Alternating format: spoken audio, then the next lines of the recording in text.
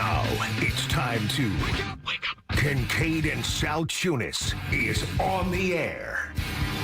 Broadcasting live on the Fanatic app and YouTube channel. Here are your hosts, John Kincade and Andrew Salciunas. 97.5 The Fanatic, Philadelphia. Well, yeah, we're here. Phillies stink again because they lost yesterday. Season's over. Everything that we talked about yesterday about whether or not we were reminded that they could be dangerous. I was also reminded that their bats could go completely ice cold, and that's why we are the way that we are with the Philadelphia Phillies. When good you morning, see good John pitching, Kincade. yes, good pitching can make this team look really mediocre. Yeah. But, again, after all the offense we saw, all I could think of was Tom Kincade, God rest his soul, over in St. Denis Cemetery, over in Havertown. My dad's would have been saying, boy, I wish they'd save some of those runs from this weekend. You know what's hilarious, though? Don't tell me your dad said that to you. Oh, no. Oh. I said it when I went to the game on Father's Day. Because I said, damn it, they scored all those runs last night. I'm going to get like a 1-0, which I appreciate. You know that. I like those kinds of baseball games. But I did not think I was going to get any sort of offensive performance Sunday, which I did get. I got 6 runs, and I got Schwarber hitting the home run to the upper deck, and Bryce went yard. Well, but yesterday they lose 4-1. That would have been a Tom Kincade special that my dad and all of his brothers would have said, oh, geez. They're going to lose. They scored 10 yesterday, so you know they're not going to score today. I mean, it's a proven science at this point, Johnny. It's the Negadelphian in everybody that just carries over. I purposely don't say it. They put together 5 hits yesterday. Harper with another 2-hit day yesterday. He goes 2 for 4. Marsh hits a home run yesterday. Good timing. He'd been scuffling of late. And of course, the All-Star voting comes out yesterday. We'll update you on that later on this hour, but good timing for him to go yard. And that's where you need the bullpen, though. Marsh closes it to 2-1. That's where you need the shutdown inning. Yeah. That's where you need the bullpen to step up and say, okay, we're shutting things down. We're going to give you an opportunity here, and they didn't do that. You did not get that. So yesterday was the opener day. Don, your boy Donnie Baseball, John. What do you and think Don. about the opener? You like it? I don't, Or but not? I get what they're doing. Don Mattingly talked about it after the game yesterday. For now, moving forward, the 5th starter will either be left-handed opener, most likely Tim Meza. And if it's not a right-handed heavy top of the order, like what you can see with some teams, Alan Ronhell will get to the traditional start. He was the first guy out of the pen yesterday. Pitched well, actually. 5 innings, 5 hits, 1 earned run. That's better than anything Andrew Painter has done for the Phillies, really, this year. That's what I would say is that, see, I love that. I love that you came out with that. And that's like the fear-mongering. Like, there were people that misunderstood the assignment. Like, what are you going to do? What, are you just going to send down Andrew Painter? Who else do you have to call up? It's not about who's available in AAA. It's about getting Andrew Painter right for the long run. Andrew Painter in 2026, yeah, sure, we're talking about a World Series window, but what Andrew Painter is going to be most important for when it comes to the Philadelphia Phillies is 28, 29, 30. Let's get it right for what they've invested in Andrew Painter. Right. Get him right. He's supposed to be that next big piece for you moving forward once some of these big contracts are toward the end or at the end and over. So you need to get him right. And Alan Ronhell, good for him, man. Pitched really well yesterday, 5 innings, 1 earned, as I mentioned. But you talk about Seth Johnson. He had the non-shutdown inning with 3 hits, 2 earned runs, and then the Phils end up losing 4-1. And that's it. That's where you need the thing is that's where you need the shutdown inning, and you didn't get it. And people are like, it doesn't matter. Like it wasn't on the bullpen. Look, dude, there are games you have to win in Major League Baseball where you scored 3 or less runs. There are games where your offense doesn't carry you, where you got to win a pitcher's duel. And last night, as soon as Marsh gets that for you, that's where you need to step up and have a shutdown inning. You didn't get it. But, hey, it happens. Well, maybe because Duran wasn't available because he pitched back-to-back games with blowouts. He normally gets the 6th or 7th. I'm just, exactly. Just saying, he wasn't available. It happens, and that's one that washes right off you. Yeah. And it should wash right off. And by the way, the next 3 games, they better hit because the pitching that the Nationals will be throwing their way, right-handed pitching specifically, because Foster Griffin, a talented lefty, they're facing slop righties the next 3 games. They better hit well. I imagine heavy left-handed lineup again for the Phillies. and hopefully they tattoo these next couple of guys. That's what I say. And then we'll forget that they lost 4-1 yesterday. Correct. It's that doesn't bother me. Yeah, honestly, losing one game, I'd rather see the night that Ronhell had. Like, you want him to win. You're trying to make up ground on the Braves, but there's a good chance that you're getting a month's worth of this whatever Alan Ronhell set up that you're going to get day to day. He was good in his first outing of the year against the Cubs way back in April, and he was solid last night, and that makes you feel like at least they can steady the ship. Yeah, look, we need competitive pitching. Like, even if it's 5 innings, 3 earned, I'm taking that. Right. You know what I mean? Like, I'm taking that. I like what you said, though, and it's important to note. That was better than what you were getting from Andrew Painter. Every outing. Bottom line. And that's what needed to be done. And that is not to take a cheap shot at Andrew Painter, because we are all rooting for Andrew Painter to do well. Absolutely. We want him to fix this. Nobody's dancing on his grave and hoping that he doesn't do well. We're hoping that Andrew Painter gets this thing figured out. Yeah. And but boy, was it impressive. It's look, it'll all work out. Get the offense going, and we'll see what they can do. I loved seeing all the right-handed pitching. It's so crazy though, that if I don't know the starting pitcher for the opposing team, I go, is he a lefty or a righty? Yeah, that's where we're at. That's where we're at this point of the season is, there's a lefty on the mound. But next 3 games against the Nationals, 3 right-handed pitchers, 3 guys with ERAs over 5. The Phillies should be able to take care of business. And today, and last night's game hopefully is just a blip on the radar.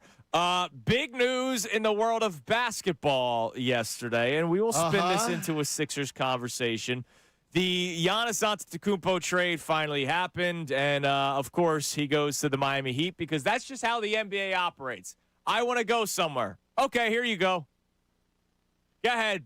We'll send you to where you want to go, and we're going to get a bunch of draft picks hoping that we select you. We hope that we draft another Giannis Antetokounmpo with one of our picks. It was a monster trade, as you could imagine. The Miami Heat get Giannis. They also get Bobby Portis. So Bobby Portis is just going to follow Giannis until they're both retired. Bobby Portis is still a very solid player, by the way. I wanted the Sixers to try to acquire him last year at the deadline. They didn't. Bobby Portis saying, are you kidding me?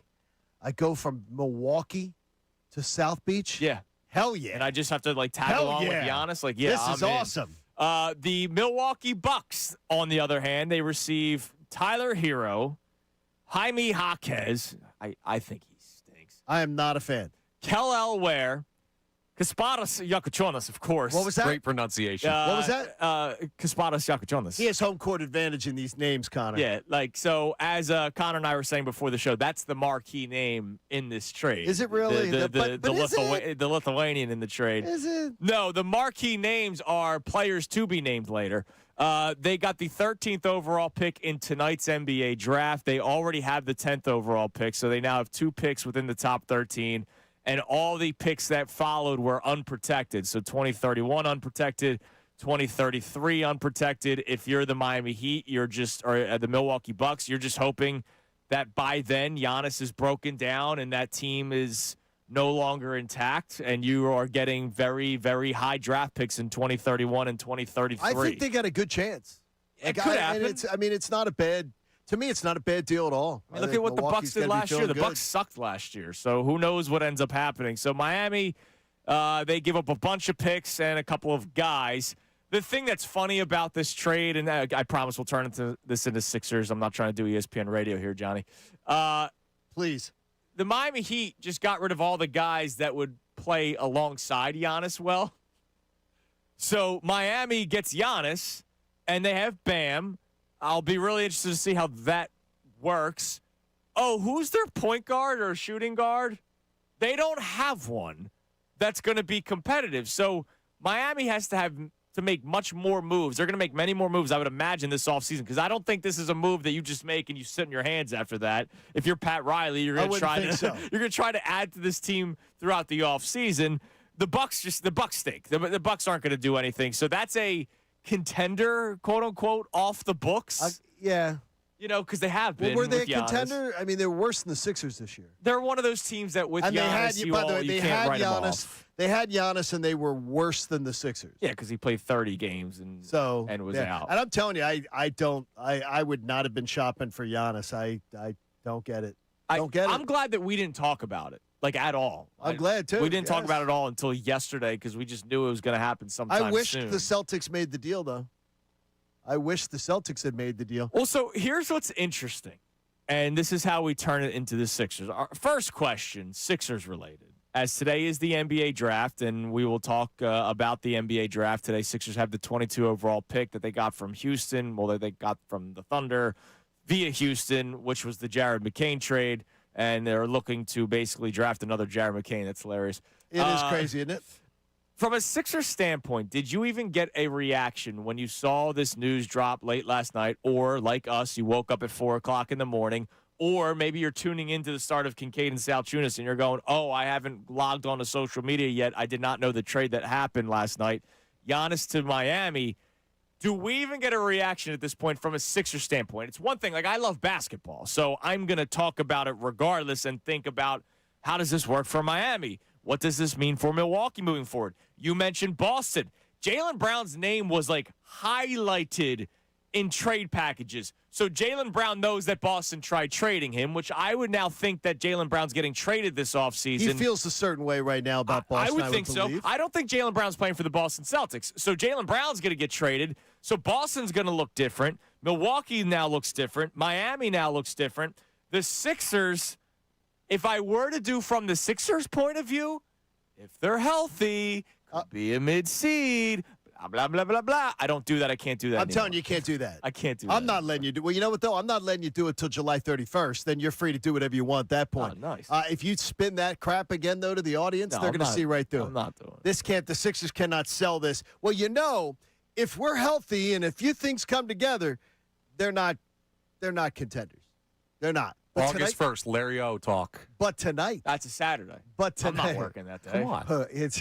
But tonight, though, could they get a piece that is part of the future? Yeah, sure they can. They absolutely can. Now, that doesn't leave you or the people who love the star chasing happy, because you've been one of the star chasers. Yeah, but I'm going to tell you something right now. The Philadelphia 76ers stay the course. Just keep on. But you advocate for it? Yes. Okay, I'm glad to hear that. Yeah. I'm proud of you. No, the Sixers, these Proud of you. moves. So Miami makes a move thinking that they're a Giannis away from winning a championship.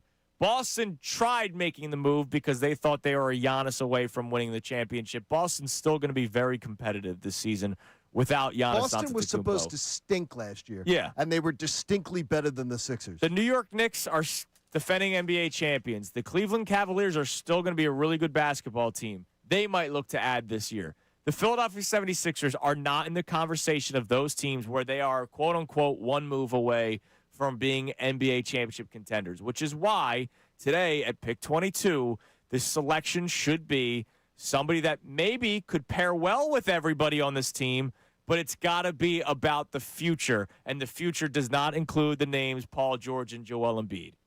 Period. I love it. Thank you. Connor? Yeah. It's like my boy's all grown up. I mean, there's one path forward at this point. We don't have any wiggle room to do the squint and you could see them. Like the Giannis thing yesterday, that to me was the equivalent from a Sixers fan perspective of finding a dollar bill on the ground. It's like, oh, okay. That's a little nice because these didn't get like significantly tougher because he went to a Boston team that I think could then be something closer to a championship contender. But ultimately, you're not in the mix right now. No. So what does it do for you? Right. I mean, there's and not just Giannis. Like, don't do any big moves this offseason. Like, just unless you're getting a guy that you think could couple alongside Tyrese Maxey and VJ Edgecombe. It's why one of the things that have bothered me a lot this offseason, and I'm glad that we can finally talk about it a little bit more because the A.J. Brown stuff's over, and it's draft night. So today's a good day to talk a little bit about the Sixers. I've been really exhausted reading all these articles from like NBA reporters, legitimate reporters, insiders, capologists. Sixers have to do whatever they can to get back, Kelly Oubre and Quentin Grimes. Okay. And I'm reading these things, and I'm like, why? With all due respect to Kelly, I like Kelly Oubre. All right, and Quentin Grimes, I'm ready to move on, but I get why there's some excitement because his athletic ability is a bigger guard, which you don't have with the other two guys. Commercial star now, don't forget. Commercial star now. But am I really, this is the number one option? The number one goal is to reacquire these two guys? Like, no. I'd rather get cheaper guys and see what I can learn. Like, I'm at the point of learning. What are you learning about Kelly Oubre at this point? Nothing. What are you learning about Quentin Grimes at this point? With Kelly Oubre, though, there is a bit of an obsession with this fan base with Kelly Oubre, and Yeah, there is. okay. He's a nice player. I like him. He's a nice player. But is Kelly Oubre, to me, going to be part of this team when they get No. No. And so to me, I think you sort of have to. Yeah, that's why I'm tired of reading these articles of it almost seems like when you read an article about the Sixers, and I'm not just talking about locally, I'm talking about nationally. Anybody that's talking about the Sixers, it's what they can do to keep up. I don't want them to keep up anymore. I'm not saying full-fledged tank, you can't do it because nobody's taking those contracts. But I'm at the point where I'm not looking to bolster the Sixers. I'm not. Like when we first started talking about trading Joel Embiid, there was a lot of people that all of a sudden changed their tune. One day, 70% of the fans wanted to trade Joel Embiid. We start talking about it, then it changes. Now it's 70% of people want to keep Joel Embiid, and they just want the Sixers to clean up the edges, right? Add a shooter, add this, add that. I'm like, wow, you guys are still believing that if everything works out, they can win. I think I honestly believe you saying this morning, Connor, I believe, shoulder to shoulder with you, that we've seen a turning point. That now two of the biggest advocates are now saying, let's get on with it. Let's turn the page. Let's get on with this thing. I think we now can see that things are going to change. It took them 7 games to win a first-round series, albeit against a really good team. It was a really good team. It took them 7 games to win a first-round series, and then they got swept in round 2. What? Why do I need Kelly Oubre back? Why do I need Quentin Grimes back? Why are we talking about, oh, man, this is the first thing that Mike – some of these articles were written before Mike Yancey was hired. Whoever the new president of basketball operations is, first order of business, has to re-sign these guys. Why? Nobody can make the case to me. I don't think. Maybe somebody can. Davis on a text line, phone line, voice memo, 610-632-0975. I don't believe anybody can make a legitimate case to me why they should bring back a team that got swept in the second round and that they are a piece or two away for being legitimate contenders. Because they had no shot beating the Knicks. Okay, here's what I'm going to say to you is, here's the only thing that I think people would say to you is that don't you have to put pieces around your two young guys that you feel – you got 2 legs of the stool, correct? Yes. We feel there are 2 legs to the long-term stool that are here. Yeah. That are in place. Don't you have to put pieces around them that say we're taking things seriously? I think you do. That's why the Grimes thing is a little bit more like the Kelly Oubre. He's 30, and I like him as a nice player, but he's not going to be here when those guys take over the team and the Paul George and Joel Embiid contracts fall off. Grimes could be, and you're not adding somebody in that spot. What are you going to sign a 22-year-old from somewhere? Well, let me ask him. What are you signing Quentin Grimes to? He was the guy that was looking for what, 4 years, $100 million? Like Quentin Grimes is and the nobody one. Nobody picked exactly. See, that's the one. Quentin Grimes is the one that makes no sense to me. That makes no sense to sign Quentin Grimes. Well, you don't pay him that. Well, but last year he wanted a lot, and you played hardball with him, and he didn't get it. If you can do that again this year, I'd take him back because he's 26 and he fits into the window. And if he doesn't work, well, short-term contract, you just move on when you move on from Embiid and Paul George, and you reset. Okay, I get you there. I get you what you're saying there. Like, I'll invest in any 26-year-old with potential with this team. But Kelly Oubre is not potential. Right? You know what I mean? He's not potential. He's not the window. He's a nice player. So, and Kelly Oubre probably wants to move on since they've never solved the mystery truck that hit him. Maybe the cops never solved that mystery crime, and it just went away. No one ever talks about it. I mean, he's got to be. Do. He's all got the time. He does. He's got to be. It's got to be the biggest unsolved mystery. If Robert Stack was still alive, how did somebody get hit in a busy street? And never did that crime get solved. It's amazing. I don't know, John. It's amazing that crime just went away and no one ever talks about it. Maybe it'll be the next. How did that get unsolved? Untold mystery. Story. Yeah, I mean, it should be a Netflix documentary. It's amazing. Maybe. Look, bottom line is, there's players on this team that have been on this team that there's no reason for them to continue to be on this team. And if anybody's waking up this morning saying, "What are you talking about, Andrew?" If they stay healthy, all right, we already know that answer. It's not about Embiid and George anymore. It's not. It's about Tyrese Maxey It's about VJ Edgecombe. It's what should have still been about Jared McCain. It's about the young pieces that should still be here, like an Isaiah Joe that isn't. But it's about resetting that. You made your mistakes. Daryl Morey's not here anymore. Mike Yancey is the guy that can hopefully start getting youth and depth to this basketball team. And any playoff win, because they'll probably be good enough to get to the playoffs, is just sort of an added bonus at this point. But it's all about moving forward post-Embiid, post-Paul George. Being in sweepstakes for Giannis Antetokounmpo made no sense unless you were moving off of one of those big bad contracts, right? Like and that, there were people yesterday that were pissed.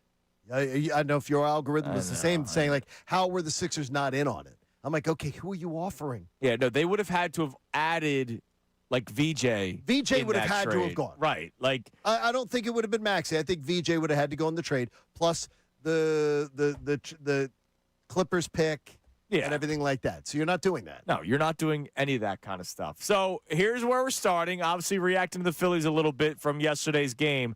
But from a Sixers standpoint, did you get any sort of reaction to the trade that broke late last night? Giannis Antetokounmpo officially going to the Miami Heat. The Heat get better. The Bucks are rebuilding. You now have the Heat, the Knicks, the Cavs. We'll see what the Pacers are this year with Tyrese Halliburton coming back. There's some competitive teams that the Sixers aren't. They're there, but nobody's really considering them a championship contender, right? So what do you want the Sixers to do this offseason? It starts tonight at the draft. And the draft is about the future, not about the now. Unless you think differently, let us know. 610-632-0975. Coming up next, 2 countries in action on the pitch yesterday, Johnny. None of them were the United States, but it impacted us in Philadelphia in more ways than many of you may think. It's Kincade and Salciunas, 97.5, The Fanatic. All right, let's talk about that FanDuel Sportsbook app. Speaking of the pitch, on the biggest stage in the world, FanDuel, in partnership with Valley Forge, is changing the game because sometimes your player gets subbed off and your bet goes with them, but not anymore at FanDuel Super Sub. If your player is subbed out, your bet stays in. That's right. If your player leaves the match, your bet continues on with the substitute, so you're still in it until the final whistle. This is actually a great time to use it, this upcoming match for Team USA.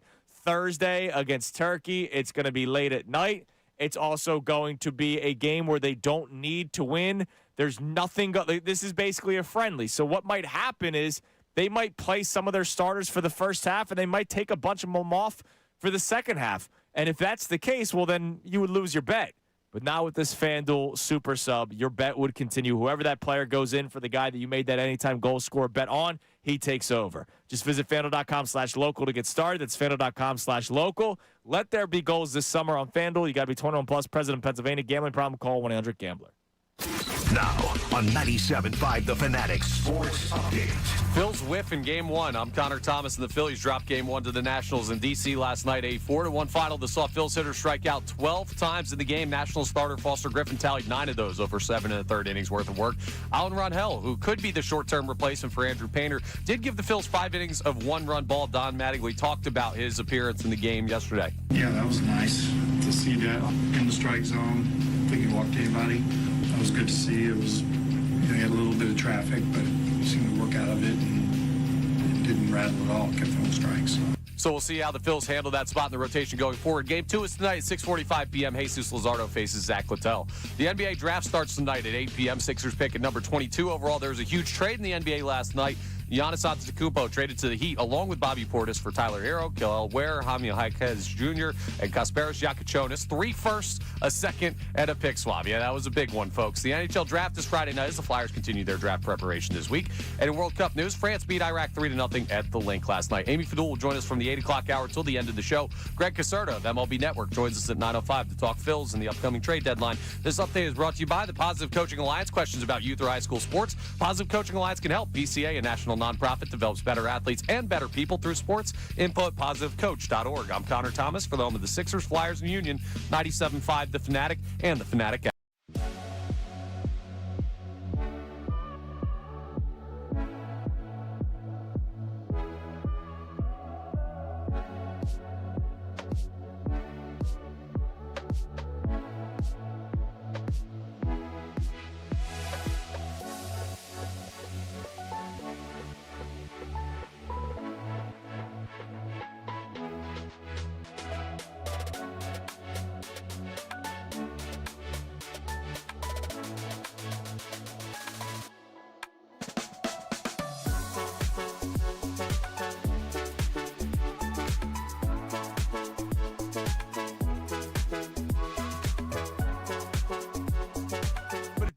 with Lamar, It's changed. You're right. but he's won the MVP and he's never made a Super Bowl. Yeah.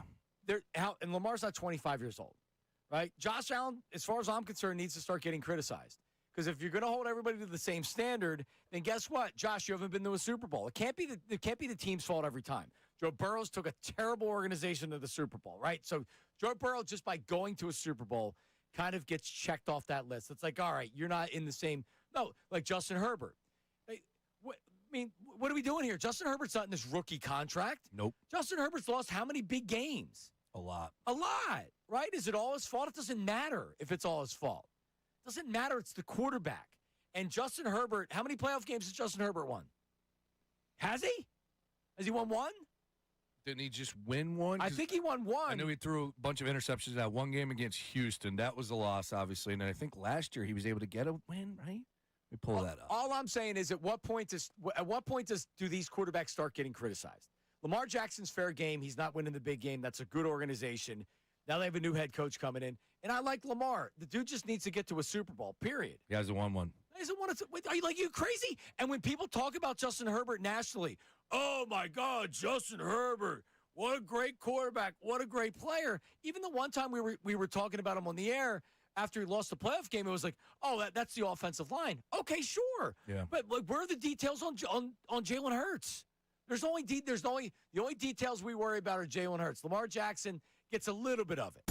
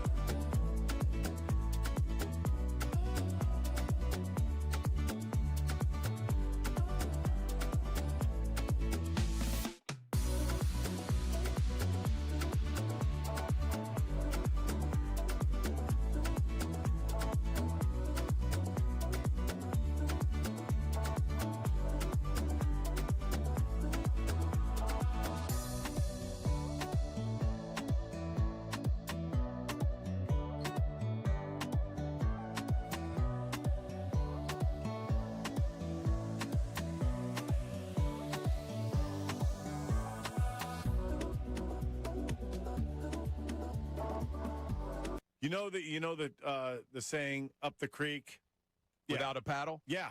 I love how everybody's like, go get Mike Trout, go get this guy, go get that guy, go get Christian Walker. What the hell are you going to trade for him? Well, then that leads me to my next question for you. Unbelievable. When you look at their top 10 prospects, yep, talking about the Phillies, Aiden Miller's still ranked number 1, although he's hurt. And number 2, quickly rising up the ranks, is Gage Wood. Would either one of those guys be untouchable for you at this deadline if it meant you could get that impact outfielder? Would you trade Gage Wood? Would you trade Aiden Miller? Because here's where I am, Ricky, before you answer. Mm-hmm. I'm very concerned about the future of the Philadelphia Phillies, right? I'm very concerned that the farm system has been depleted. But at the same time, I don't believe it's going to be Gage Wood that's going to make or break this team 3 or 4 years from now. Because guess what happens 3 or 4 years from now? You got a lot of old guys on this team. And so you need to go all in now because it's your best chance in the next 5 years. If they don't go all in at this deadline and do everything possible to fix this lineup or fix the back end of the bullpen before Duran, maybe even get another starter, you're not going to win a World Series. And if you don't win a World Series this season, there could be a lockout next year. You might not have Zach Wheeler in 2028. Harper's going to be 2 years older. Schwarber's going to be 2 years older. Realmuto's going to be 2 years older. Trey Turner's going to be 2 years older. Like, you see where if you don't do it this year, the future does not look bright for the Philadelphia Phillies, and you don't have any prospects that are coming to save the day.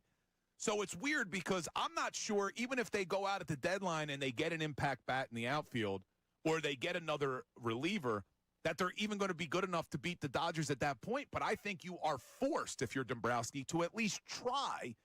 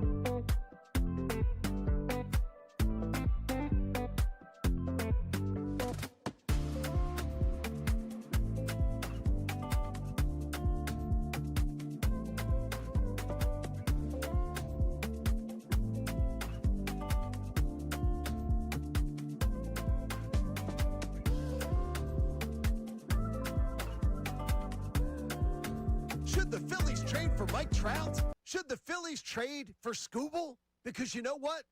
Here, kids, the Phillies don't have what it takes to get either player. Spoiler alert, they don't. Coming up at 10, Middays with Marks.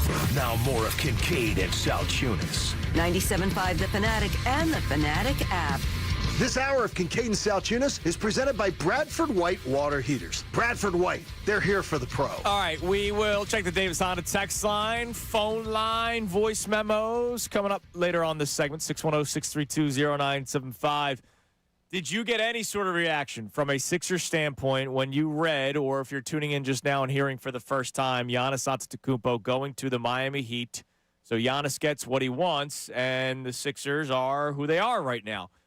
And that's what my reaction is. All right, that didn't really change anything about the Sixers for me. It doesn't change whether I think they're contenders. It doesn't change whether or not I think they should add. It doesn't change anything.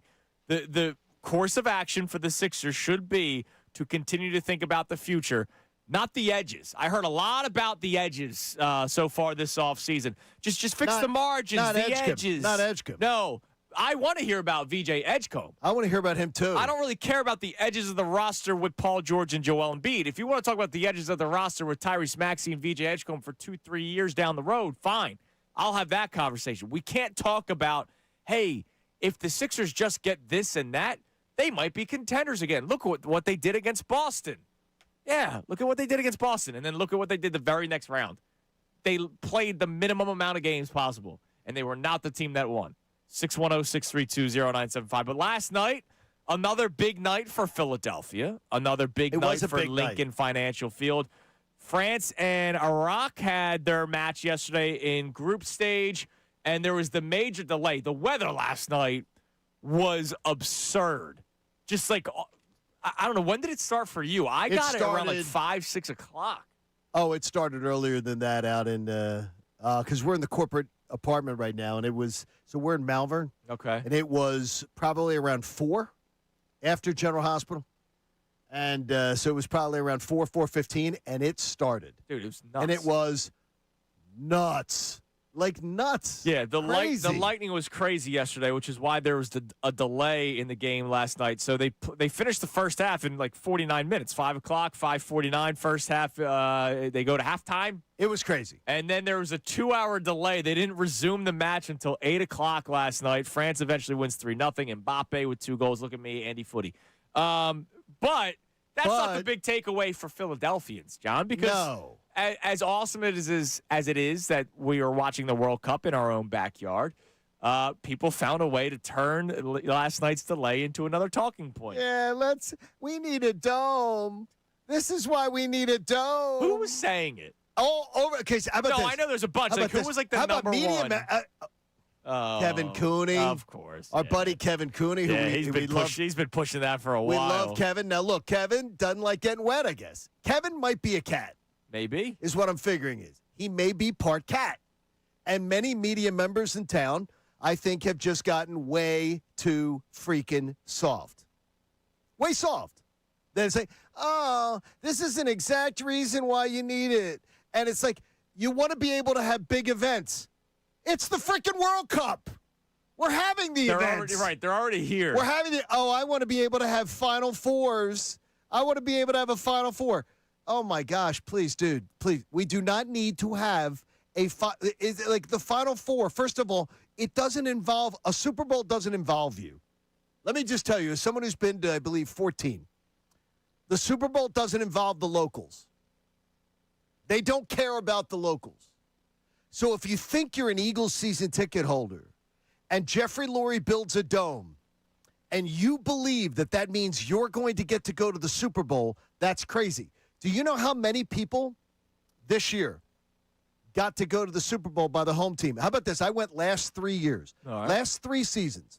How many hometown fans got to go out of the season ticket holder base, on average, got to go to the Super Bowl? 300. Oh, no. 4,800. Okay. Build a dome then. And so 40. I'm in. You sold me. So how many Eagles season ticket holders are there?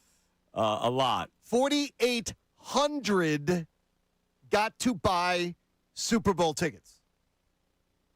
Who do you think is getting the Super Bowl tickets? Corporate America. Do you think And rich Joe? people. Do you think Joe the Hoagie Mouth up in section, whatever it is, 5? Well, I know what Nice the numbers guy, are. though. Yeah, he's wonderful. We love him. He's one of our biggest listeners. Do you think he is like Jeffrey Lurie's going, I got to make sure we take care of the working man? No, they don't give a flip about you. What they're worried about is they're going to go, oh, everybody who greases our pockets, we're going to make sure those tickets, there's like roughly 5,000 people. Yeah. All the corporate people get them. Here's the big deal. Jeff Lurie's been a freaking great owner. Do we all agree? Fantastic. Gold standard, baby. Like he is. He's a gold standard himself. He's an amazing owner. But I'll tell you this will be his only black mark that he leaves with as an owner. If he puts the blight of a stupid dome on this city. Oh, that's why the articles are already coming out And by about the way, how great Julian is ready to take over. And by the way, he wants one.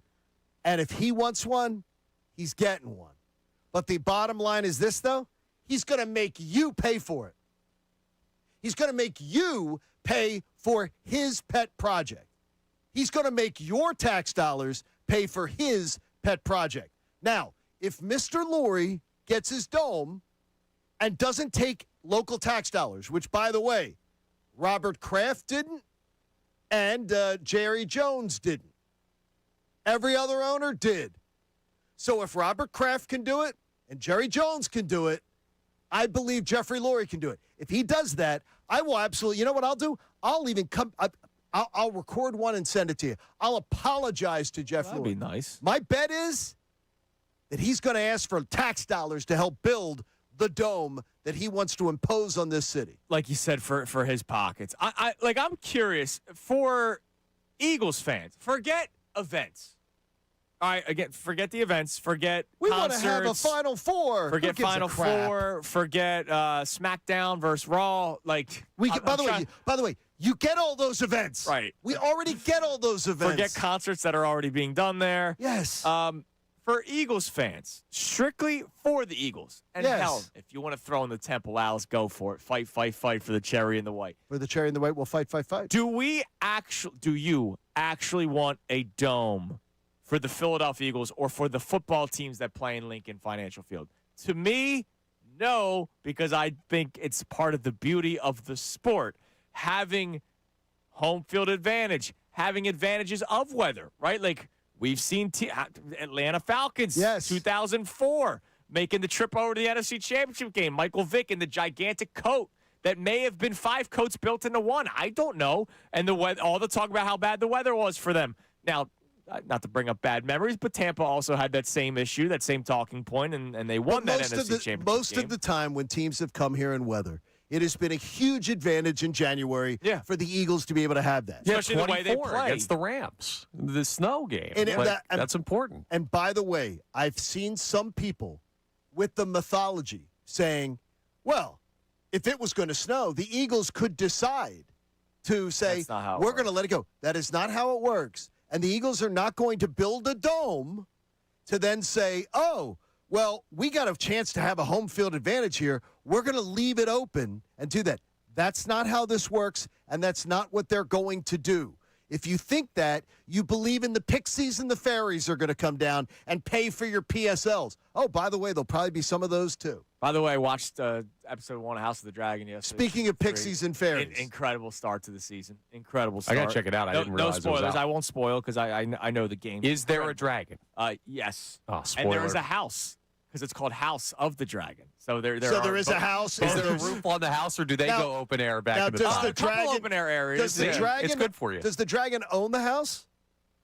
Yeah, pretty much. They But own no. everything. I mean, because is it false advertising? No, I mean like So is it the dragon? the Is this- humans own the house, then it but says like House of the Dragon, dragon's though. the reason why they have the power. Come on, man.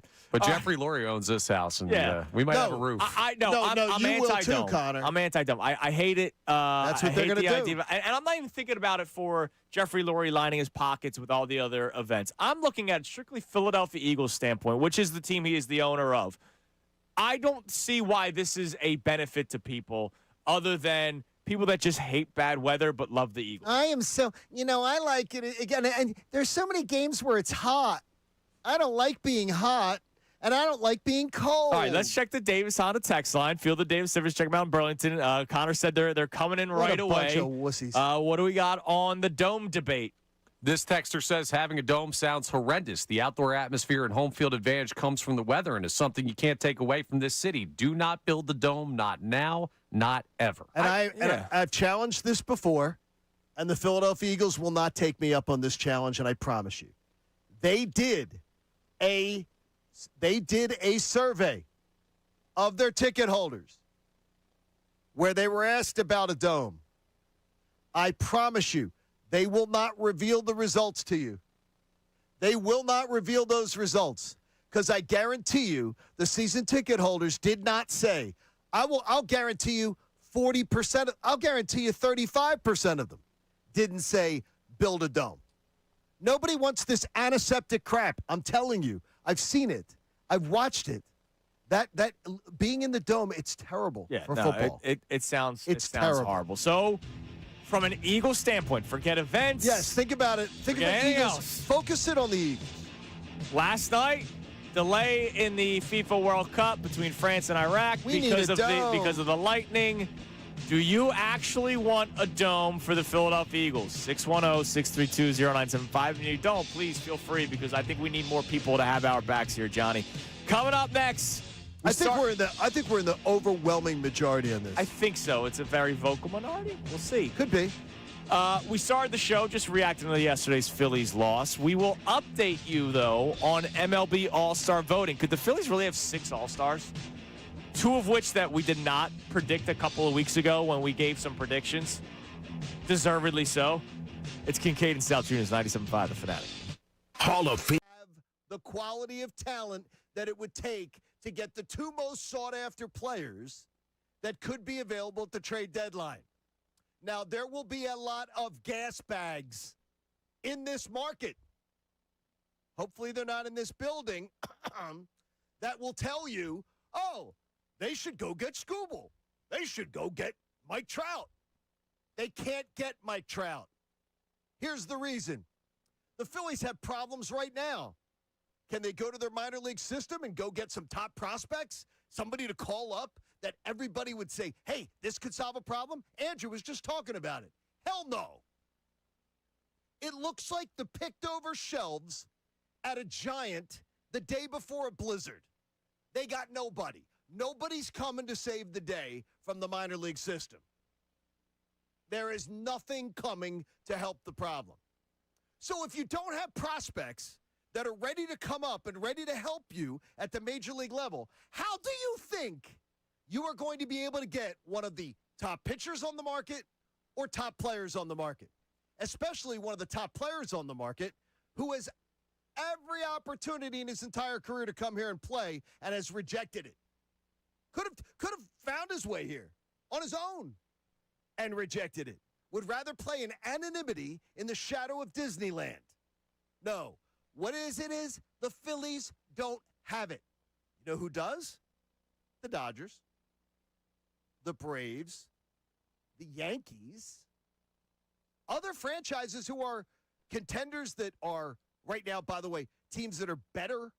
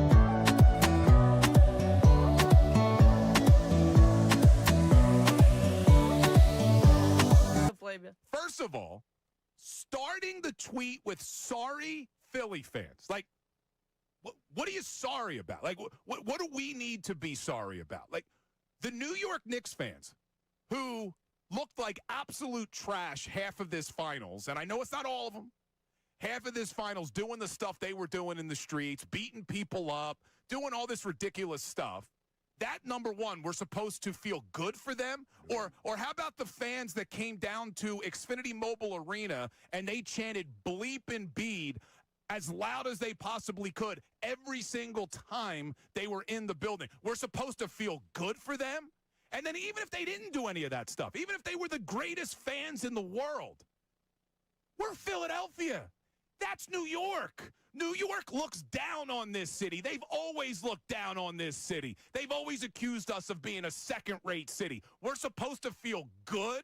Oh, but poor Knicks fans. They've waited since 1973, and if you don't appreciate that, you don't like sports. Get the hell out of here with that. I'm not going to feel good for these ridiculous Knicks fans. Do you think those Knicks fans felt good for Philadelphia in Super Bowl 52? Were they out on the street saying, wow, look how united the city of Philadelphia is. Yay, Philly. Yay. Come on with that stuff. Get out of here. And every fan is coming at Sealski, and they're right. Like, don't lecture the city of Philadelphia. With what we've had to put up with from New York, we're now supposed to be, yay, Knicks fans. Like, I appreciate what Brunson did and Josh Hart and Karl Anthony Towns and OG Anunoby. Like, I feel good for the players.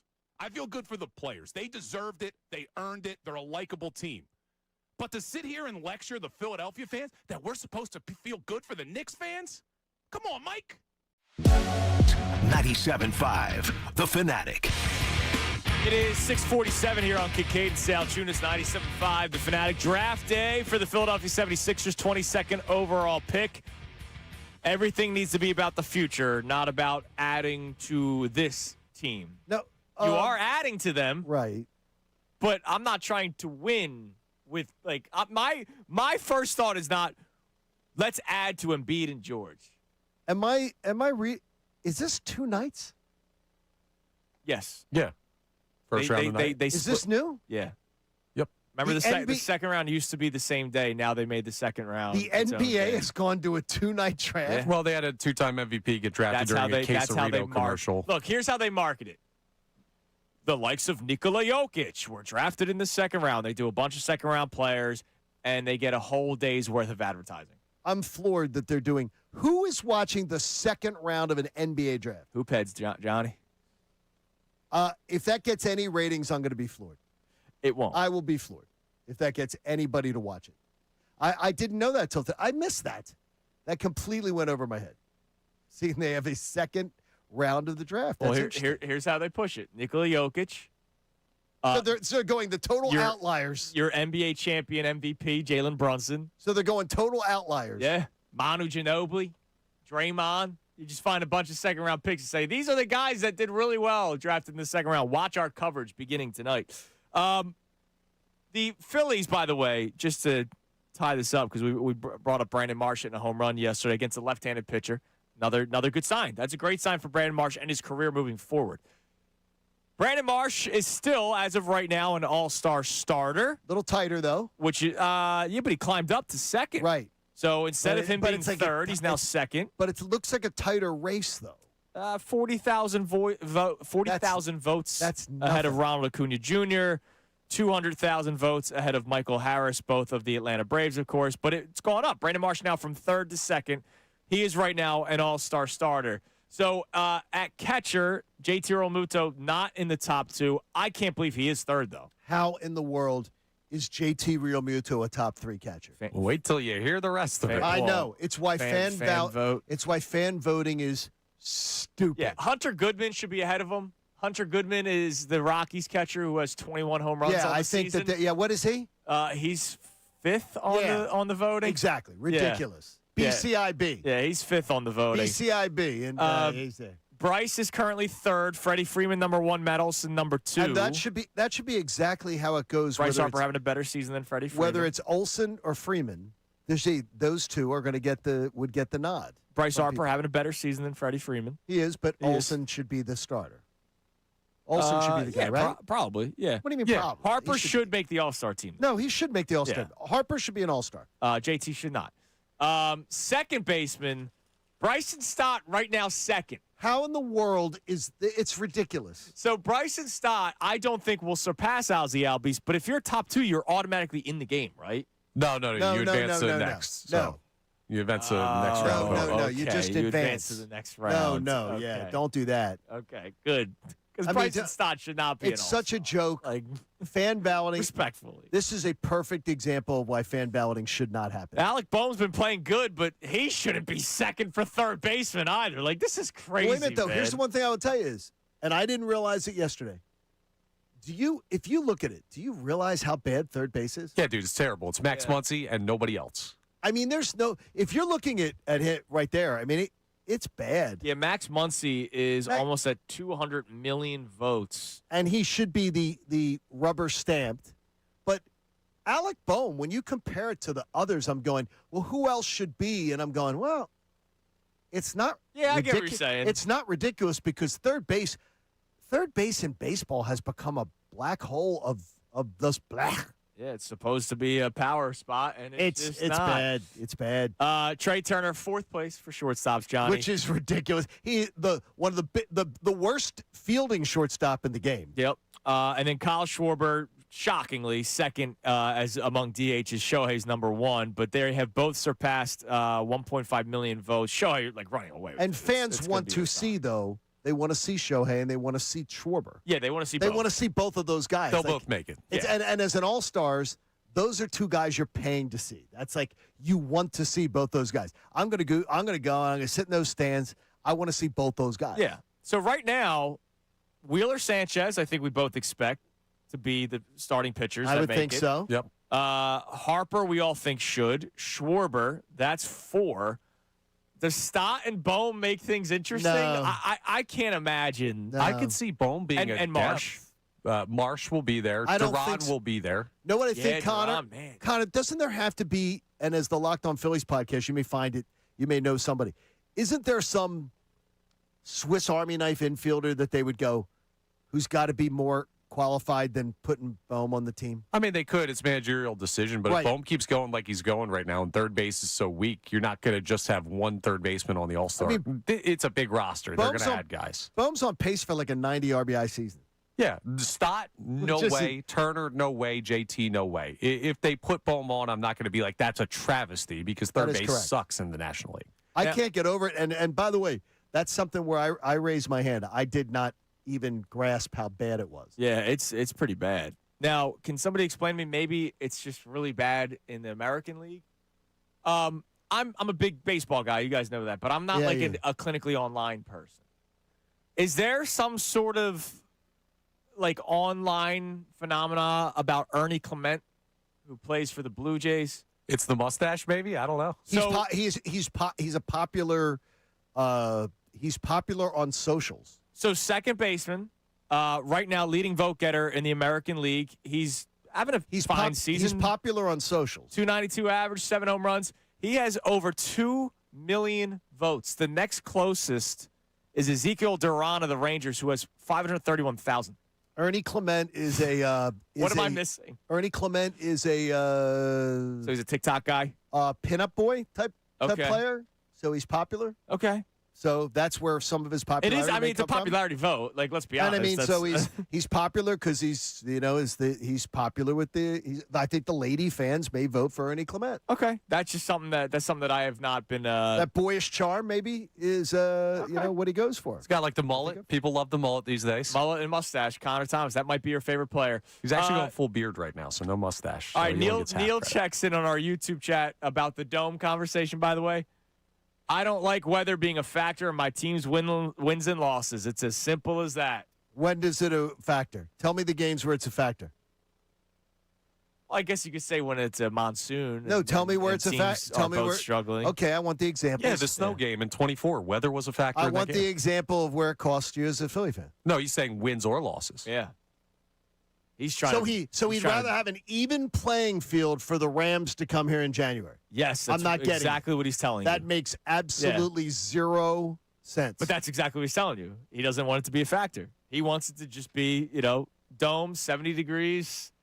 that makes zero sense. Then we're gonna have the turf conversation. That'll be fun. Why don't we just You want to talk about factors? That makes zero sense. Yeah. No. So you want home field then to really mean nothing?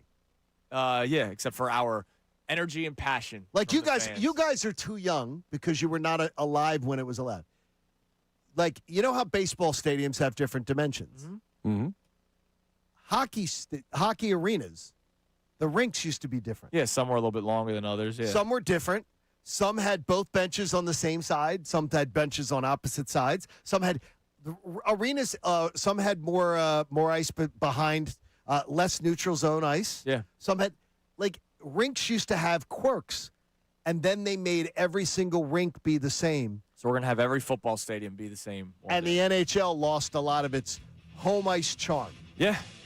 Because of it. All right, so that's shocking to me that fans would want that. Dome discussion during the delay last night between France and Iraq. He might be Toonces the cat.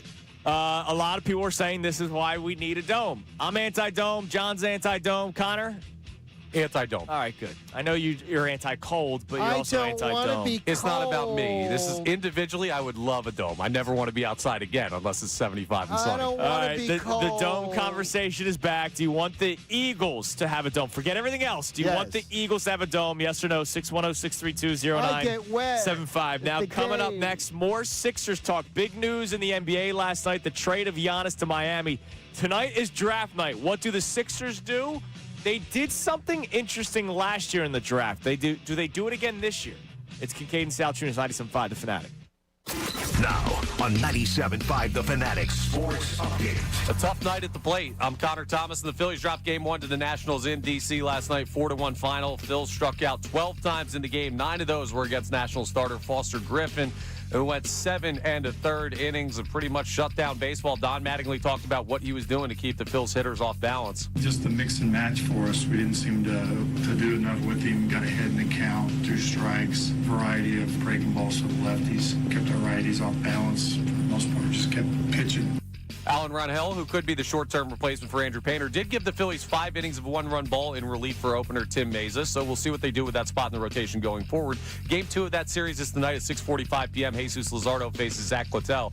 The NBA draft starts tonight at 8 p.m. The Sixers pick at number 22 overall. There was a huge trade in the NBA late last night, if you missed it. Giannis Antetokounmpo was moved to the Heat, along with Bobby Portis for, get ready for this one, Tyler Hero, Kel Ware, Jaime Jaquez Jr., Kasparas Giacochonis, 3 firsts, a second, and a pick swap. Milwaukee getting a haul back for the former MVP. The NHL draft is Friday night as the Flyers continue their draft preparation. And France took down Iraq 3-0 at Lincoln Financial Field last night in World Cup action. Amy Fadul will join us from the 8 o'clock hour to the end of the show. Greg Caserta of MLB Network talks Phils with us at 9:05. I'm Connor Thomas for the home of the Sixers, Flyers, and Union, 97.5 The Fanatic and the Fanatic app.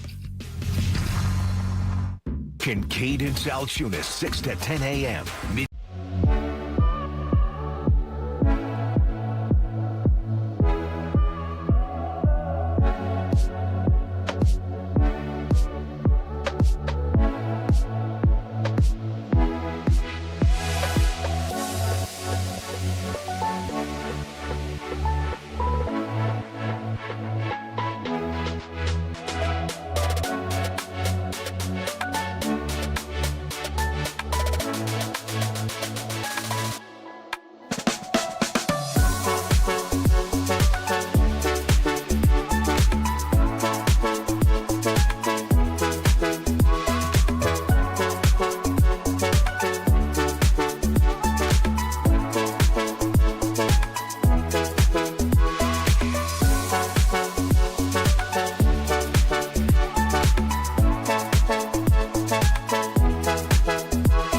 Let's do that. Now, Andrew Salciunas has the day off today. It is not because of a clip that went viral from our show last week about Jalen Hurts. He's got regular vacation, but he was getting ripped because he said his number one question for the Eagles this year is about Jalen Hurts' performance at the quarterback position with the change in offense, Sean Mannion now taking over. What is your evaluation of that? Is that your number one question? My number one question for this team this year would be if the offensive line can stay healthy and hold up. And it's not a very sexy question, right? Like, if the offensive line isn't healthy, we can't get Landon Dickerson and Cam Jurgens and Lane Johnson back to health. I don't care what plays Sean Mannion's calling. They're not going to have much of a chance. The offensive line has to be better It has to be healthier. They've been the foundation of that team for so long. They've been responsible for so much success. We're talking about elite, all-time Eagle talents. So I don't say this in a critical way, but I say it in a way in which the offensive line has had to play through some injuries, and it's aging. And are they going to hold up and hold together? If they do, it's going to be a great season. If they don't, it's not. To me, that's where it starts.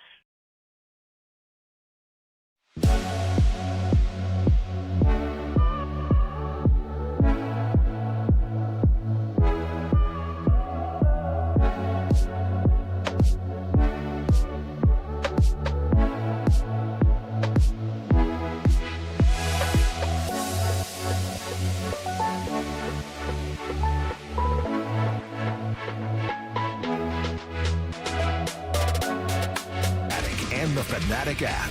All right, it is 7 o'clock here on Kincade Salciunas 97.5. The Fanatic on this, let's say Tuesday morning. I don't know anymore, man. I've been off. Well, tomorrow's my Friday, so You've been I'm like, off. You're taking What do you mean I've been off? When have I been off? Earlier this month, right? I don't even remember being off. I forget. I don't even know the last time we had a full week I together. think you've been off. Connor's been off. Yeah, I'm loading it up this month, man. This month and next. You should, though, because I'm going to miss you, dudes. Oh, by the way, I'm going to miss you both. Multiple emails came in yesterday. This is, Connor, we didn't share this with Connor. I got an email last night, around 8:30 last night from Francis. No, it's Frank. Well, his email says Francis, It's but Frank. Frank. Frank's a big listener and a pilot. And John got an email from Two different people. About how much of a douchebag I was yesterday. Directed toward John when John brought up The Price is Right, and I talked about how, I took off that week just so that I don't have to be a part of it. People Because were like, don't understand sarcasm. People were like, why is he Like so angry. Yes, and I'm like, what's the deal? I said, I assured them that Andrew is very much. Y'all understand we went and played like 4 hours of golf after the show on Friday together. Like, we like each other. Yes, I we hope do. people know that. I love these guys I very much. I had to reaffirm John this morning when we were talking about this. I was like, John, just for the record, I'm very happy for you to be going on the dream thing that he's been wanting to do. I'm very happy for him. Can we say? I'll say something too. Andrew knows. Yeah. Andrew knows the secret. Ooh. He's known the secret since I came back. When did you go? August 8th. So I've known. You've known since August 11th of last year. And I've kept You've known what happened. He's a freaking vault. I'm a foxhole guy. And by the way, Christina knows. Olivia knows. Come up at 8 o'clock. Joshua Morrow knows because he was there. Yeah. Other than that, there are 4 people on the earth that know what happens on the show on Monday with me and Drew Carey and Amber Lancaster. Oh, nice. And there it is. And, well, you're going to wait till you see Amber Lancaster. Didn't tell me, so I guess I know who's trusted around here. You are not. All I need is Crossing Broad having the, because. How John Kincade lost in The Price is Right. Hey, John Kincade played Plinko and did this. Yeah, I don't need the spoiler. So here's the email from Francis. After he said all the nice things about the show and how happy he is and blah, blah, blah. Wanted to say, though, as big of a fan as I am, I'm surprised this is not the first time I heard it, so I dropped you a note. Why are you so rude to John about the Price is Right show? Today you were a complete jerk about it, and it seemed like you hurt his feelings. The way he barked back, but I didn't know if it was playing or not. Lighten up, Francis. Wow. No, Frank. He's Frank. Hey, I laughed because I'm like, I would tell you is I don't remember. I remember moments when we've like sort of snapped at each other in this group of people, but I never remember like even a moment of a day when we've been like at each other's throats. I'm happy. I'm very happy. I know for you John are. that he's living and he knows. dream. And he knows. I've kept it quiet. He's known the secret. I've kept it quiet because I don't care. See, now you're going to get another email. Why are you being so rude? Don't be so rude. All right, Sixers draft night tonight, and I'm really interested as we continue this dome conversation whether or not you as an Eagles fan want it, not you as a Philadelphian, great for events. You as an Eagles fan, do you actually want a dome? The Sixers draft strategy last year was very interesting. Last year was also led by Daryl Morey, and Daryl Morey's no longer here because he set up the Sixers for failure, and that's why he got fired. Daryl Morey drafted a player that could build into something, but also fit with what you already had. Remember the debates of VJ Edgecombe and Ace Bailey. Ace Bailey would not have worked well with the Sixers last year. Ace Bailey would have worked maybe with the Sixers of 2 years ago when everybody was hurt and he could just go out on the court and shoot, just be ball dominant and just take shot after shot after shot. Last year, he would not have fit with this team. And a lot of people, if you remember the draft talk last year, there were Sixers fans that said, draft Ace Bailey because I'm thinking about life after Embiid and life after Paul George. I was looking at VJ Edgecombe, because I just liked him more as the prospect than Ace Bailey, but I still had the slight belief that maybe this could click if everybody works together. I'm past that. Those days are done And for I'm so me. proud of you. I can't do it anymore. I kept saying to you, whoever was last out of the room, turn off the light. You did. But what should the Sixers draft strategy be this year? Because it's a new president of basketball operations. It's also Bob Myers having a lot more say. Do you draft best fit? Do you draft best fit for Maxey Edgecombe years to come, even though they might not play all that much? Because you're still going to play Joel Embiid and Paul George. They're not going to put those guys on ice. Like, those guys are going to play. Yesterday, we gave you the guard out of Stanford that Jeremy Wu had the Sixers projected to take. He's another short guard that would be coming off the bench. He would not be a starter on this basketball team. They could still go for a forward. Like, they could. They could. This, but I this don't, current regime, but also moving forward because that's the way the NBA is trending. I don't think they're going for a forward. So what should the strategy be for the Sixers? Forget names. We don't have to do names. Just, do you want them to draft to sort of meld them into this current roster, or is it more so the, hey, down the road selection? But they might not play much. Yeah, I want the forward. I do. I need somebody that adds size long-term to this team because your wings are older. Paul George is ancient. Kelly Oubre, we don't even know if he's going to be back, and if he is, he's on the backside of 30. You don't have a lot of wing options on you unless you believe in, like, Justin Edwards long-term, and he hasn't really developed The like Sixers that. show you that they don't trust him or believe in him. Yeah, you I need think that's that fair, yeah. because Embiid is going to be here. He's going to take up a backup big man at 22. Doesn't really do it for me. I feel like you can keep trying either like vet mins or stuff like that because ultimately it won't matter. But I want a wing. And I'll tell you, I have a name too. I want Alan Graves tonight, and he's probably not going to be there. But that's the guy that I want so bad. Unless you're trading up, you're not getting Graves. I mean, there are mocks that have him in Really? the early 20s. This draft I thought everything I was seeing, by the way, great name. Great choice. I'm seeing Connor like 17, 18. This draft is deep, and that's the thing. I is deep. think they're look. We don't know who the number one overall pick is. Like Darren Peterson, the kid we talked about him a couple of times last year during the season. Darren Peterson was the guy that was like, "Oh, big game tonight. I have the flu. Oh, big game tonight. I want no my parts. hamstrings I want bother no me." parts of him. So- yeah, Debanza should be one. But here's what's amazing, right? Darren Peterson has gained steam to be the number one overall pick recently.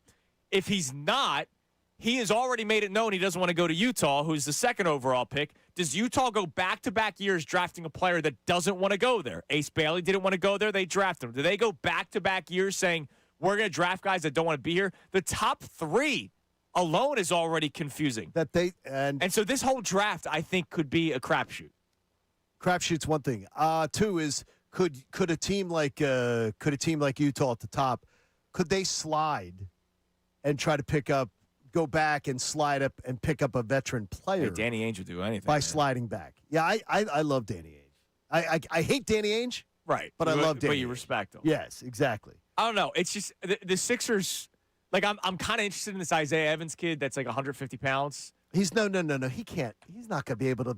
Yeah, but maybe in a couple of years, What? Well, get him in an NBA Are set. you Put him kidding in me?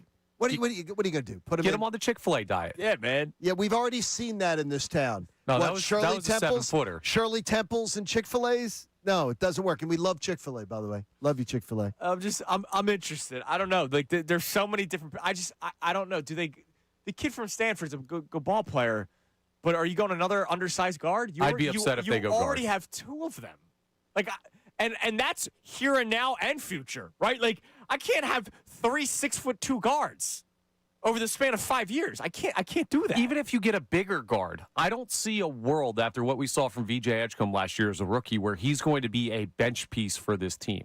That is your backcourt. There is going to be Tyrese Maxey and VJ Edgecombe. So what? You're drafting a guy in the first round here that's going to come off the bench long term. I'd rather have someone that at least has room to grow into a starting spot. I tell you, I think Connor. Why do I have a feeling though that's what they're going to do? Why do I have a feeling that we're getting another guard? Because maybe they realized they made a bad trade during the season. I mean, so let's right the ship with the pick that we got that trade with. I really do. I have a feeling that that's what they're going to do. That's the route they're going to go. Yeah. Well, I hope not. Tonight's the NBA draft. We will react to it tomorrow. What do you want the Sixers to do from a not name standpoint, but do you want them to draft to try to add to this team? Because there are people that still believe, John, that this team can contend. Very few people. They did not want to move on. Very few people. What? Maybe not very few. What do we got? What? Well, you guys know our Twitter poll. Brought to us by Dr. Avedon Appel and the team at Iron Mountain Men's Health. The Twitter poll is strong every single day. I didn't even have to ask if it was up in the 6 o'clock hour because I know it was.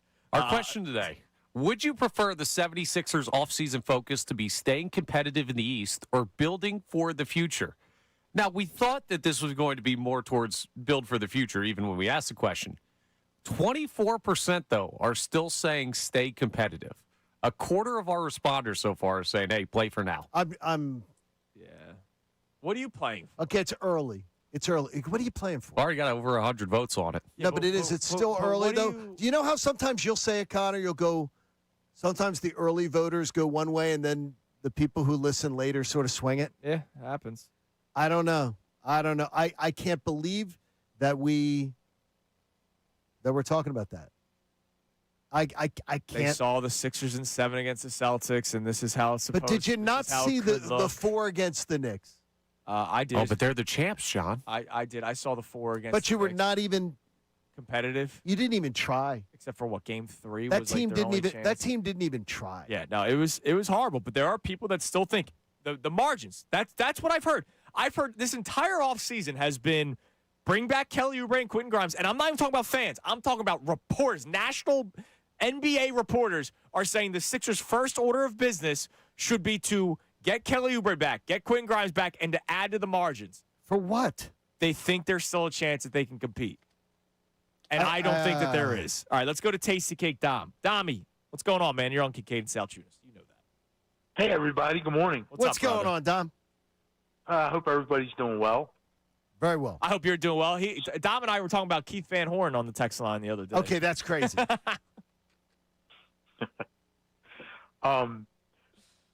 So just for me as a guy that watches 82 basketball games a year for the Sixers, I hope that, John, I can't go through another year of watching them getting demolished on the boards by 20. I need them to address the rebounding issue. The last time the Sixers got a rebound, gas was $1.99 a gallon. Do you need it for tonight, though? I mean, do you need that tonight, though? I need it. Yeah. Well, John, you talk about fit. You talk about need. You got 2 gazelles at guard. Don't you want to go transition a little more? Don't you want to get the ball off the glass and push transition? I'd absolutely love it. I would absolutely love it. And in theory, I'd love it. I just was trying to look yesterday, Dom, and saying, because I'm not very skilled on the NBA draft, so I'm literally just having to sit in the couch and read yesterday. And I'm looking in where they're picking, and I'm also reading that Gansey is not likely to move up or down, that if he picks, he's likely to just pick right around there. Yeah. I don't see a lot of options there for what you're looking for what you're shopping for. I agree with you. I wish you had his ear, but I don't think they have the capital to get what you're talking about. Yeah, I know what you're saying about the Sixers aren't going to win next year, but if you look at the East and you take last year as a sample size, right, John? Okay. Cleveland demolished them with second shots. Detroit demolished them with second shots. New York demolished them with second shots. You're going to play. How many times are you going to play those teams in the season? And they're almost giving losses. That was the same. The problem is, Dom, and thanks for the call, brother. That was the same story from 3 years ago when they played the Knicks in the playoffs. Even though that went 6, they demolished them on second shots. It's the same storyline. It's part of it is the big man can't move anymore. All right. Like, he just can't. And if he's not moving, he's not grabbing some of those rebounds. Or the way the NBA is going, the big man's up toward the top of the key because Karl Anthony Towns is up there. So to Dom's point, yeah, you need forwards that can attack the basket and grab rebounds, which is why the Knicks have a guy like Josh Hart that can grab 15 rebounds in a basketball game, and they can win. But are we really drafting right now thinking about winning? Well, at some point, yeah. Like, let's go back to the Graves thing. The guy's 19 years old. You can draft a guy that fits today's NBA and what you've seen teams win with now that could grow into something. Like, I don't think we have to say, well, just ignore that because we're not going to win a championship this year. Right. You see, the thing is, it's what I brought up earlier. I'm worried about, I don't want to see Maxey and VJ being put on a team that is being told, you got no shot. I want them supplemented. So I want them being given like, hey, we're still trying for you, dudes. You we're also want, when the Embiid and Paul George contract fall off, you want this to be a place where people want to come replace them. Like, we saw that at points in the post process where there were star players available, and it was like, oh, LeBron's looking at this school for his kid. He's never coming here. Like, you want to build some semblance of a culture where when Maxey and Edgecombe get to that point where they're the faces of this team, that other free agents look at it and say, hey, I've seen stuff in the past 2-3 years that make me want to be there. The Sixers will also have money to be able to spend when those guys are gone, too. That'll help. For sure. All right, what do we have on the Davis Honda text line? Feel the Davis difference. Check them out in Burlington. We're also getting into a conversation about the Dome. There are people that during last night's delay between France and Iraq, it was at Lincoln Financial Field, 2-hour delay, and the Dome truthers were out there. This is why we need one. From an Eagles standpoint, once again, to make it clear for today's conversation, forget the other events. Other events happen already. When it comes to the Eagles, do you actually want the Eagles to have a dome? And as John pointed out earlier, don't do the whole, well, you can open it and close it at will. Like, they're not going to, you're not saying to the NFL, oh, there's a snowstorm coming, a we'll big keep blizzard the dome coming. Open. We're going to leave our dome open. That's not how it works. No, they will close it. They will close and there will just be no weather whatsoever. What So we got that's on the what it text does. line? I think Jim and Nazareth might be taking this a step far in the dome conversation, but you guys let me know. He says, if Lurie makes us have a dome, that tells me he no longer cares about being a winning franchise. Tells me he's content with 2 Super Bowls. No, I think this is what he thinks that this is what Jeffrey Lurie wants. And by the way, we said it before, and just so we reiterate it again for this hour, we all three of us say gold standard owner. Yeah. He's the greatest. Yeah. We love him. But if he does this is a pox on his overall record. This will be one that I'll just go, okay, he did everything. He did so many things that are this great. is strictly a businessman. This is just this is just a personal, this is what I want, and everything be damned, because I will say it again. The Philadelphia Eagles will not share with you what their season ticket holder base said about whether they want a dome or not. I challenge them to share it. Share it. Because I know the results. They know the results too. They know there's no way, there is zero chance that Philadelphia Eagles season ticket holders said, yep, we want to go play football in a mall. We want to go sit in 72 degrees, perfect conditions, and have no home field advantage. You can sell that crap in other cities. You can sell it to fan bases that are more worried about the event than they are the team. Philadelphia Eagles football is about the team more than the event. It's not about the gram and taking the pictures. It's about the team and supporting the team and being there and feeling like you're a part of it.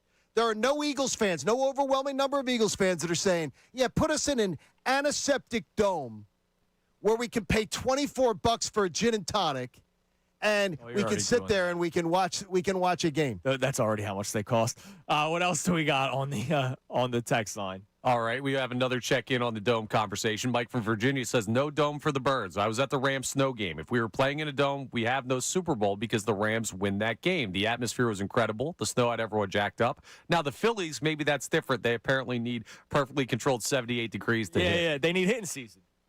You can turn, if you go to your thermostat in your house, there's a third setting called hitting season. I don't know if you guys have ever looked at your thermostat 90-plus that degrees. closely. You turn it to hitting season, and then that's how it feels inside your house. And that's what the Phillies have right now at Citizens Bank Park. 78? That's a little stuffy. Wasn't hitting season yesterday because By again, the we were way, you're outside not of 78, Philadelphia. are you? No, What are you at? I'm 70. You're 70. That's chilly for me. AC 70. Yeah. Now 74 in the old place. I would say 72 in this corporate place. Connor? Yeah, like 70. I Dude, don't know. corporate place? Oh, I would go like 65. If I'm not paying for it. No, but that'd be too cold. Dude. It could be 80 in my apartment. I wouldn't care. Yeah, you didn't care. I'd try and keep it at 72. Yeah, but it would keep the food you leave on the nightstand. Maybe better. Coming up next, I have a question for John Kincade that we'll also open up to the rest of the people. Yesterday was a interesting day when it came to Bryce Harper. And I have a big question about it. Good. That I'm curious to get answers on. It's Kincade Salciunas, 97.5 The Fanatic. Hey, if you are craving a blast from the past, check out my friends at Nifty 50s. By the way, do you know Nifty 50s is coming in today during Middays with Marks? Oh. Yes. Good for them. But you know what, though? The Marks family the other day was having a little get-together for his father-in-law for Father's Day. They had Nifty 50s from Newtown Square catering it. And they've got the Churro Shake, Salciunas, the Churro Shake this month. Nifty 50s is a 10-time, 10 Best of Philly winner, now with 10 area locations to match it. And they're coming soon to Oakland, New Jersey. If you can't make it in, this is the easy way to take care of it. Use the Nifty 50s app. You can get it on the App Store or Google Play. You order online, and you're going to get no fee delivery when you use the Nifty 50s app. You're going to love Nifty 50s. It's so, so good. So whether you're stopping by for that classic diner vibe or you're bringing those flavors home, there's nothing like Nifty 50s. Taste the memories every time you go in. For a full listing of the locations and to check out that menu, go to nifty50s.com. I'm so jealous of Middays with Marks. Hope they have a great time today with our friends from Nifty 50s. Now on 97.5 The Fanatic Sports Update.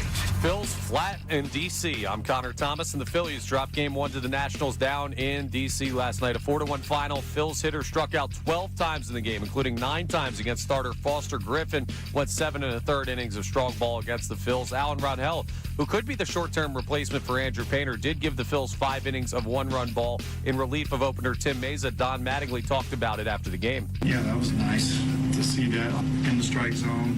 I think he walked anybody. That was good to see. It was, he had a little bit of traffic, but he seemed to work out of it and didn't rattle at all. Kept on strikes. So.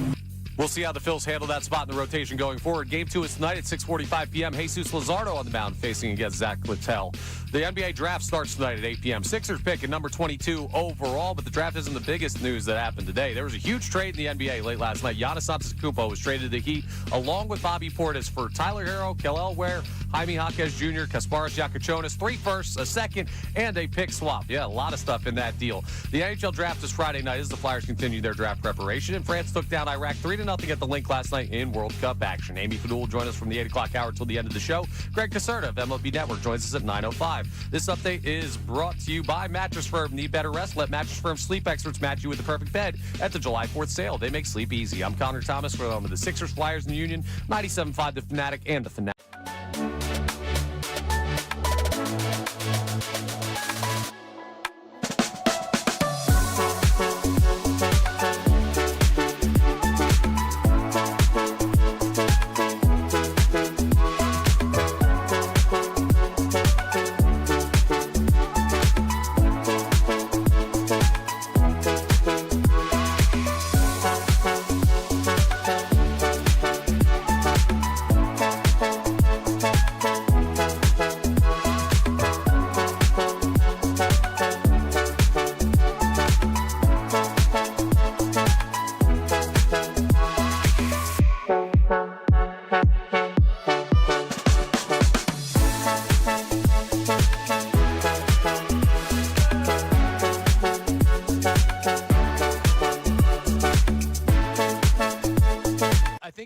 The Santa Luquito piece that came out with Carson Wentz, and yeah. So there was a lot of defense of Carson. I guess what I'm saying is, independent of Carson Wentz, does it feel like the Eagles have Jalen Hurts' back after everything that's been put out there in the media and everything? I mean, I don't feel like they've run the bus over him, but I do remember when the Carson Wentz article came out they went into a damage control mode. I think they had Carson meeting with some reporters afterward to give his side of the story and clear the air. And I don't know if their reaction this time around is a result of that, like a byproduct of, do we really have to do this every time, because it's really not necessary, or if it's because they just don't. I don't think it's because of their relationship with Jalen Hurts right now. I don't think that has anything to do with it. I think that it's Philly. This is going to happen. Stories are going to come out. It's been coming out even before Carson. So you have like different people in charge now too. It's not Doug Peterson and his crew anymore. So I don't. I thought Howie didn't do the greatest job of backing up Jalen Hurts, but I also didn't think he was like rolling the. Some people interpreted it as that's messaging from Howie. I didn't interpret it that way at all.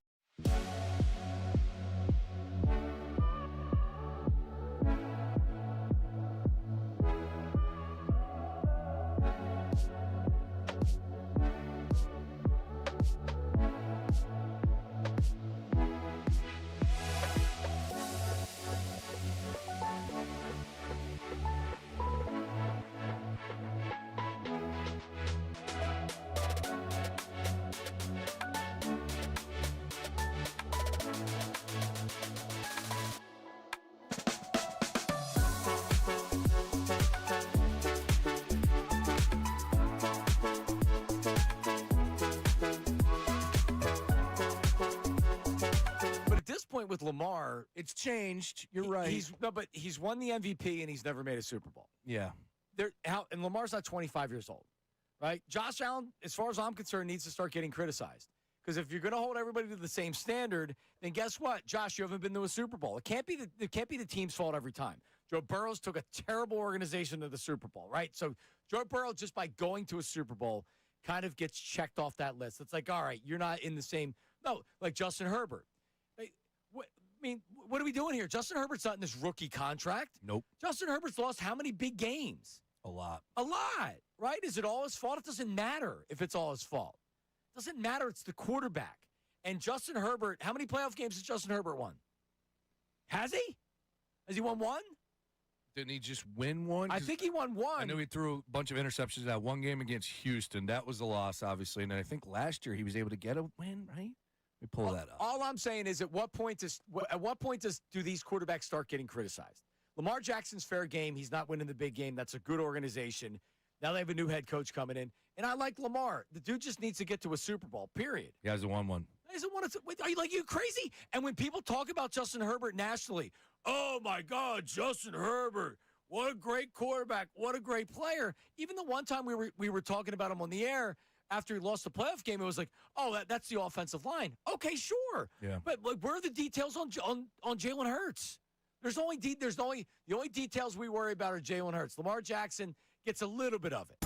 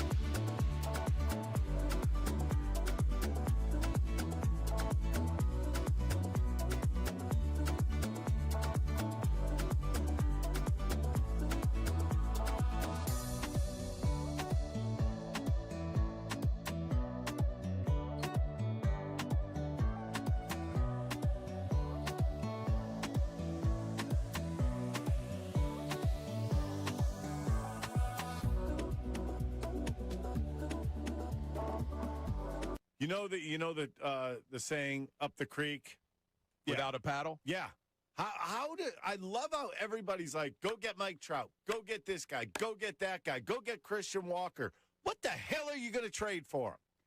Well, then that leads me to my next question for you.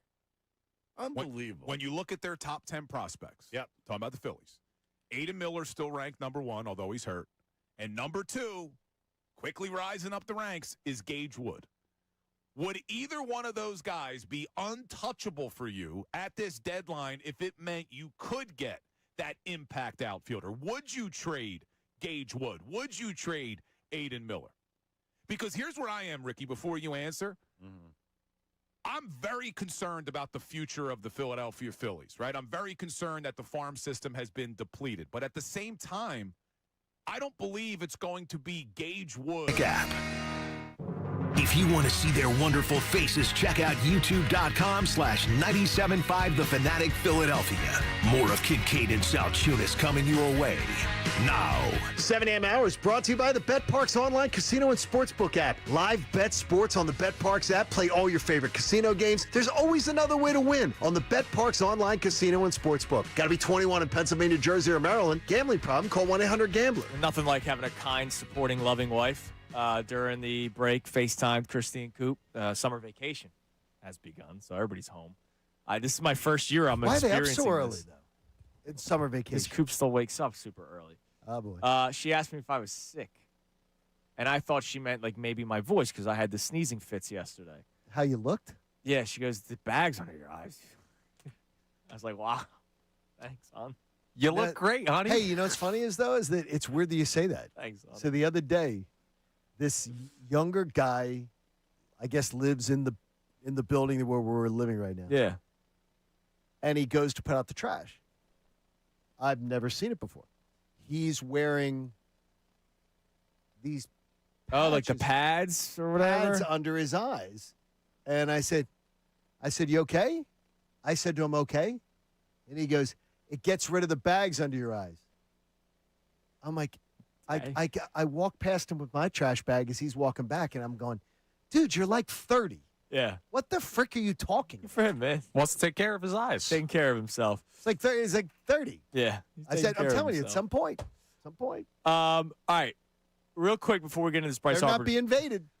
We better not be invaded. Before we get into this Bryce Harper conversation, speaking of the Phillies, something I forgot to bring up yesterday. Okay. So when I was at the Phillies game on Father's Day, you know me. I watch the game. I don't really look around all that much. So I look at the big screen because it's hard to avoid. I was first base side, so like it was. You're staring. It was right in at front of me. You actually get a glow off of it. Yeah, like this movie theater. I'm actually glowing. When I came home, I had like rays coming off of me. I noticed something. You know how they've already done all the weird stats? Oh no, they've got tons of them. I swear they're doubling down too. I noticed something for the first time. I need people to tell me if I've been to a couple games this year. What? And I didn't see it. This is the first time I noticed it. What? Next to the names, the starting lineup, Okay. Turner, Schwarber, yeah. Harper, et cetera, et cetera. Yeah. OPS is now listed next. No, they've had it. It's no longer batting average. No, they've had OPS. All year? Yeah. I've been to a couple games. I've only been to two. I've only been to two, but OPS was there. Connor, has it always been there? I don't ever look at the scoreboard.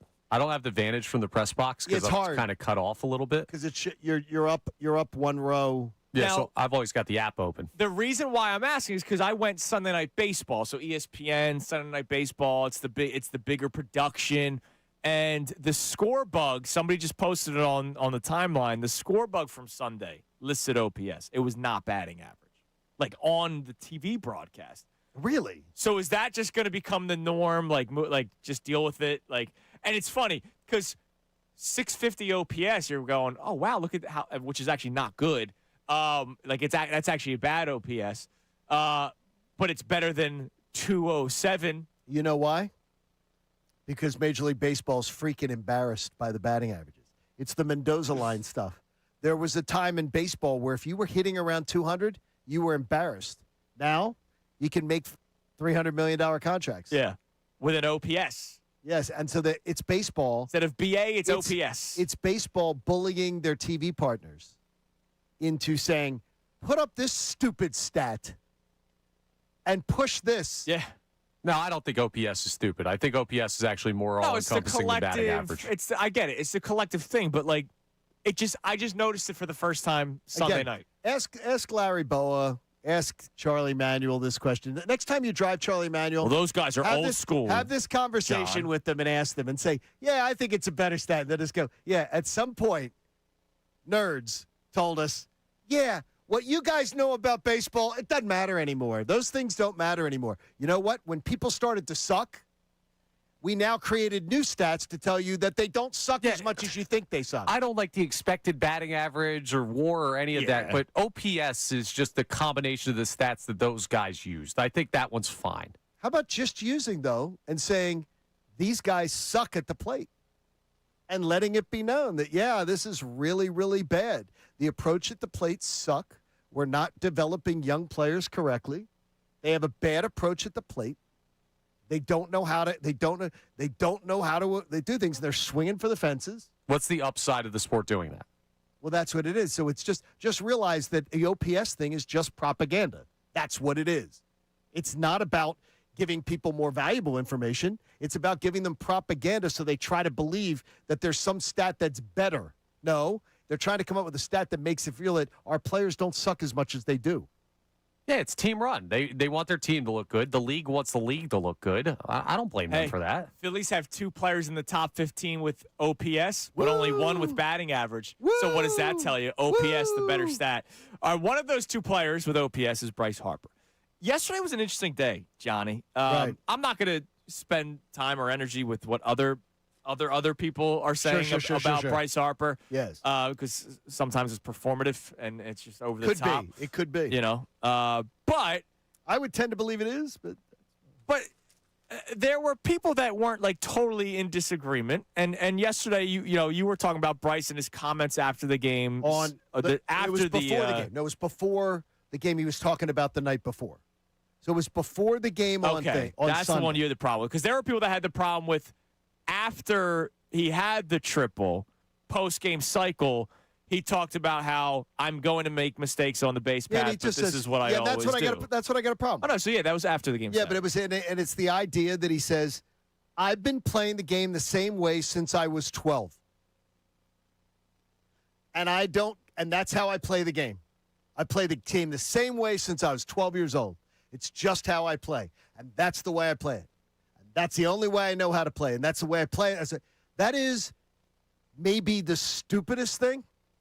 And just sharing that in discussion with a few ex Major League players that I know, is this really over the top that I have a visceral reaction to this? He goes, no, if you're going over the top, it may be, but it was along the lines of it's a stupid thing for a Major League player to say. I think there's context. All right, so here's the deal. Context? Well, first off, if he says I've been playing this way since I was 12, right, he's going to go to the Hall of Fame. So it worked out for him, right? Individually, he's not going to the Hall of Fame for his base running. Right, but he's going to the Hall of Fame. So then you can't take the context out of it. He's talking about his base running.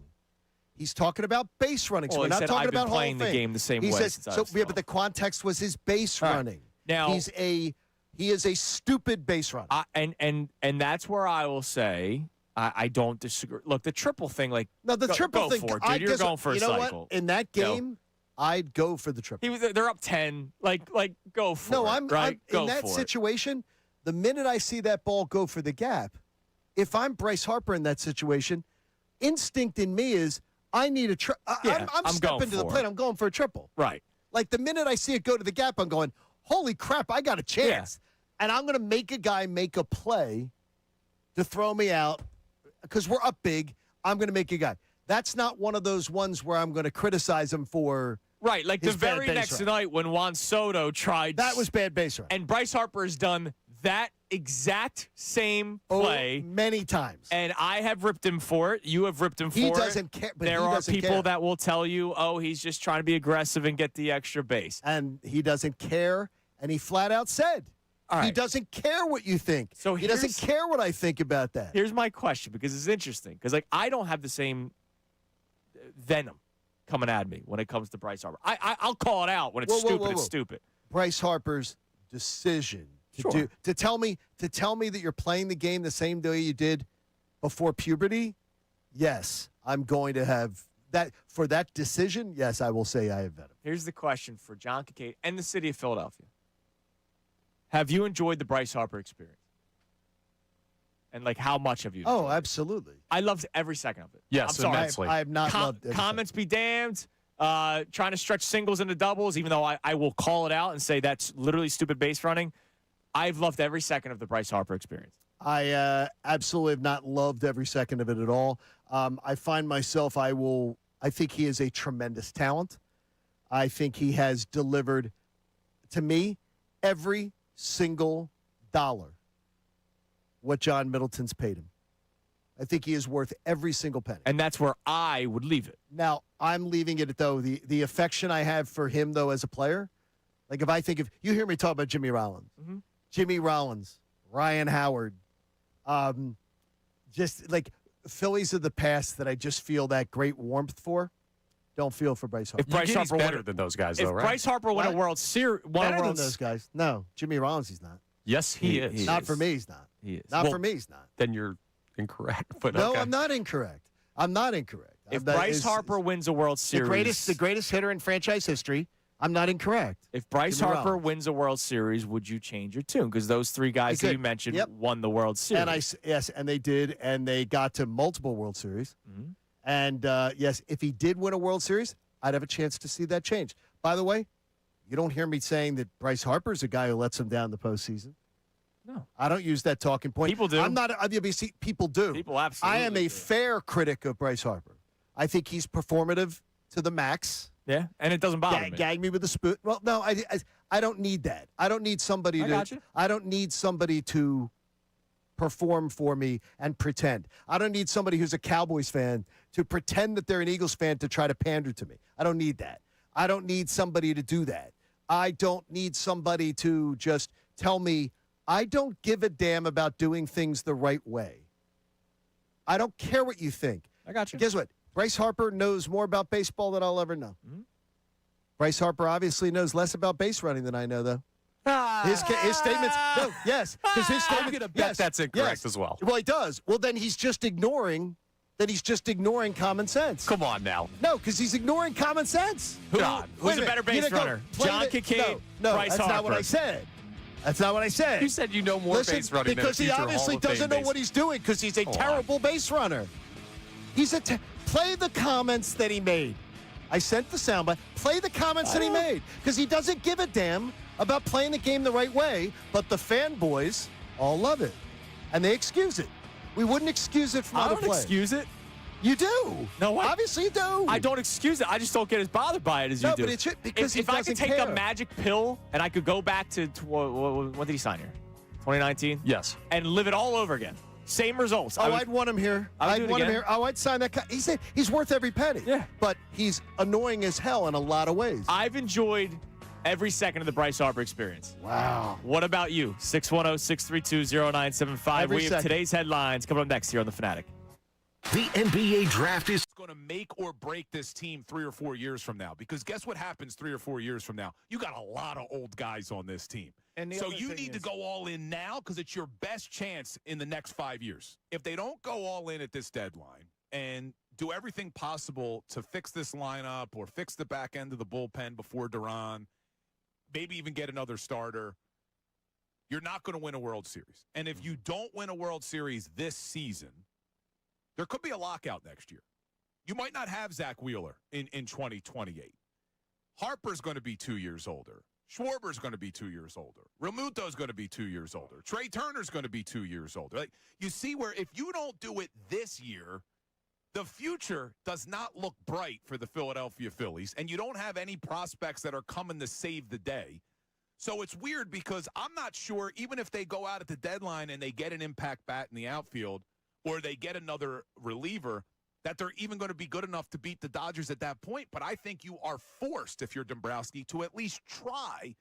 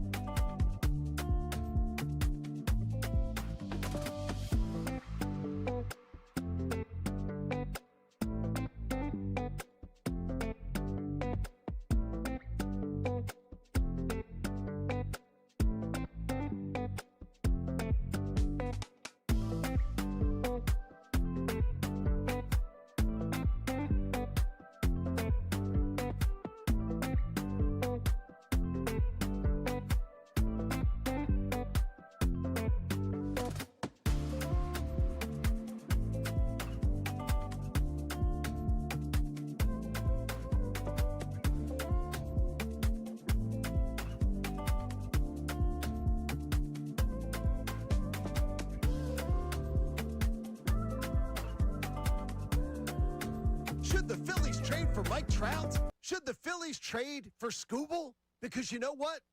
Here, kids, the Phillies don't have what it takes to get either player. Spoiler alert, they don't have the quality of talent that it would take to get the two most sought-after players that could be available at the trade deadline. Now, there will be a lot of gas bags in this market. Hopefully they're not in this building that will tell you, oh, they should go get Scooble.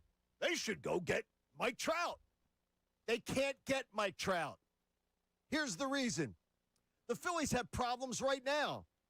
Can they go to their minor league system and go get some top prospects? Somebody to call up that everybody would say, hey, this could solve a problem? Andrew was just talking about it. Hell no. It looks like the picked over shelves at a Giant the day before a blizzard. They got nobody. Nobody's coming to save the day from the minor league system. There is nothing coming to help the problem. So if you don't have prospects that are ready to come up and ready to help you at the major league level, how do you think you are going to be able to get one of the top pitchers on the market or top players on the market? Especially one of the top players on the market who has every opportunity in his entire career to come here and play and has rejected it. Could have found his way here on his own and rejected it. Would rather play in anonymity in the shadow of Disneyland. No. What is the Phillies don't have it. You know who does? The Dodgers, the Braves, the Yankees, other franchises who are contenders that are right now, by the way, teams that are better.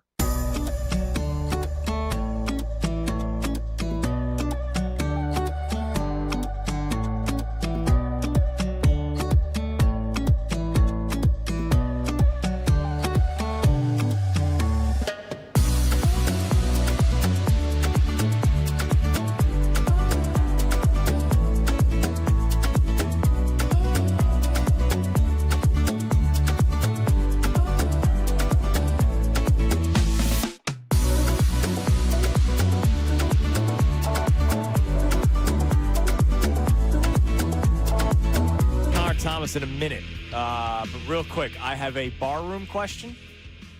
And we also have to pour one out for two colors. M&M's.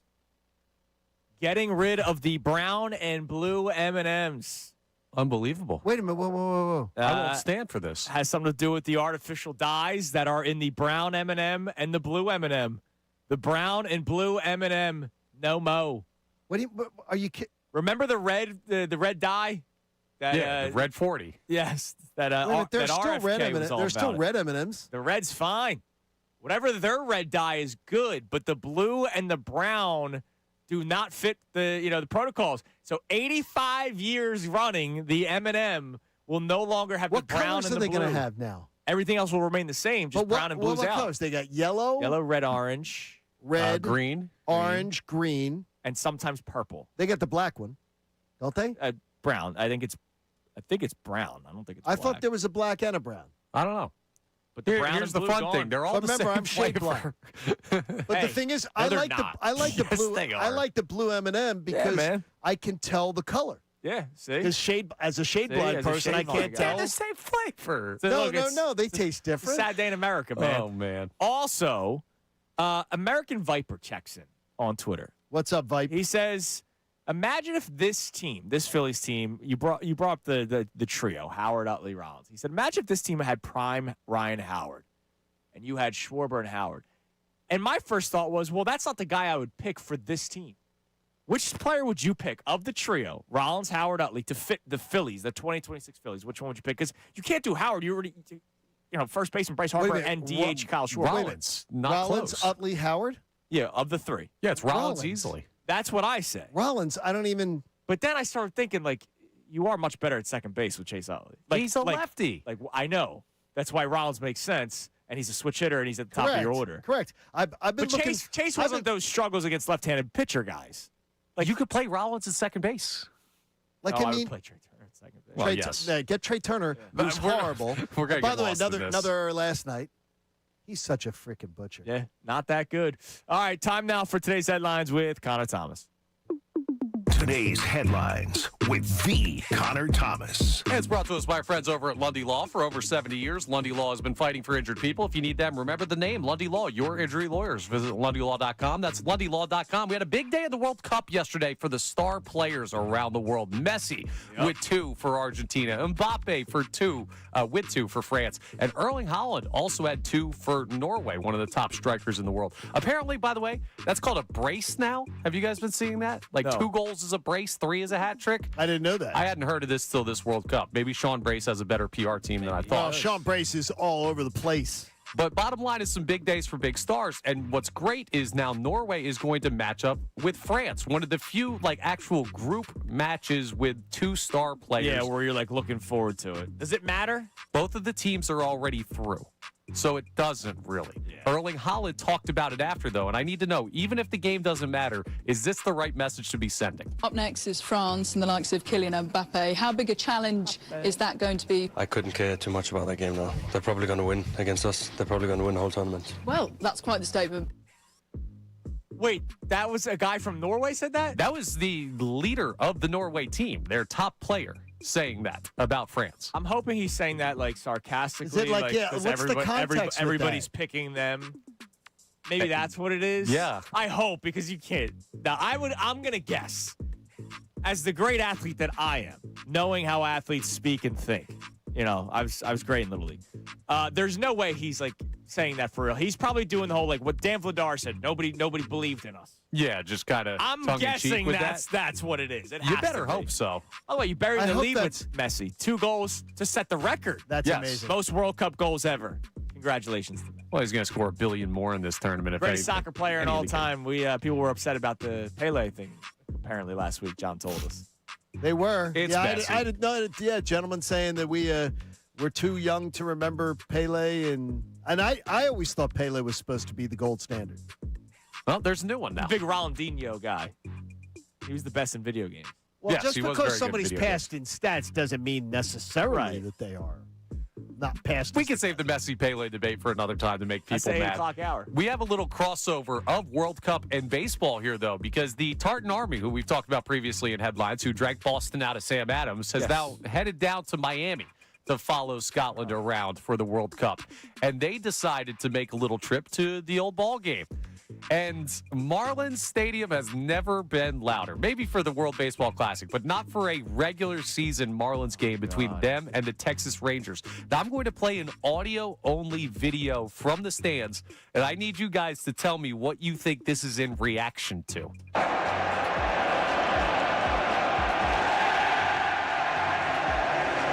It had to be a goal being scored in a World Cup match. No, that's at the Marlins game. No, I understand, but they were watching. I was guessing that they were watching a World Cup match. I'm going to guess somebody finished a beer. No, that was a fly ball in the first inning to right field off the bat of Josh Jung. An absolute nothing play in that game. They were going nuts for every single play. Oh, that's awesome. Cool. That's cool. They're enjoying themselves. That's awesome. Absolutely. Just funny to see a Marlins game where Miami ends up losing 4-3 to the Rangers, where they're getting that big of a crowd pop. Yeah, they probably picked one of the worst matchups. Even though they're both right around 500, that's just such a bland matchup. Yeah, They could have gone. They could have gone to boring. so many different games. Obviously, they were in Miami. That's probably the most bland game they could have possibly It's a gone to. terrible place. Yeah, it looks horrible. I've never been. It looks horrible. Terrible stadium. Just awful. Have Yeah, fun it's in just- Miami, though. Yeah, it's funny to see it. awful. I hope they wear their sunscreen. If you could have fun at a Marlins Rangers 4-3 final, you could have fun at anything. Now, you guys got to tell me if this is a violation or not. This comes from at David S. on the mic on X, who had something from Nationals Park last night. Did you see what they're selling at the Change Up Food Hall, where they have specials for every game? Yeah, they. I think they've been doing this all season. But go on. Is this okay that they are now selling the Sanchez sliders, the very same Sanchez sliders named after Christopher Sanchez that are sold at Citizens Bank Park? They do it for when the team comes in. Whatever. Oh, they do an opposing food? Yeah. Oh, that's pretty cool. I man. actually respect I hate it. I would, dude. You know what? Because I've been to Citizens Bank Park 6 billion times. I've had pretty much everything that's at that ballpark. it would actually be a pretty cool option to try something else. Like who? I think that sounds really. I did not know they did that, and I think that's really cool. Not that I would, but the Arizona Diamondbacks, like I can't do this in the middle of the summer. The Arizona Diamondbacks had that crazy milkshake with the donut and all that stuff. Like imagine if they did that for the weekend series when Arizona's here. Right, but what? They come into your house and you serve their food? Like, Yeah, I think don't know. see, I Stay sort of off like our turf. By the way, what if they donate it to the charity? Because that's what all this. Then that's a great move. Well, then you're ripping. Is that what they're charities. doing? See, I think it's a really. Do you not want to good- donate to hospitals? You don't like sick kids? Okay. I did not know whether or not the money was donated I to don't charity. know. I'm just saying what if Oh, they did. then don't. See, I agree with all the people who emailed you yesterday about being a douche. Yeah, that's me. No, if Also, they're donating the money, I'd great. become an ass face all of a sudden. What do you mean become? Amazing. You can call Lundy Law. They brought just today's Maybe headlines, Connor. as always. Thank you. Connor's sending you those emails. Maybe he is. He just has 7 different emails. No, I do not. You'll get it from me face to Kevin face. Durant. Yes. He's Kevin Yeah, Durant. but burner emails. Kevin Durant. All right, coming up next, Amy Fadul's in the house. It's a Tuesday with Amy. She's ready to go. NBA draft night. We have a brand new Eastern Conference after the trade that took place last night. But how different is it? There might be new names. Are the contenders really different? And have the Sixers really changed their status? I feel like it's kind of the same day, just changed faces a little bit. Kincade and Salciunas, 97.5 The Fanatic. Now on 97.5 The Fanatic Sports Update. Nats knock off the Phils. I'm Connor Thomas. The Phillies dropped Game 1 to the Nationals in D.C. last night, a 4-1 final. The Phils struck out 12 times in the game, and National starter Foster Griffin tallied 9 of those over 7 1/3 innings worth of work. Manager Don Mattingly talked afterwards about what he was doing that befuddled the Phillies hitters. Just the mix and match for us. We didn't seem to do enough with him. Got ahead in the count, 2 strikes, variety of breaking balls to the lefties. Kept our righties off balance. For the most part, just kept pitching. The upside for the Phils, Alan Ronhell, who could be the short-term replacement for Andrew Painter, did give the Phillies 5 innings of 1-run ball. He looked solid in his appearance after Tim Mesa, the opener, got done his night. Game 2 is tonight at 6:45 p.m. Jesus Luzardo faces Zach Littell. The NBA draft starts tonight at 8 p.m. Sixers pick at number 22 overall, but that's not the big news in the NBA this morning. There was a huge trade late last night as Giannis Antetokounmpo is heading to Miami, along with Bobby Portis. The Milwaukee Bucks getting back Tyler Hero, Kel'el Ware, Jaime Jaquez Jr., Kasparas Yakuchonis, 3 firsts, a second, and a pick swap. I'm out of breath even reading that. A big return for the superstar Antetokounmpo. The NHL draft is Friday night as the Flyers continue their draft preparation. France took down Iraq 3-0 at the Link last night as Philly World Cup action continued. Amy Fadul will join us coming up next. She'll be with us for the remainder of the show, and Greg Caserta of MLB Network joins us at 9:05 to talk some Phils. I'm Connor Thomas for the home of the Sixers, Flyers, and Union. 97.5 The Fanatic and the Fanatic app.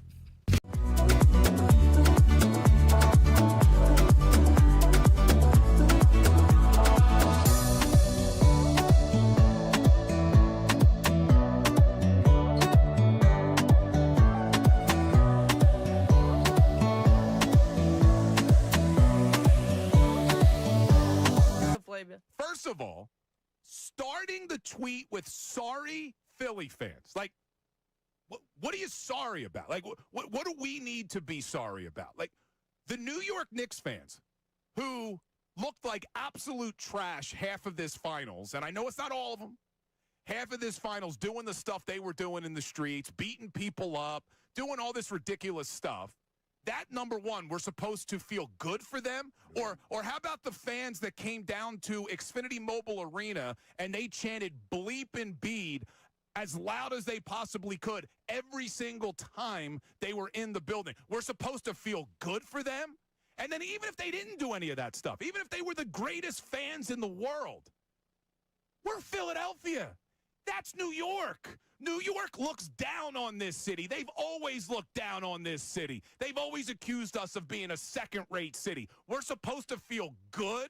Oh, but poor Knicks fans. They've waited since 1973, and if you don't appreciate that, you don't like sports. Get the hell out of here with that. I'm not going to feel good for these ridiculous Knicks fans. Do you think those Knicks fans felt good for Philadelphia in Super Bowl 52? Were they out on the street saying, wow, look how united the city of Philadelphia is. Yay, Philly. Yay. Come on with that stuff. Get out of here. And every fan is coming at Sealski, and they're right. Like, don't lecture the city of Philadelphia with what we've had to put up with from New York, we're now supposed to be, yay, Knicks fans. Like, I appreciate what Brunson did and Josh Hart and Karl Anthony Towns and OG Anunoby. Like, I feel good for the players. They deserved it. They earned it. They're a likable team. But to sit here and lecture the Philadelphia fans that we're supposed to feel good for the Knicks fans? Come on, Mike.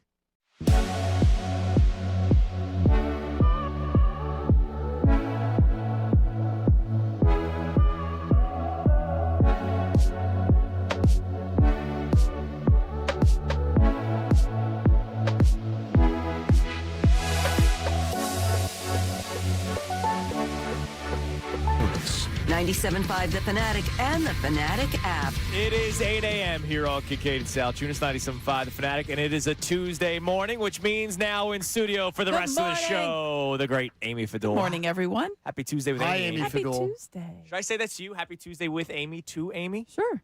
Well, that would sort of be repetitive. Well, Yeah, but you're the reason why we have still A happy Tuesdays with Tuesday? Amy. Yeah. No, Tuesdays with Amy. Oh, Tuesdays. okay.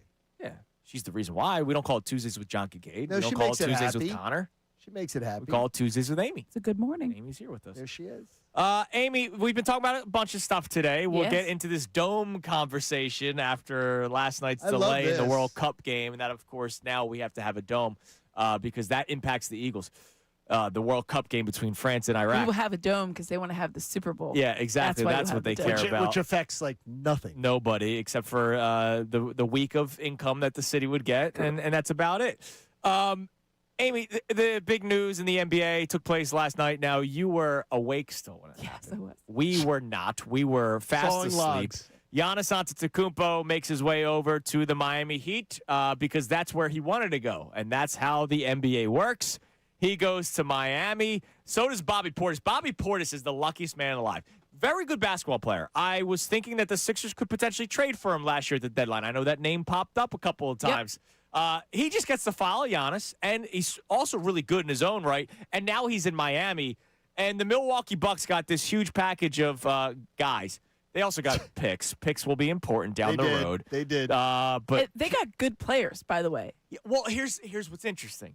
They got good players that aren't going to win a No. championship, but good players that would win with Giannis.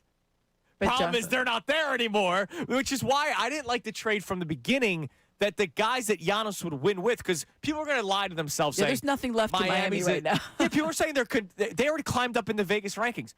Until I see the next moves, the secondary moves that they make this offseason, there'll be some. the players that Giannis would win with are now in Milwaukee. Yeah, Jaime because- Jaquez, Kelly Ware, Tyler Tyler Hero. Hero, like all those guys were the players that were supposed to win. So when the trade went down, I'm sure you had a reaction, but we're asking from a Sixers standpoint at 610-632-0975, did we get any reaction from a Sixers standpoint? Because to me, it's kind of just more of the same. Yeah, I mean, I think it's listen, he was already in conference. You were Yeah. already having to deal with Giannis. That's not a surprise. I think going to Miami, it was like, of course he went to Miami. Of course he did. Yeah, because that's where he wanted to go. Exactly. I was pleased that he didn't go to the Celtics. That was probably my reaction as a Sixer fan. I'm like, oh, at least he didn't go to the Celtics. The Heat are still going to be in the play-in tournament. Yeah. Unless they make some. I am honestly, I have to look at their whole salary cap situation. I will never doubt what Pat Riley's able to swing. Sure. I will never doubt Eric Spoelstra as a coach. I think, those are two really good office pieces, front office and coaching pieces that will be able to do something. But the cupboard's pretty bare down there as far as I see people it's like the Will doing- Smith meme of like he's looking around. Looking I got around. here. Yeah. And there's no one here. I see people putting Norman Powell in like the projected starting five. He's a free agent. Yeah, that's the thing. And he might not they might not have the money to re-sign him. The one good thing, if you're a Heat fan and if you're the Heat front office, is that obviously it's a giant draw. Yeah. It's a giant draw. Like Sure. if I'm a free agent and maybe if I'm looking, to get a championship or make a good run, and if dollars to donuts doesn't really matter, why wouldn't I go play with one of the greatest players that's going to play the game? In Miami. And you're in Miami. Which helps. And you're Correct. playing for Eric Spoelstra. So I think that there's a lot of draw, but right now I'm looking at it and thinking there's not the Heat didn't get automatically better only because there's nothing beyond Giannis Antetokounmpo. He's not very good. He's the best. He's great. What's interesting though is I can't understand is the people that are trying to figure out what to do. We've talked about it this morning. What to talk about with the Sixers on draft night. Like there are people, there's still around a quarter, Connor. Update the poll. Twitter poll brought to us by Dr. Avedon Appel and the team at Iron Men's Health. Poll is strong for 4 hours every single morning on Kincade and Salciunas. And I know it's strong in the afternoon as well, thanks to Dr. Avedon Appel. What do we got? Our question today, would you prefer the 76ers offseason focus to be staying competitive in the East or building for the future? Now, it's gone up a little bit to the side that we thought so. 77% saying build for the future, but still 23% saying stay competitive. I would like to stay competitive. Yeah, but what is stay competitive in your mind? I would like to be in the playoff conversation. I don't want to be in the play-in every year trying to think about draft picks. That's not to me. Sure, but what does that mean? So here's what I've been bothered by so far, Amy, this offseason. And this has been going on since the Sixers got eliminated in 4 games to the New York Knicks. The amount of articles that I've read locally, nationally, I've heard fans, I heard reporters. So it's like everybody seems to be on the same page except for me and John. Do whatever it takes to get back Kelly Oubre. Do whatever it takes to get back Quentin Grimes. Those guys are nice players. I'm not saying it would be bad. It's just if this is what they need to do this offseason. For what? To remain competitive? I'm thinking about the future. I'm not thinking about competitive 2026. I guess I think, well, to me, it's like if you're going to try to build for the future, you're blowing everything up. And to me, in order to do that, you're going to have to sell cheap. And I guess I'm not a fan of that. I'm not a fan of giving away things for free. And if you really want to blow it up and you really want to just build for the future, I totally get it. Take us back to the process because that's exactly what you're going to be walking into. You have 3 giant contracts, 2 of which attach to players who did not play that much basketball last year during the regular season. That's a real big hamstring that you're dealing with. You have to treat that problem. I think even if you move off one of those contracts, you're still going to be competitive in the East. I think the goal with one of the contracts that you're going to keep, in my scenario, this is obviously, you would think they're going to have to keep both, but if they move off of one, you're still going to be competitive because you're paying one of your players $50 million. Right. You're not going to be that building of the future you're not in a position to do that right now. But if you move one of the 2, I'm at least excited. Right, but that's not a building. I mean, I guess you think it's building for the future, but you still have a $50 million contract that you're not maybe super jazzed about. I put it to all 3 of you. I want 3 votes because I want Connor's in on this because I want to have that way you guys can't tie. Deciding factor. You guys can't tie. I text Mike Gansey, and I say, trade the 22 pick tonight. If somebody, let's just say mythically, somebody was willing to take Embiid's contract or Paul George's contract, I would rather the Sixers not pick tonight and give up the 22 pick. Oh, yeah. Yeah. And get rid of one of those guys. I mean, I don't think that's we're all in agreement that that's what you would do, right? We were saying that a month and a half ago. Whatever you can do to move on, and this is not a knock on whoever the name is attached to the contract. It is a knock on setting themselves up for any kind of success. But that's where I'm talking about. Like, I think you're setting themselves up for success this year. Like, I think you're still being competitive in the East if you move off one of those contracts. Like they did this on Middays with Marks. Ray Dunn was like, hell no, I'm not giving up a first-round pick to get rid of a contract. I would, because this 22 overall pick is going to be I don't want to say role player in a damning way, but it's like if we're talking about another 6'2", there's nothing wrong with the guy off the bench. No, you need bench because they have nobody that could score in the playoffs. Correct. Right. But the other problem with the playoffs is one of the 2 guys that's getting paid $50 million might not be available because history will tell you that one of those 2 guys won't be available, which is why I'm still, if to your point, to your question, John, if there was somebody that called or Mike Gansey was the one making the call that would take on one of those 2 contracts and they would take the 22nd overall give pick. Up the 22 I would do it in a heartbeat. Yeah, I would too. Yeah, so you can move. I think the conversation as soon as the season ended for the Sixers was how do you create enough room to get players here that are going to help you win consistently and play consistently? And the answer is quickly, of course you have to move off of a contract. Easier said than done, but this is why it's talk radio. So that's where anything that makes that happen is going to be a good thing for your team to give you that kind of extra. Because I was just going over it. Austin and I were going over it.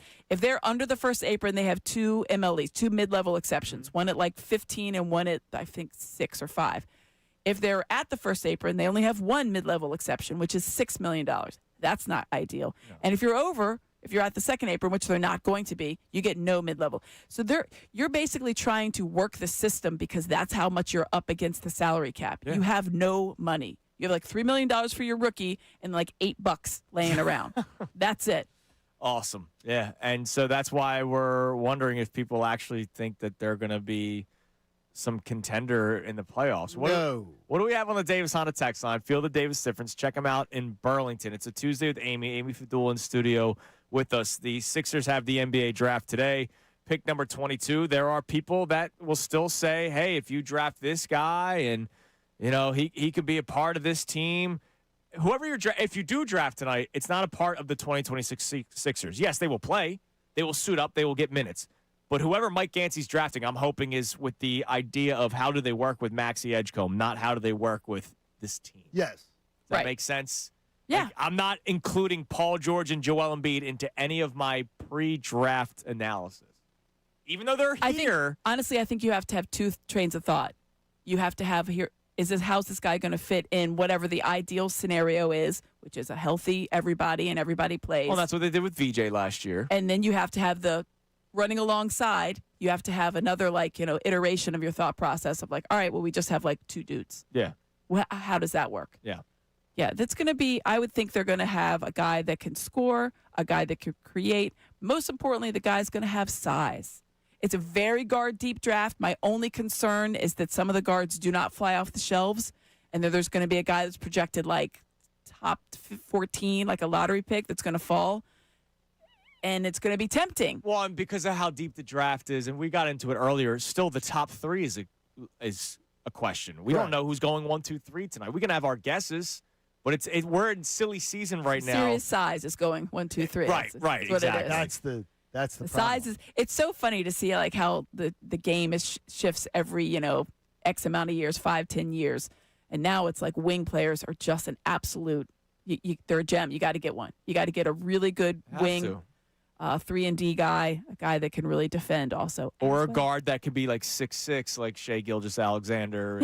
And just a guard like Shai Gilgeous-Alexander. Yeah, that'd be nice. Named Shai Gilgeous-Alexander. I remember he got traded. Yeah, he did. For Paul George. Remember somebody, gave up on him. What do we got on the text line? Steve checks in on the Sixers and says, I've been beat down for too many times with the Sixers. Apathy has set in for me. With this team, don't give me new hope with the new front office who is running it back. I want to see them build for the future. Yeah, but they're not running it back because they want to. At least I don't think. I can't imagine that I gave truth serum to Mike Gansey. And they're hanging saying, up the phone no, we would this never is trade what we want. whoever. No, they might be running it back because that's all they can do. But the point that I've been getting at is all these articles that I'm reading about, man, the continuity with Kelly Oubre and Quentin Grimes and all these guys.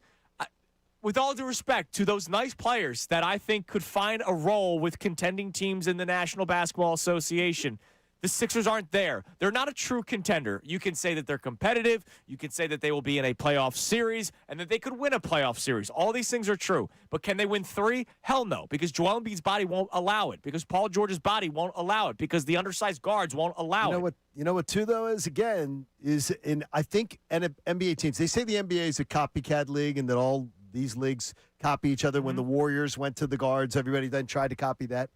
Everybody should copy the Knicks, maybe, where their starting 5 played. Oh, do you mean an undersized guard to lead the way? Yeah, well, also, too, their starting 5. It's a very exceptional undersized guard. But their starting 5 played. They didn't do load management. The Knicks don't believe in load management. The Knicks believe in playing as much as possible. The Knicks believe in playing their starters significant minutes.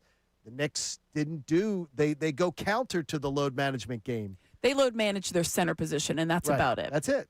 Because they have injury history with Mitchell Robinson, so they really kind of watch that and with that's him. It. It also helps to have freaks like Josh Hart that I think could play. He's a freak. Can play multiple. Every Yeah, second. Mikal Bridges, too, Iron Man of the NBA. Yeah, and that's what, but maybe you look and you go, hey, this is Maybe. what we're It's looking weird. for. It's 3 players, 2 of the 3 were just named. Ah, It's like we didn't see them. Stop it, Amy. Playing all the Stop time. it, Amy. It's like you drafted one of these guys. Amy, happy Tuesday. Happy Honestly, Tuesday. Happy Tuesday. I can close my eyes. I was working the draft that day. I was working our coverage. I was on live, And, we're talking, hey, the Sixers take Mikal Bridges. We're in our whole wearing span, the Sixers spiel hat. about this is so great. Let's go check in on the press conference.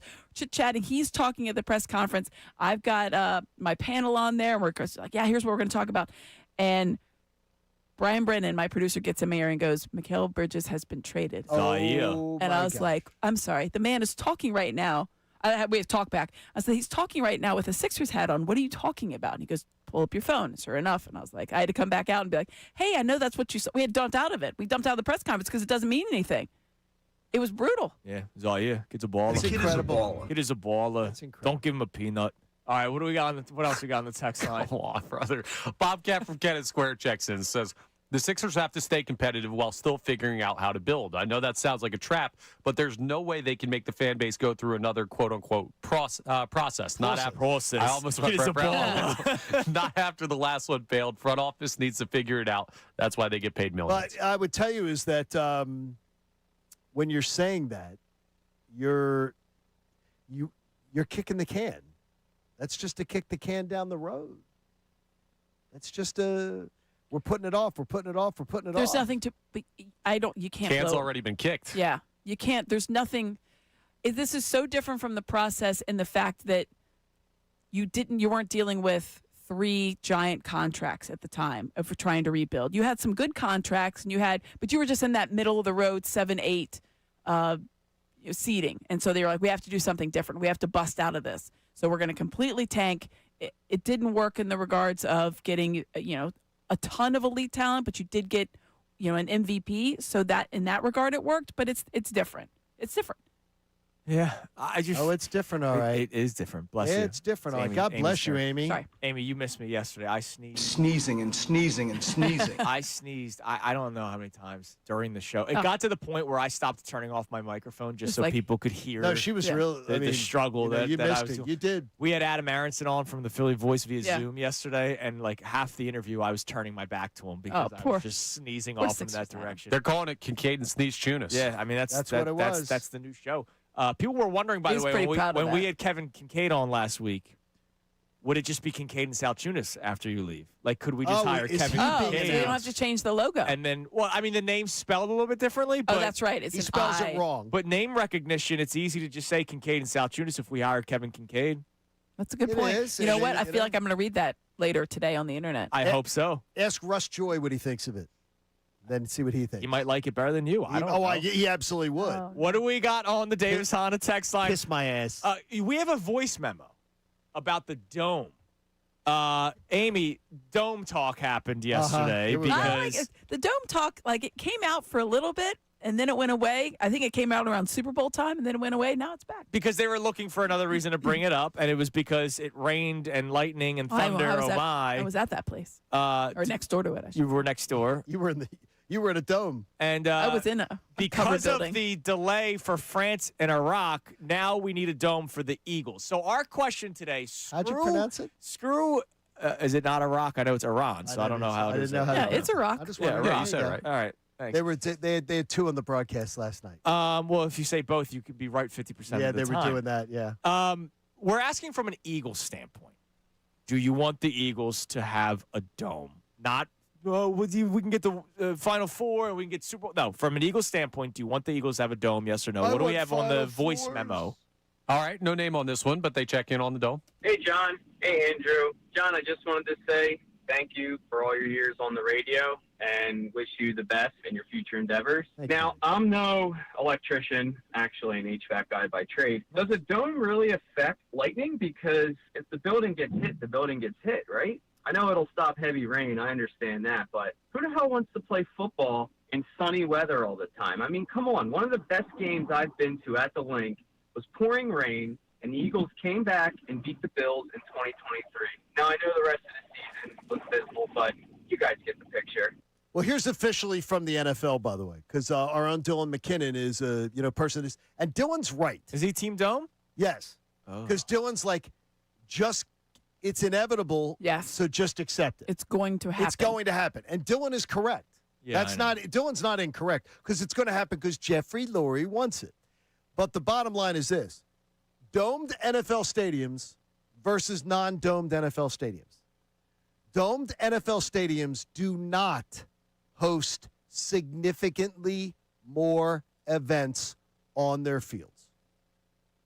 So people are saying, oh, if you get this, you're going to get all these more events. It's so much more.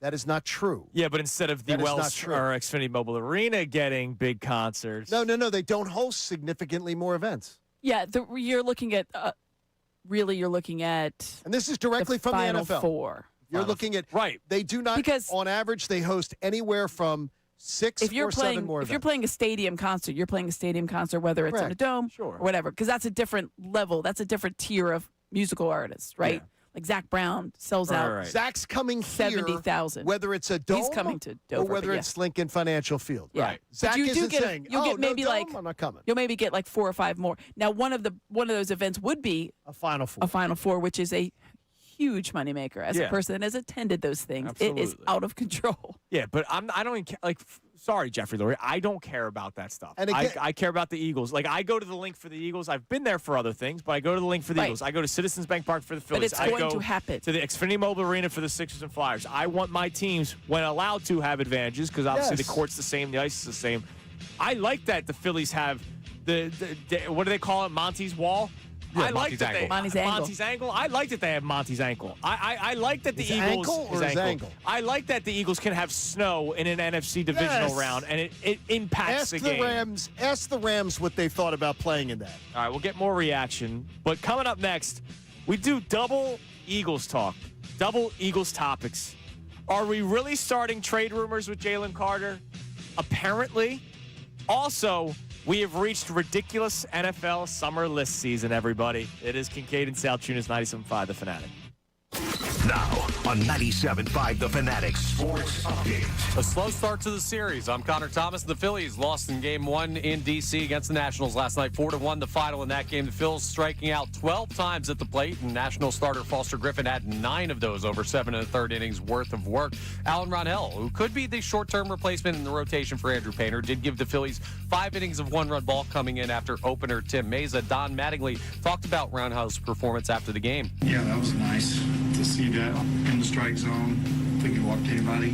That was good to see. It was, he had a little bit of traffic, but he seemed to work out of it and didn't rattle at all. Kept throwing strikes. So. Still didn't result in the win. They'll try and find that in Game 2 tonight, 6:45 p.m. First pitch from down in D.C. Jesus Luzardo faces Zach Littell. The NBA draft starts tonight at 8 p.m. Sixers pick at number 22 overall, and there's huge NBA trade news ahead of the draft late last night. Giannis Antetokounmpo was moved to the Heat along with Bobby Portis for Tyler Hero, Kel'el Ware, Jaime Jaquez Jr., Kasparas Yakachonis, 3 firsts, a second, and a pick swap.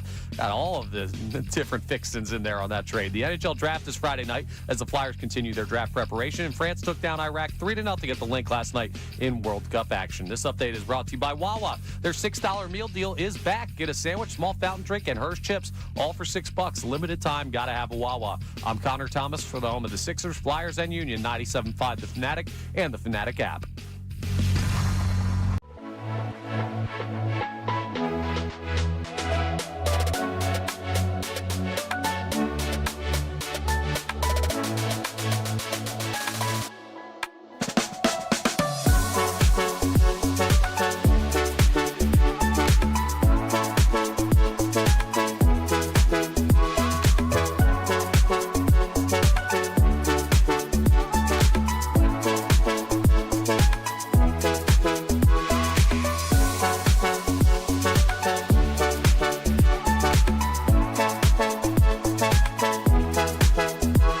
So let's do that. Now, Andrew Salciunas has the day off today. It is not because of a clip that went viral from our show last week about Jalen Hurts. He's got regular vacation, but he was getting ripped because he said his number one question for the Eagles this year is about Jalen Hurts' performance at the quarterback position with the change in offense, Sean Mannion now taking over. What is your evaluation of that? Is that your number one question?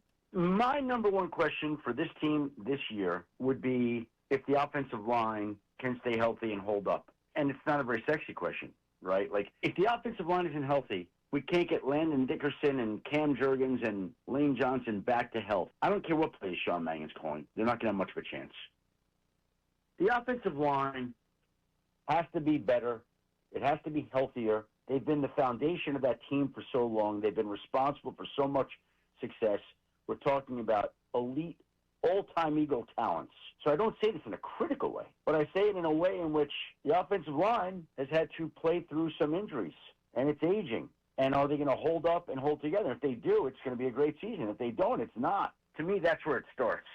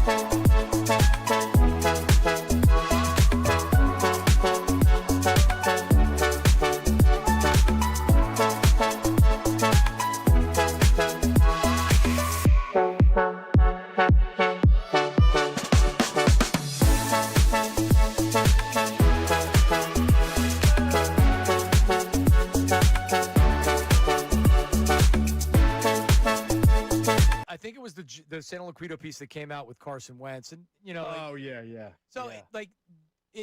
there was a lot of defense of Carson. I guess what I'm saying is, independent of Carson Wentz, does it feel like the Eagles have Jalen Hurts' back after everything that's been put out there in the media and everything? I mean, I don't feel like they've run the bus over him, but I do remember when the Carson Wentz article came out, they went into a damage control mode. I think they had Carson meeting with some reporters afterward to give his side of the story and clear the air. And I don't know if their reaction this time around is a result of that, like a byproduct of, do we really have to do this every time, because it's really not necessary, or if it's because they just don't. I don't think it's because of their relationship with Jalen Hurts right now. I don't think that has anything to do with it. I think that it's Philly. This is going to happen. Stories are going to come out. It's been coming out even before Carson. So you have different people in charge now too. It's not Doug Peterson and his crew anymore. So I thought Howie didn't do the greatest job of backing up Jalen Hurts, but I also didn't think he was rolling the. Some people interpret it as that's messaging from Howie. I didn't interpret it that way at all.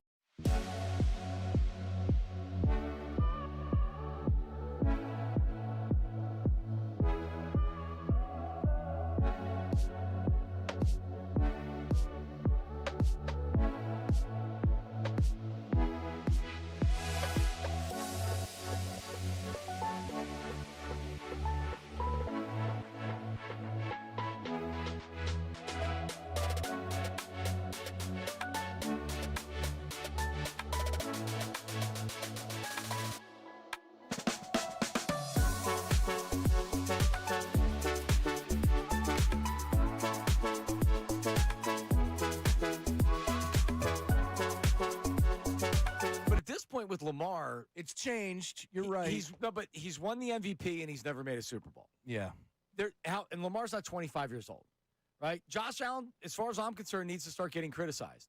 Because if you're going to hold everybody to the same standard, then guess what, Josh, you haven't been to a Super Bowl. It can't be the team's fault every time. Joe Burrow's took a terrible organization to the Super Bowl, right? So Joe Burrow, just by going to a Super Bowl, kind of gets checked off that list. It's like, all right, you're not in the same. No, like Justin Herbert. What are we doing here? Justin Herbert's not in this rookie contract. Nope. Justin Herbert's lost how many big games? A lot. A lot, right? Is it all his fault? It doesn't matter if it's all his fault. It doesn't matter. It's the quarterback. And Justin Herbert, how many playoff games has Justin Herbert won? Has he? Has he won one? Didn't he just win one? I think he won one. I know he threw a bunch of interceptions in that one game against Houston. That was a loss, obviously. And I think last year he was able to get a win, right? We pull that up. All I'm saying is, at what point do these quarterbacks start getting criticized? Lamar Jackson's fair game. He's not winning the big game. That's a good organization. Now they have a new head coach coming in, and I like Lamar. The dude just needs to get to a Super Bowl. Period. You guys have won one. Are you crazy? And when people talk about Justin Herbert nationally, oh my God, Justin Herbert, what a great quarterback, what a great player. Even the one time we were talking about him on the air after he lost the playoff game, it was like, oh, that's the offensive line. Okay, sure. Yeah. But where are the details on Jalen Hurts? The only details we worry about are Jalen Hurts. Lamar Jackson gets a little bit of it.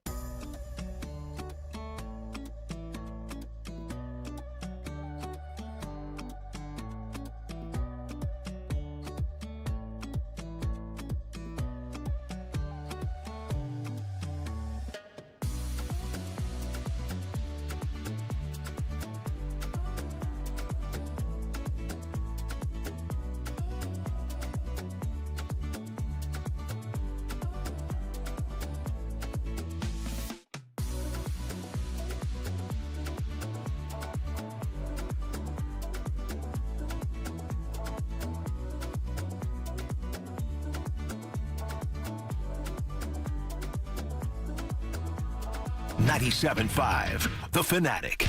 All right, I guess I'll apologize ahead of schedule with this next 10 minutes where we talk about Jalen Carter trade talk, and we have reached summertime NFL ranking lists that. I'll read a ranking list over. I'll read anything that says Jalen Carter's being traded to. Oh well, when I give you the ranking list, oh boy, you guys will just.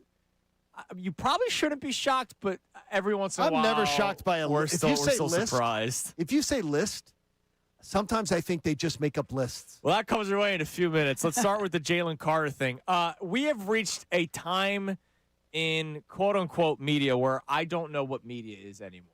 Like what it's, I guess you could say social media versus media. Well, media means you are a credentialed member of the press. Yeah, but people don't believe that anymore. Where you can actually talk to players, executives, locker rooms. That's media. Okay. Not somebody sitting at their house that has an opinion. Well, I've been reading all over social media that Fox Sports put out a proposed trade, and I have not found it anywhere. Anywhere. Fox Sports put out I went a on trade? Fox's Twitter account. I went on their Instagram. I went through their website. Well, that's how they get you. I Googled that's how they get you to click. Specifically Fox Sports Jalen Carter trade. Yeah, there's no way it came up. It doesn't exist except for the people that tweeted it out that have a lot of followers, and it's like, oh, wow, okay, this must be real. Well, first of all, there is no proposed trade, right? Exactly. What is the trade? The trade talk is Jalen Carter to the San Francisco 49ers in exchange for a first-round pick in 2027. So we're talking about like this trade happening either before the season starts or at some point after this season. Jalen Carter and a first-round pick in 2027, another first-rounder in 2028, and you'd also get a third-round pick in 2027. So you'd get an absolute haul to hopefully draft Jalen Carter. That's why I always find these things really funny. It's kind of like the Milwaukee Bucks trading Giannis Antetokounmpo to try to get another Giannis Antetokounmpo in the draft. I don't see it happening at all. I don't. Unless we're having such different ideas in contract negotiations, and by we, I mean Jalen Carter and his camp and the Philadelphia Eagles. But do you see a world where Jalen Carter is traded? No. Because I don't. No. The dude's a stud. No. Howie Roseman didn't want to trade A.J. Brown. What is the I can't even know where it's coming from. You do. It's the internet. The internet. So when people talk about the media, that's what they get everything's all lumped in together. And that's where the thing is so someone, that's where that's not media. Someone puts a tweet out, Joe Schmo puts a tweet out and says, ESPN reported this. And because people see that and they've attached that name to it now, there's no citation, there's no link, there's nothing in there. And if you searched it, but the thing is, that's going to get a lot more engagement. People don't care to look, or we do, because we're like, oh, is that real? Because I try to, like, that's all right, interesting. who do really? I attribute this to? Yeah. Like, there's no better. There you go. There's Who no do you better attribute? example of media than this year in the A.J. Brown story. Tell me the media member, The real media member, and I say real with a capital R, Janky Rondo, that was telling you that the A.J. Brown story was false. I don't remember it. I don't remember one. Yeah. I don't remember one. I could list 10 of the content aggregators, the website guys who are Eagles guys that were telling you it was false because they don't talk to executives. They have no contact with players. They are not media members. Yeah, they but are just fans of a team, and so they just push content on reacting to fans of the team. They're fans of the team, and that's great. For what they do, that's great. But you have to take it for what it is. That's no real information. That's just opinion. The problem is one of those media members was talking too much with a head coach. Yeah, shout out Diana Orsini. And that changes people's perspective on what real media can even be trusted. And who ended up being right. But the whole thing was, absolutely. the thing was, it was real. The whole A.J. Brown story was 100% real. It was never false. There was never anything false about it. And everybody said it was true. Yeah. But there were people that are, again, Eagles content aggregators, Eagles website guys. They were just trying to get clicks by trying to pander to fans that didn't want to believe a real story for months. For months. And so this Jalen Carter thing, look, the Philadelphia Eagles, I don't think, look, maybe they think about it, but how serious is the thought process? I can't imagine it's that serious. He's such a good player. I would imagine that if there's no call that Howie doesn't take. Right, of course. Listen, the whole thing, that guy's not tradable. There's someone's always tradable. Everyone is always tradable. You're always going to at least listen to the offer because you're not a good general manager, insert sports here, of whatever team you're managing. But that's just they've talked all along that they're going to try to get the deal done. They're committed to Jalen Carter, and he's the future of the defense. Like, in what world would they be like, oh, yeah, you know what? We'll trade him to the 49ers for, a bag of peanuts and a dude? Like, no. Stop it. No, that's not going to happen. A bag of peanuts. All right. Well, now, listen, you guys ready for this? Salted, so. I love this. Welcome to the summer. Not the boiled kind. You're a Southern girl. No one likes boiled peanuts. Don't let They're anybody tell you that. atrocious. Have you ever had the boiled peanuts? No, I like regular peanuts. A bag? No, have you ever had a bag of boiled peanuts like at an event? No. They are terrible. I've had the. You'd have to put like 7 cups of salt on. I've had the roasted ones that, delicious? like, if you're they're delicious. They smell better than they taste. What? No. The roasted salted? No, I'm Roasted talking salted about like peanuts? if you're in New York City. Oh, yeah, no. Those things smell. I'm sorry. Disney World has them. They smell like when you're on Main Street. Yeah, you know the cartoon Knock you where over. like they float toward, like, that's me. But then I get it, and I don't think I've ever had those. they're not that Disney good. World. They taste so, or they smell so good. When you're on Main Street and you get when you pass the candy stores, they have the I'm peanuts. sorry, you said I passed the candy stores. You think I didn't stop into those and went after something that's like a peanut situation? I wouldn't have seen you as a sweets tooth? person. Really? By the way, Wow. upcoming this Saturday, I'm What? taking Coop first time ever to like a real candy store, like what with the big jars. I can't wait. Watch Dude, out. you're opening up devil's. I can't. That's the devil's. I can't wait to see what his eyes look like. All right, silly list season. Silly list season. Speaking of Fox Sports, because I was looking for this Jalen Carter trade. You found this? Okay. It doesn't exist. It does not exist. No. Like, and people are running with it on radio stations. Again, people are running with it because they see it.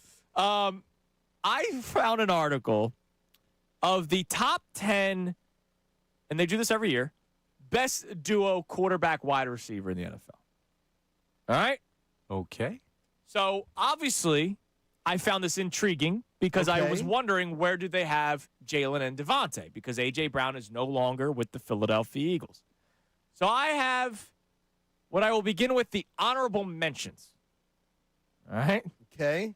The honorable mentions per, who wrote? Is it my buddy Ben Arthur, who I always disagree with? No, this is Eric Williams. Wasn't he on the Golden Girls? I don't know. Eric Williams, his honorable mentions.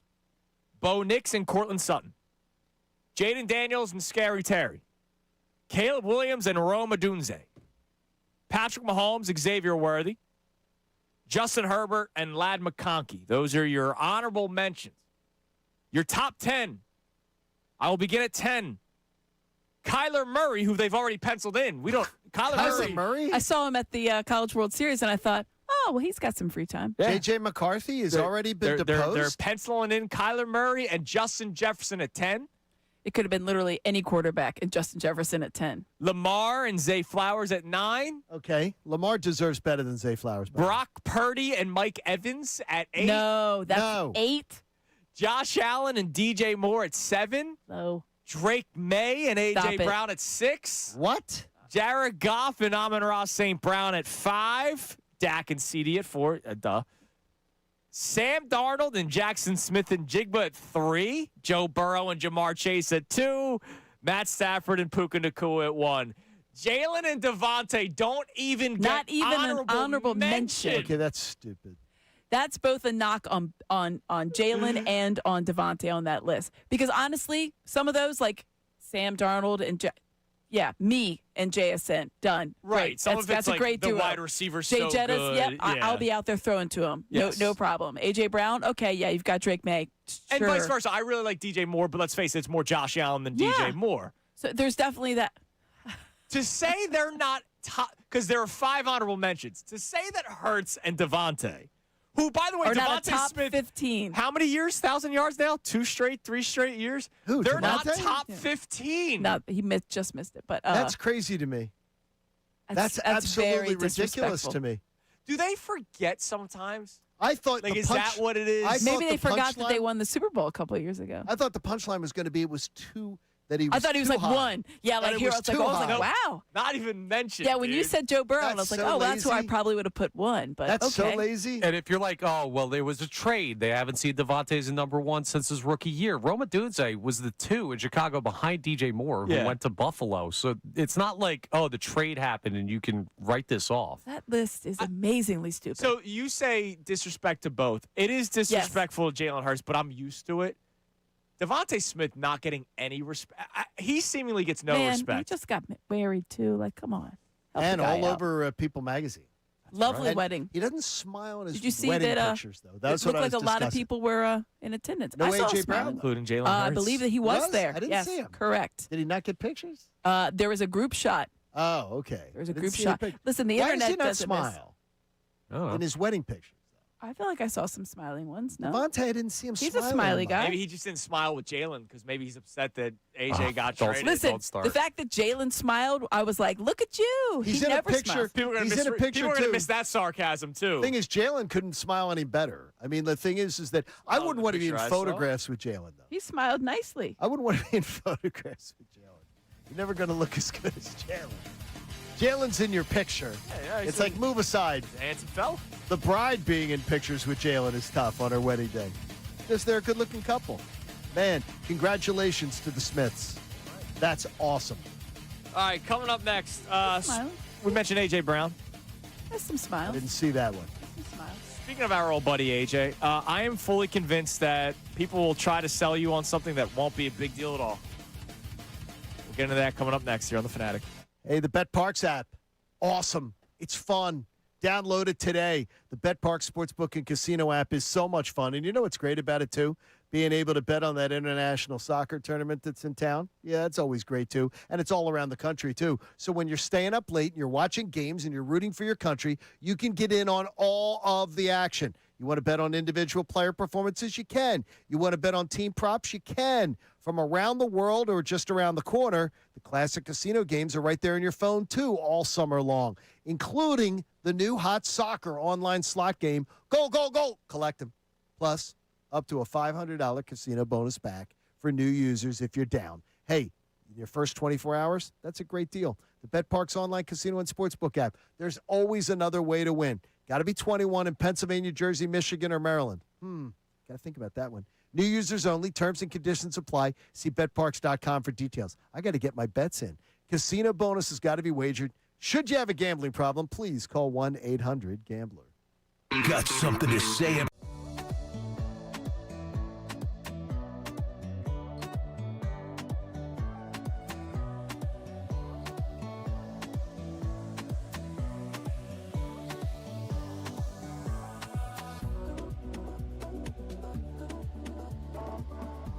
You know the saying up the creek Without a paddle? Yeah. How did I love how everybody's like, go get Mike Trout, go get this guy, go get that guy, go get Christian Walker. What the hell are you going to trade for him? Well, then that leads me to my next question for you. Unbelievable. When you look at their top 10 prospects, Yep. talking about the Phillies, Aiden Miller's still ranked number 1, although he's hurt. And number 2, quickly rising up the ranks, is Gage Wood.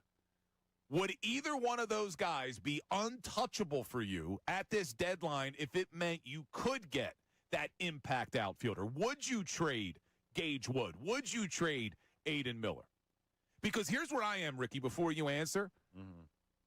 I'm very concerned about the future of the Philadelphia Phillies, right? I'm very concerned that the farm system has been depleted. But at the same time, I don't believe it's going to be Gage Wood that's going to make or break this team 3 or 4 years from now. Because guess what happens 3 or 4 years from now? You got a lot of old guys on this team. And so you need to go all in now because it's your best chance in the next 5 years. If they don't go all in at this deadline and do everything possible to fix this lineup or fix the back end of the bullpen before Duran, maybe even get another starter, you're not going to win a World Series. And if you don't win a World Series this season, there could be a lockout next year. You might not have Zach Wheeler in 2028. Harper's going to be 2 years older. Schwarber's going to be 2 years older. Realmuto's going to be 2 years older. Trey Turner's going to be 2 years older. Like, you see where if you don't do it this year, the future does not look bright for the Philadelphia Phillies, and you don't have any prospects that are coming to save the day. So it's weird because I'm not sure, even if they go out at the deadline and they get an impact bat in the outfield or they get another reliever, that they're even going to be good enough to beat the Dodgers at that point. But I think you are forced, if you're Dombrowski, to at least try.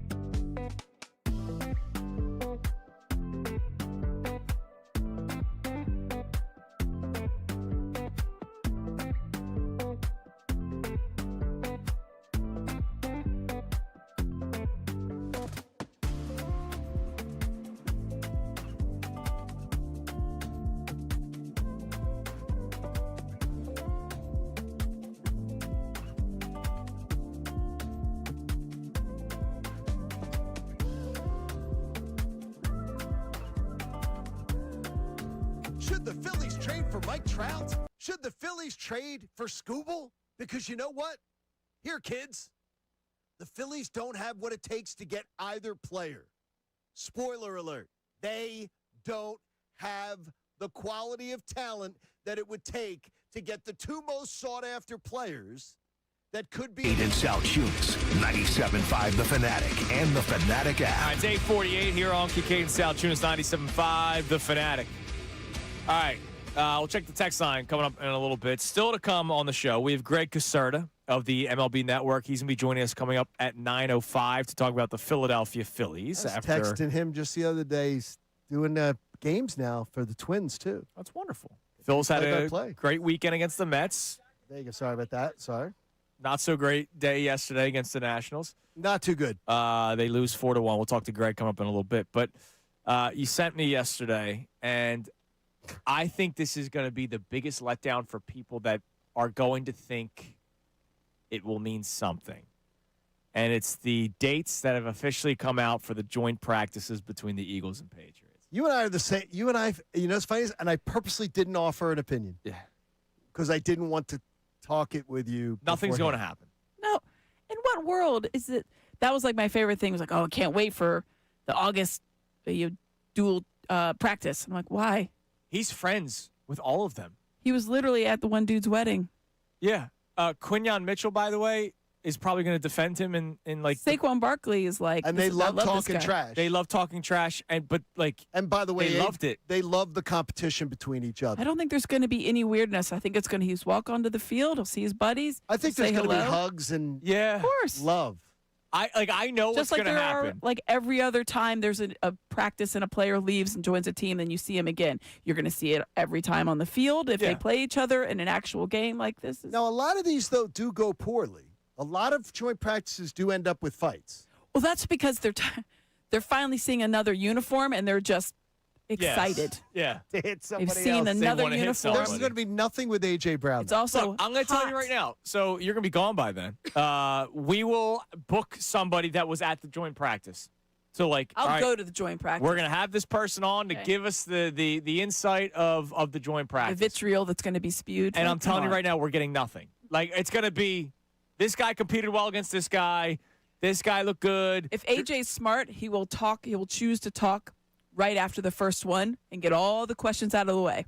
Yeah. How was it to see everybody? How was it joint practice? What's your relationship still like with Jalen? Blah, blah, blah. And then he was like, all right, now I've gotten out of the way, and I don't have to ask about it anymore. Yeah. Jalen, too. I think this is going to end up being for people that think there will be something. Yeah, I mean, for the people because- that seek the drama, there's going to be nothing. Connor, did you feel the same way when you read that, what I said? So on the field, I think you guys are absolutely right. Like, I don't think someone's going to take a cheap shot at A.J. Brown during joint practices or I anything. don't think there's going to be any scuffles, period. No. They like it. They No, like but no, it. but do you think there's going to be But- any drama at all with it? The questions he's asked, I'm still very intrigued by. Yeah, it's and going how to be he no, answers it's going to be more reporter drama. No, but that's what I mean. Though, is- Then but like- do you think there's going to be drama though?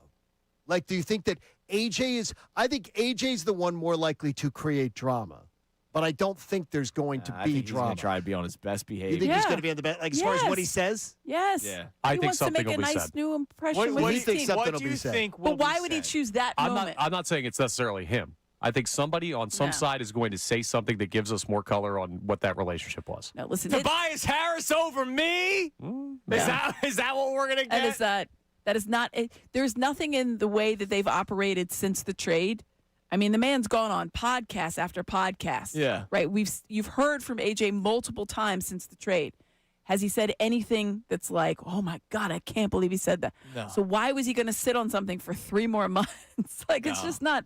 I'm not a- expecting literally nothing except for, yeah, sure, some questions that will be Well, of directed course. toward AJ. It's our first time you know. seeing him. Hey, how's it going? How's everything up there? You know, are you happy the trade happened? Is the grass greener? Is Drake May still, slightly above average quarterback? Got it. Check. We're all good. Yeah.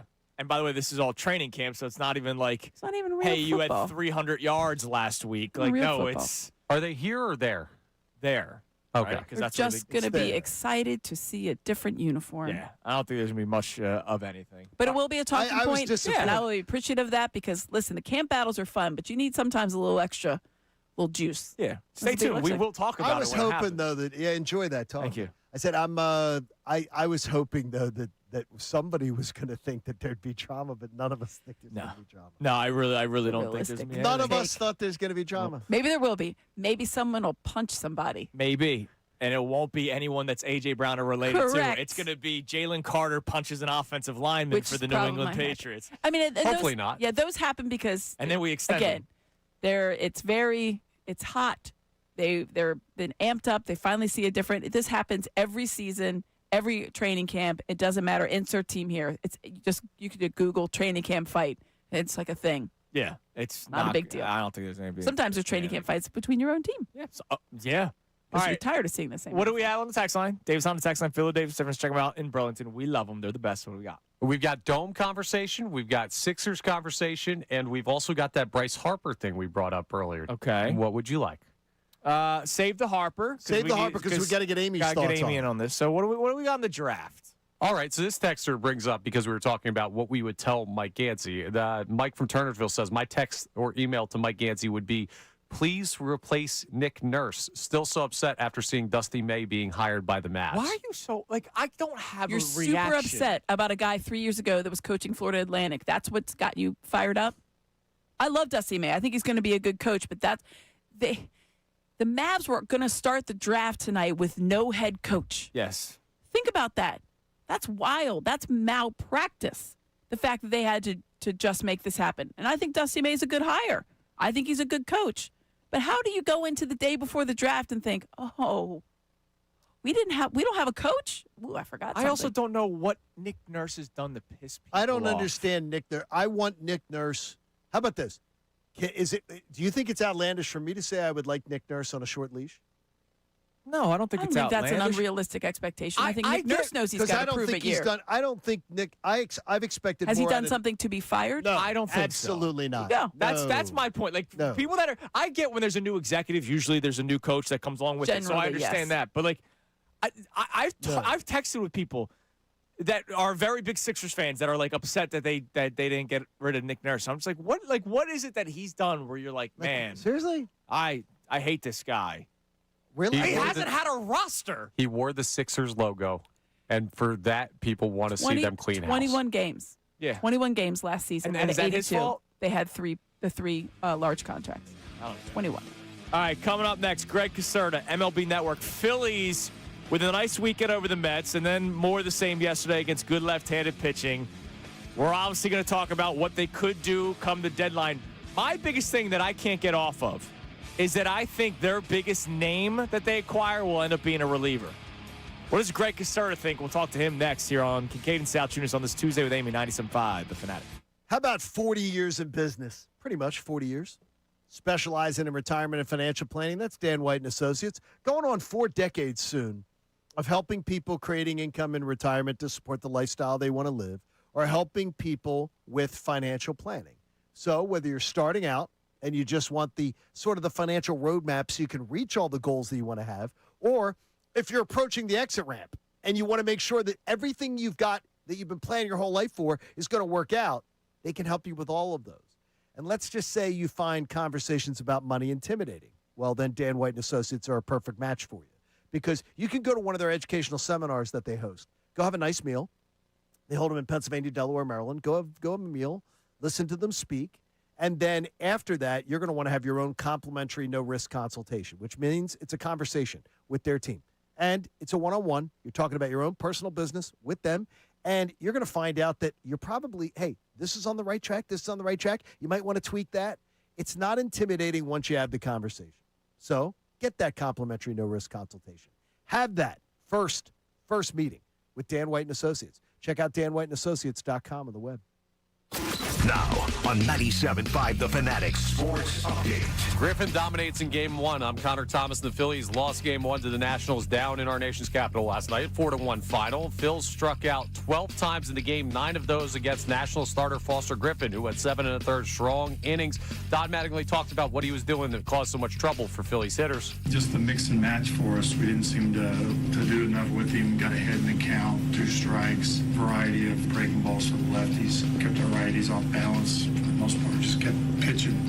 It wasn't a good offensive night in general for the Phillies, but Alan Rangel, who could be the short-term replacement in the rotation for Andrew Painter, did give the Phillies 5 innings of 1-run ball in relief for opener Tim Meza. Game 2 is tonight at 6:45 p.m. Jesus Luzardo faces Zach Littell. The NBA draft starts tonight at 8 p.m. Sixers have picked number 22 overall. The big news in the NBA, though, not draft. It was a huge trade last night. Giannis Antetokounmpo and Bobby Portis going to Miami for Tyler Hero, Kel'el Ware, Jaime Jaquez Jr., Kasparas Yakachonis, 3 firsts, and a second, as well as a pick swap. The NHL draft is Friday night. The Flyers are continuing their draft preparation, and France took down Iraq 3-0 at the Link last night in World Cup action. Greg Caserta of MLB Network joins us next to talk some Phils. This update is brought to you by Positive Coaching Alliance. Questions about youth or high school sports? Positive Coaching Alliance can help. PCA, a national nonprofit, develops better athletes and better people through sports. Info at positivecoach.org. I'm Connor Thomas for the home of the Sixers, Flyers, and Union. 97.5 The Fanatic and The Fanatic.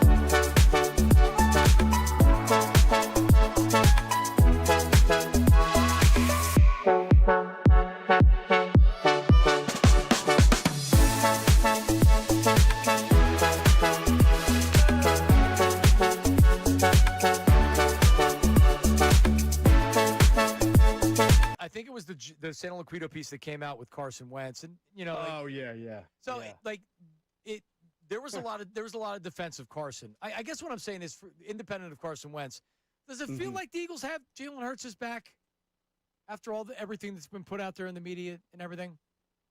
I mean, I don't feel like they've run the bus over him, but I do remember when the Carson Wentz article came out, they went into a damage control mode. I think they had Carson meeting with some reporters afterward to give his side of the story and clear the air. And I don't know if their reaction this time around is a result of that, like a byproduct of, do we really have to do this every time, because it's really not necessary, or if it's because they just don't.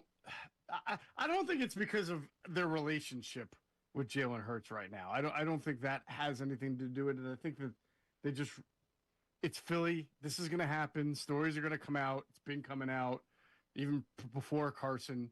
So you have different people in charge now too. It's not Doug Peterson and his crew anymore. So I thought Howie didn't do the greatest job of backing up Jalen Hurts. The long-term stool that are here. Yeah. Don't you have to put pieces around them that say we're taking things seriously? I think you do. That's why the Grimes thing is a little bit more like the Kelly Oubre. He's 30, and I like him as a nice player, but he's not going to be here when those guys take over the team and the Paul George and Joel Embiid contracts fall off. Grimes could be, and you're not adding somebody in that spot. What are you going to sign a 22-year-old from somewhere? Well, let me ask him. What are you signing Quentin Grimes to? He was the guy that was looking for what, 4 years, $100 million? Like Quentin Grimes is the one. Nobody picks that. See, that's the one. Quentin Grimes is the one that makes no sense to me. You now have the Heat, the Knicks, the Cavs. We'll see what the Pacers are this year with Tyrese Halliburton coming back. There's some competitive teams that the Sixers aren't. They're there, but nobody's really considering them a championship contender, right? So what do you want the Sixers to do this offseason? It starts tonight at the draft. And the draft is about the future, not about the now. Unless you think differently, let us know. 610-632-0975. Now back to the show. All right, we've been talking Sixers. We have Phillies discussion and Dome talk because there are people that after the rain delay or during the lightning delay yesterday between France and Iraq at the World Cup in Lincoln Financial Field, there was a 2-hour delay. This is why we need a dome. I don't want a dome. Feel free to chime in on the Davis on a text line, 610-632-0975. Greg Caserta joins us in 2 minutes. Question. I don't know how to phrase it, actually. Last night was the deciding Game 3 of the College World Series between Oklahoma and UNC. OU wins. They are champions. My buddy was there last night. Enjoyed it. They won 13-2. If you are a player on Oklahoma, you win, you're going to celebrate. Right. Doesn't it kind of take away a little bit from the immediate strikeout? No. Not at all. You didn't watch the game? There's a good crowd there. No, I didn't. Yeah. Did you watch the Eagles Super Bowl? Yeah. Well, I watched the game. You watched the fourth end quarter? result obviously was just like kind of a culmination, but it was a very good game early on. And there was a play actually at third base. The guy was running home that I thought would have changed. Ben Davis and I were talking about it would have really changed the game to make it like 3-1 or 3-2 or 4-3-2, I think. Which changes the whole crux of the game. And so it kind of, the wheels came off a little bit, but no, you win. You're an unranked team and you win the College World Series. No, I'm just saying, like, when it's, let's see, at one point it was 9-2. Yeah, the wheels came off about in the at the final out, it's kind of like, all right, we did it. No. We weren't going to blow this 13-2 lead in the ninth. No, but I mean, it's you couldn't celebrate when it was 6-2. The fourth quarter of the Eagles Super Bowl was arguably one of the strangest moments of my entire life. You knew it was over. Because I never, as a Philly sports fan. The first one? The second one. See, the first one, remember, we all held our breath. Yes. But the fourth quarter was like. But you thought they were going to win. The fourth quarter was like, oh my gosh, like it's. I felt like I was barely paying attention. I know the bar that Connor and I were at started emptying. I mean, people were going. They wanted to go neighbors, ahead. Our neighbors came over during the fourth quarter, and we were like hanging out and having champagne, and like it was like game's still on, right? The game was still on, but normally you're watching a game it was already over. Oklahoma has a long history of baseball World Series. No, I'm not saying they shouldn't celebrate. I'm saying. There is the feeling of winning 2-1. They were like being a celebrating really last final out and like that jubilation versus winning 13-2, and you're like, all right, let's get these last 3 outs out of the way. Ricky Bo, that out at third was huge. I'm telling you, It was huge. It changed the It really early did momentum. change the complete thing. But it Winning's winning. Yeah, I hear you. Like if, at some point you would think they started kind of like, I'm sure there's dudes on the bench. You know, you've seen like college baseball. Like those guys are all like, they're always doing antics and stuff. So I saw one point they cut away in the dugout. Maybe it was the 7th inning when they went up 9-2 or whatever it was, and you could tell like they were like, all right, we're 3 outs away. There we go, everybody. Like let's just hurry up this. Let's just hurry up this process. I think that was it. It was like they'd just been waiting. It was like a powder keg. I think there's more jubilation in the 7th inning than there was the final 3 outs. They started like jumping, like not like being like overt, but That's they the point definitely I'm making. They were getting together, and I was like, those guys are ready to like. They were tearing it blow up. the top off. They were tearing it up last night, supposedly I'm sure they afterwards. were. Having a great time, and I would have. I imagine. All right, joining us now here on Kincade and Salciunas on this Tuesday with Amy Fadul in studio with us. We talk to this man from time to time, talking about the Philadelphia Phillies from the MLB Network. Our man Greg Caserta joins us. Greg, good morning. Good morning, everybody. Amy, it's good to talk to you for the first time. And normally I would still be asleep at this hour, but I figured if you guys can all get up at 4 a.m., I could get up at 9 a.m. to talk. This is very nice. Thanks for waking up. It shows how strong-willed you are to do this kind of stuff. So we appreciate you, Greg. Strong-willed. Greg, it's funny how I can say something on a Monday, and then Monday night the Phillies lose 4-1, and they can't hit a left-handed starter again. But after this weekend against the Mets, where they had the big 13-2 win, Schwarber does his thing, Harper does his thing. They have another nice win Sunday, 6-2. It was a reminder for people like me that this team can still be dangerous. And then the very next game happens where they're not dangerous. But I'll ask you, Greg, in comparison to the other top teams in Major League Baseball, do you still consider the Phillies a dangerous team in the majors? Honestly, no, I don't. And in years past, I always said yes, but I just don't believe in the consistency anymore. I mean, I've been on with you guys, I've been on with some others, and I've always said that this lineup for the last 5 years gets hot and cold together. So you referenced the beatdown of the Mets over the weekend. And yes, it was very much a two-fronted attack with Kyle and with Harper. But now you look and you see him get exposed by a guy like Foster Griffin last night, who's now beaten him twice this year. He beat him in his first start back in late March. So again, we're going to talk trade deadline and all that kind of stuff, but this team has glaring holes. And I think that in the past you could say, like, all right, the bullpen is better, but it's not. And now you look and you say, all right, Trey Turner is a $300 million problem right now. You could always say it was Schwarber, it was Harper, it was Turner. Those three guys could carry you for a little bit, but now Turner's not even part of that equation. So you can't win with two guys in your lineup carrying you. You just can't. You might be able to get into the first round of the playoffs as a wild card, but you're not going to do a whole lot after that. So I still think what helps them is the top of their rotation. They still have two of the best frontline starters in the game. But you don't have that third. Jesus Luzardo, I thought, was going to be that guy. I remember jumping on with you guys before the season thinking that he would take a step forward, may even be a top 10 Cy Young candidate. That hasn't happened. So there's a lot of things that haven't broken their way. I look back at last year's deadline and the two moves that Dave made. As much as you can criticize him for the things that he has done and hasn't done, the pickups last year of Harrison Bader and Johan Duran were brilliant. They were both really good moves. Now, Bader's maybe didn't pan out because of the injury history, but Duran is still one of the best closers in baseball. So I also want to give Dave a little bit of a pass here because while I think he does come under fire, deservedly so, he did do some things at the deadline last year, and now you got to hope that he does it again, but he's also going to have to make more than two moves to get it done. All right, I'm going to have to give you a little help for your research team at MLB Network. Tonight is a Luzardo start. Do you realize what his ERA is in his last 10 starts? Oh, man. 2.93. Pretty good. Okay. So, I mean, I get you. He hasn't been, if you're just going overall, he hasn't been what they, I guess, were expecting. But his last 10 starts, that's not a small sample size. That's not cherry. So you can use that. And if you use that tonight, feel free to credit me. So one thing I always do is when I get little nuggets like that, or gems in your case, that is a gem. I will absolutely give credit where it's due. But I will throw this at you because I am a guy that really likes Jesus Luzardo. I know I don't you want do. to pile on him. But if he came out tonight and gave up 6 or 7 runs in 1 inning, you'd go, okay, there he is again, and now your ERA comes crashing back down to earth. That's what's troubling is that he's prone to that blow-up start where 1 inning completely gets away from him, and not only does his night end early, but the Phillies' night ends early too. So I'm not saying that's going to happen tonight, but we have seen it happen in the past. Well, yeah, but I mean, if your aunt should be your uncle. I mean, I can't when he's going well, I got to give him the credit for going well, and Sure. he has been going well. He's been on a real good run, and that's a good month and a half. I mean, that's 2 months of starts. He's been really doing well, and the question is now too: is the Don Mattingly effect real?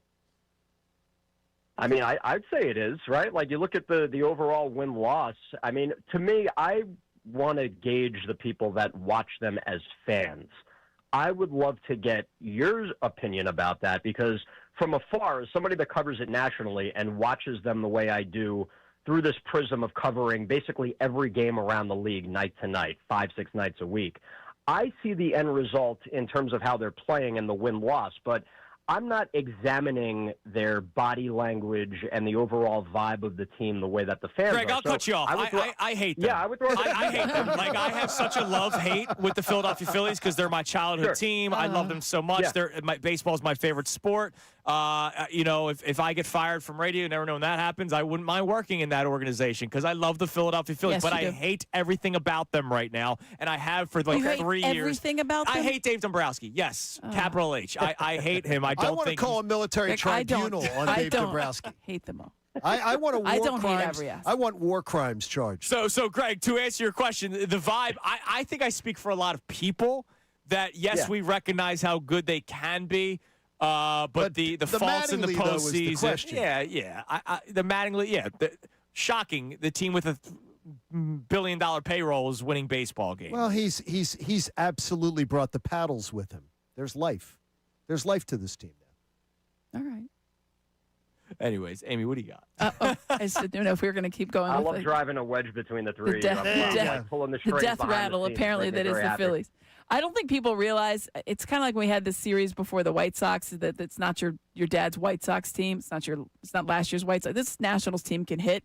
So I think limiting in that is maybe a concern for me because Luzardo has shown that they have more runs on average than any team in all of baseball. I don't think people That's realize amazing. that. 5.33. Actually went down. Maybe it's 5.32 right now for the Nationals. They got good young hitters. But for me, you touched on it right there. When you're looking at what the Phillies need at the deadline, they need a right-handed bat, big surprise. They also need relieving help, and they might need a fifth starter help. So last night, they went with Tim Meza. That's the opener. And then I thought Ron Held did a decent job. He gave you a quality outing, and he maybe could have gone out there for the 7th inning, which would have been better than what Seth Johnson operated with. But going forward, that's not a tenable situation. Mattingly has said that he doesn't like the idea of the opener. So what do you think they do with that fifth starter spot? It's really, really interesting because I'm surveying the landscape. And again, I always answer this now very delicately because 1 week in this current format changes teams' ideas of whether they're buyers or sellers. So, like, you could pose different things. So it's hard for me to envision what they do back of the rotation right now because, again, the names are going to fluctuate. But I look at a team that has been very open about being open for business, and that is the San Francisco Giants. So the idea of Matt Chapman intrigues me because I think third base is one of those areas of need with Alec Boehm digging himself such an early hole that he's not going to get out of. And then I think of a guy that would fit a Dave Dombrowski-like trade. And again, I like the idea of J.J. Bleday as a rental for this year because they need a right-handed bat in the outfield. And listen, you're trying to catch him while there's lightning in that bottle. Former high pick of the Marlins. He was a top 10 guy. He's finally broken out this year. But listen, if you're the Cincinnati Reds, you're getting Ellie De La Cruz back off the IL tonight.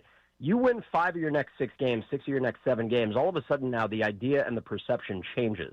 The Giants aren't going anywhere. So that's why I look at them as a place where, like, all right, we could start by planting a seed there and then kind of seeing what develops. And to me, Chapman would make sense as a veteran guy that may bring a little stability or a little bit more of that veteran leadership to the clubhouse, but also the glove, which would help this defense out tremendously. Infield defense has been a problem. He is still one of the better third basemen in the game. So, again, Amy, it's a great question about that fifth starter spot. It's hard for me to really gauge that. And as you know, bullpen help is the easiest thing to acquire. So I think that's probably if you're going to rank them in terms of right-handed bat, starter, and then bullpen help will probably be third on that list. Yeah. Interesting. So, Greg, I said last week that I think the biggest name that gets acquired is a bullpen arm. In terms of just bigness of name, I don't know who that right-handed bat is that's going to be a big name that's available. Why would you trade a bunch for a fifth starter? Ward is the biggest name for the right bat. But when it comes to the bullpen, the way Brad Keller has not pitched as advertised and the way Jose Alvarado has struggled from the left side, it wouldn't surprise me if Dave Dombrowski, who I think needs to at this point probably triple down on pitching with your starting rotation of Sanchez, Wheeler, and Luzardo, and the fact that you have the horse that you have in the ninth inning with Duran, you need somebody in that middle ground. You need somebody in that seventh or eighth inning. I wouldn't be surprised if the biggest name the Phillies acquire is a reliever. So that's really interesting because you go back and you talked about the struggles of Alvarado, which, a little surprising there, and Keller, the pickup that I really liked, by the way, in the offseason. I thought that was a really savvy pickup by Dave. Right? Like, I think everybody was in agreement, like, wow, we got this guy, didn't lose a whole lot to get him, and now you have yourself a legitimate setup guy. Now, that's not to say that he doesn't turn it on in the second half and becomes the guy that they envision, but right now the track record this year suggests that's not going to happen. I'm curious about just looking around, and he had a rough night last night. Dave can be a little unpredictable at the deadline. Like, everybody talks about A.J. Preller because he really is the mad scientist at the trade deadline these days. But Dave has been known to do this as well. Aroldis Chapman is very interesting to me because the Red Sox are a team that's going nowhere fast. He's an asset that will bring back value for them as they look to try and piece something together. And I think he's got one more year on his deal after this one. The problem is that when you bring him in, he's a very volatile guy. Usually when he leaves a place, there's a reason for it. Things really don't end well when he leaves. And now you have to placate him, and you're going to suddenly take the closer spot away from Duran, who's been your guy. Chapman, I don't think, is going anywhere to be an eighth inning guy, but that would be a name that I would watch just because there's still a lot in the tank. And I think that the Red Sox are open for business because obviously what they have right now is not working. Chapman's not going to want to come here and be the setup guy. I mean, he's he does. He has a reputation of being a guy who can cause problems. So if they're not going to want to bring him in and get him to sit behind, even though, boy, that would be wonderful. Can you imagine that? I mean, your eighth and ninth inning. It would be great, but he's 100 miles from the left side, 100 miles from the right side. Can he pitch the seventh, eighth? Yeah, exactly. Right. That'd be great. Yeah, and I'm going back. Let me circle back now. Amy mentioned the starting spot, and it came to me. I was thinking watching Rays Royals last night. And again, the Royals may look at themselves and say, yeah, well, once Bobby Witt Jr. comes back off the IL and Jack Caglione's having a monster month, maybe this offense gets going. Maybe we can sneak into a wild card. Back of the rotation, what about two guys like Michael Walker or Seth Lugo? Seth Lugo is a guy that just keeps doing it, man. It's unbelievable. Right? Like, you're going to get 6 innings out of those guys. Now, granted, in the playoffs, you're not going to give them as long of a leash, but they're going to go out there and give you quality. So they looked at that with Michael Lorenzen, right, a year or two ago, whenever that was. And obviously things did not work out there after he threw the no-hitter. But those are the types of names that, like, you kind of look and they float around the margins, and it's like, all right, this guy has a proven track record. He's stable, and we're not asking him to be a number 1 or a number 2. We're really asking him to be a number 4, maybe a number 5. So, like, those are two names that, again, it's a callback from Amy's question, but, like, those two names really stand out. But, again, it's all contingent on where these teams go in the next couple of weeks because you go on a nice stretch, and suddenly you're back in the playoff picture. Yep. Greg, listen, man, we appreciate the time. Gregory. Great stuff, as always. Greg. And I'm sure we'll be talking to you right around trade deadline time. We'll revisit this entire conversation. Always. I want to be able to make one more appearance before our buddy leaves in a couple of weeks. We'll make that. We'll make that happen. Thanks for calling in, man. We'll talk to you later. Man. Thanks, man. Great hang, guys. Here's Greg Caserta, MLB Network. By the way, real quick, something popped up that I saw on the timeline during that conversation that I just couldn't wait to get to. Did you hear what Shams Charania reported about the Boston Celtics? No. They're folding as a franchise. God, I wish. That'd be so awesome. They were really interested in Giannis. Yes. Jaylen Brown was going to be in that trade. Yes. Yeah. There were 2 players that they refused to add to said package. Who? Hugo Gonzalez and Baylor Shireman. Oh, my God. Baylor Shireman is the white guy that can do one thing and one thing only. Yeah, but in Boston, that's very important. And Hugo Gonzalez is like, they love him. What? They love No, they him. love him. But like he But they love him. He started Game 7. They love him. Yeah. They both did. Listen. I caution they you all. love him. I caution you all. Who runs that? Their Brad personnel? Stevens, so he Okay. might know what he's All right. talking about. I get I it. will He does. reserve judgment on anything. But the thing is, we say the same thing about Pat Riley, right? Jaime Jaquez was an untouchable build-around piece a year ago. Yeah. 1 year ago. Until Last Giannis year. comes along. Last year. Okay. Well, Giannis came along for Boston. Do you think Hugo Gonzalez? Do you think the Celtics take Jaylen Brown and those players off the Celtics?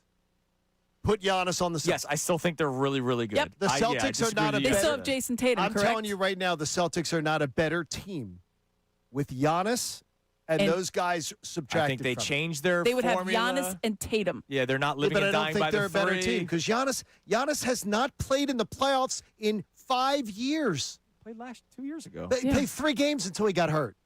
3 games. He got hurt. 5 years since he played. It's been 5 seasons since he played a full playoffs. He's been out of the playoffs, or he's been injured, or he played 3 games of a playoff series. We're talking about Giannis like we're looking at him in the looking glass. Did he play in the full series? I thought it was 3 games. Like two playoffs ago? It was 21. He played the last full playoffs. Career playoffs. Well, I mean, full playoffs like going to a championship. No, when he played full playoffs, he was not injured. He played in all 5 games of their series with Indiana. 2025, he played all this 5 last year. games. 2023, he played all of their games.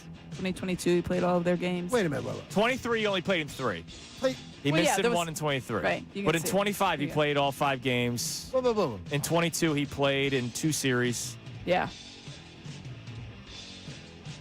Yeah, he did. He played. He's also 2-time MVP Yeah. and a gentleman that gets buckets. That's wrong. That's me. I'm wrong.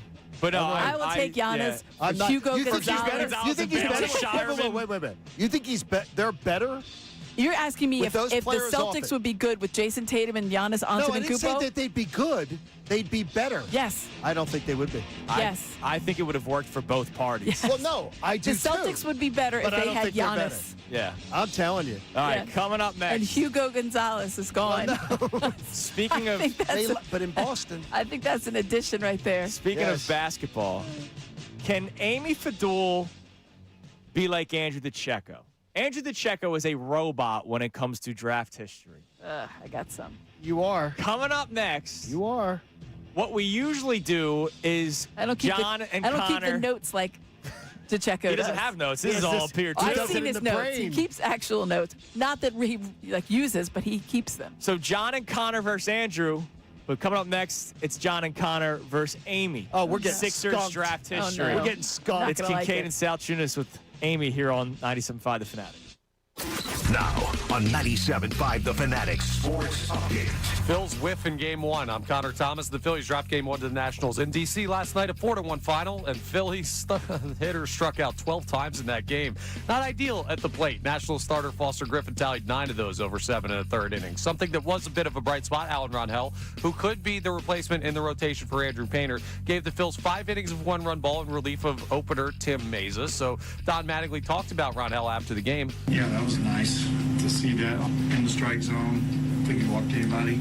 That was good to see. It was, he had a little bit of traffic, but seemed to work out of it and didn't rattle at all. Kept throwing strikes. So.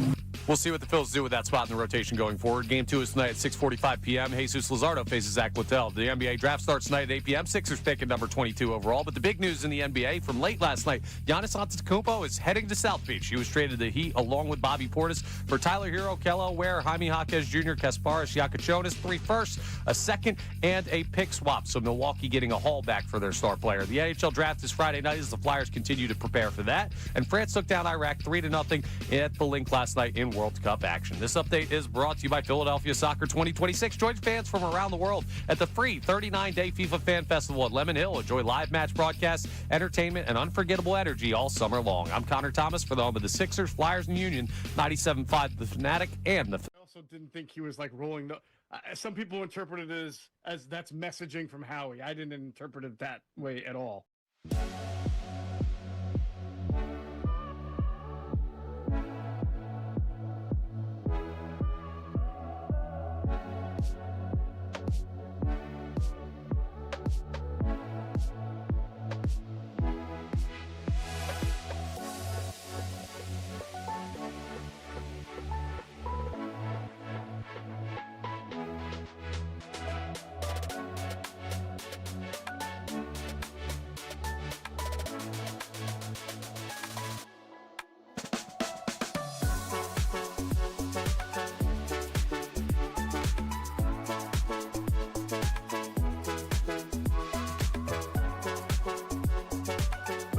With Lamar, it's changed. You're right. He's won the MVP and he's never made a Super Bowl. Yeah. And Lamar's not 25 years old, right? Josh Allen, as far as I'm concerned, needs to start getting criticized.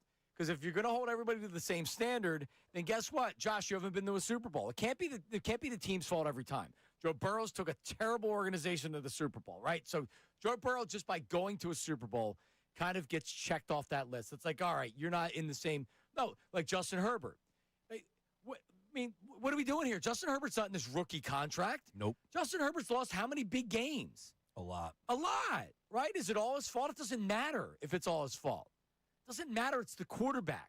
And Justin Herbert, how many playoff games has Justin Herbert won? Has he? Has he won one? Didn't he just win one? I think he won one. I know he threw a bunch of interceptions in that one game against Houston. That was a loss, obviously. And then I think last year he was able to get a win, right? Let me pull that up. All I'm saying is, at what point do these quarterbacks start getting criticized? Lamar Jackson's fair game. He's not winning the big game. That's a good organization. Now they have a new head coach coming in, and I like Lamar. The dude just needs to get to a Super Bowl. Period. He hasn't won one. He hasn't won it. Are you crazy? And when people talk about Justin Herbert nationally, oh my God, Justin Herbert, what a great quarterback, what a great player. Even the one time we were talking about him on the air.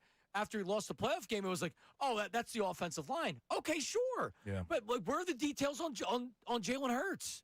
The only details we worry about are Jalen Hurts. Lamar Jackson gets a little bit of it.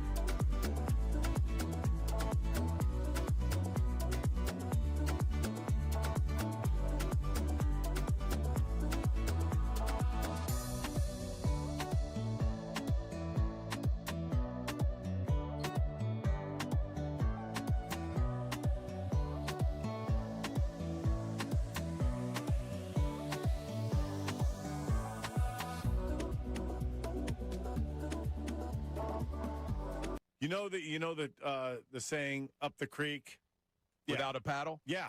I love how everybody's like, go get Mike Trout, go get this guy, go get that guy, go get Christian Walker. What the hell are you going to trade for him? Well, then that leads me to my next question for you. Unbelievable. When you look at their top 10 prospects, yep, talking about the Phillies, Aiden Miller's still ranked number 1, although he's hurt. And number 2, quickly rising up the ranks, is Gage Wood.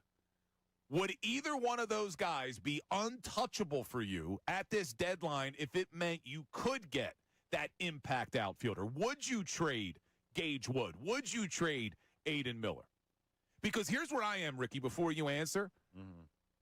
I'm very concerned about the future of the Philadelphia Phillies, right? I'm very concerned that the farm system has been depleted. But at the same time, I don't believe it's going to be Gage Wood that's going to make or break this team 3 or 4 years from now. Because guess what happens 3 or 4 years from now? You got a lot of old guys on this team. And so you need to go all in now because it's your best chance in the next 5 years. If they don't go all in at this deadline and do everything possible to fix this lineup or fix the back end of the bullpen before Duran, maybe even get another starter, you're not going to win a World Series. And if you don't win a World Series this season, there could be a lockout next year.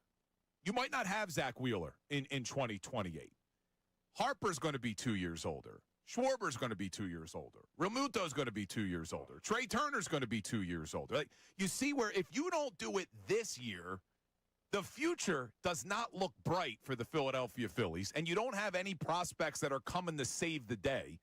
So it's weird because I'm not sure, even if they go out at the deadline and they get an impact bat in the outfield or they get another reliever, that they're even going to be good enough to beat the Dodgers at that point. But I think you are forced, if you're Dombrowski, to at least try.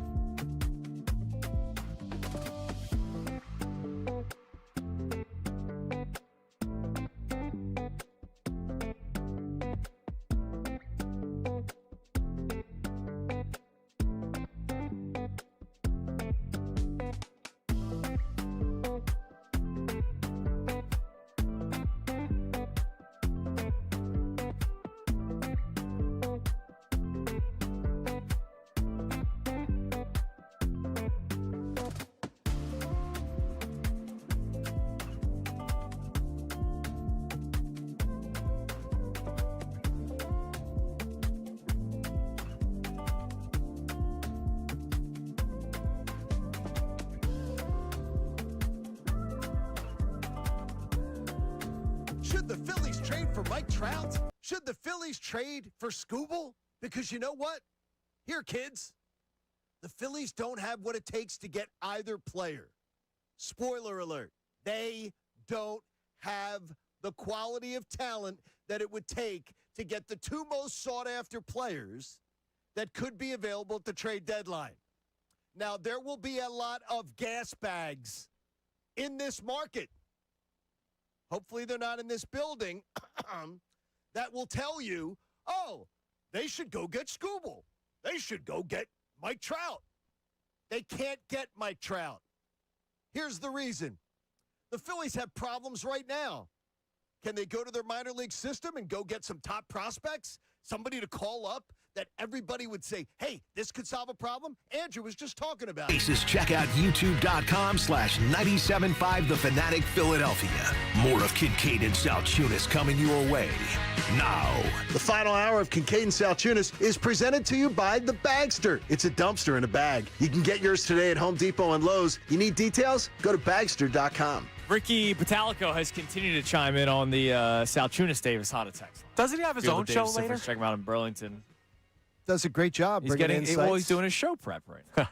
Love hearing from Rick. Ricky chimed in right before we had Greg Caserta on. We have our Sixers draft history trivia coming up here in a second.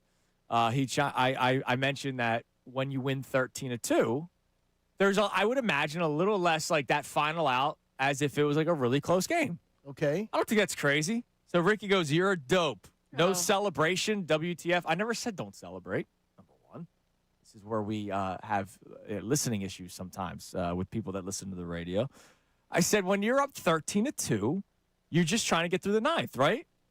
Do we all you're just let's just nobody make mistakes. Get to the party. Just get the last three outs. But if it's 2-1 and the intensity inside the building is there, you get those final three outs, the place goes ballistic. Yeah, you're on the edge of your seat. To which I said to Ricky, I guess you aren't the hero closer that I thought you were. I was told to never meet my heroes. Now that's a cheap shot. You're being mean to everybody this week, and I don't like it. It's You know just what? a joke. Ricky's going to send you. I'm telling you. Oh, that's all right. Now Ricky's going to send you an email. I got an email from someone that thought I was being mean to John yesterday. Oh. We didn't even remember what it was about. But then I got two. Oh, we get those too. I appreciate that people care. It's just like it was like I jokingly said I took off the week John's on The Price is Right. So he didn't have to watch. And people were like, why is he That's so mean. Why is he such a jerk? And I was like, guys, it's sarcasm. It's a joke. I said I didn't even remember what the guy right. did. And he said the person's name that sent the email to him, corrected him. And I went, oh, that's Frank. He's a big email to the show. Yeah. Like and I said, a big listener. I said, he's a big fan of yours. And he goes, that's how he led the email. Led the email with I said, big he fan means of yours, but you were out of character. I was like, what did I do? I don't even know. Well, you were out of character. You were being a bit of a D. I guess so. That must have I been. guess so. All right, Connor, And Andrew is not. You have any NBA music? Just so you know. Let me get some for you. I've got March Madness. It's draft picks. All right, sure. That's NCAA. It's college players. I'll do. Well, some of them might be Euros, dude. Oh, my bad. Not as many. Not as many. Not as many. All right. All right, I have keep it playing. I have Sixers draft history. Okay. I won't go back to like the 70s, 80s, 90s. It'll go be. well I for may me. have a better chance against Yeah, I was her gonna say then. you should go back. Seriously. All right, like we do with Andrew the Checo, where it's Team John and Connor versus Andrew. It's Team John and Connor had a better versus chance. Amy. All right. So I will start. The March Madness. I'll start with this one. It's great. 2018, late first round pick. A very recent NBA champion out of Wichita State. Landry Shamet. That is correct. See, look at that. 1-0 already. Landry Shamwow, NBA champion. Shamwow. Same draft as his teammate, Mikal Bridges. Oh, there you go.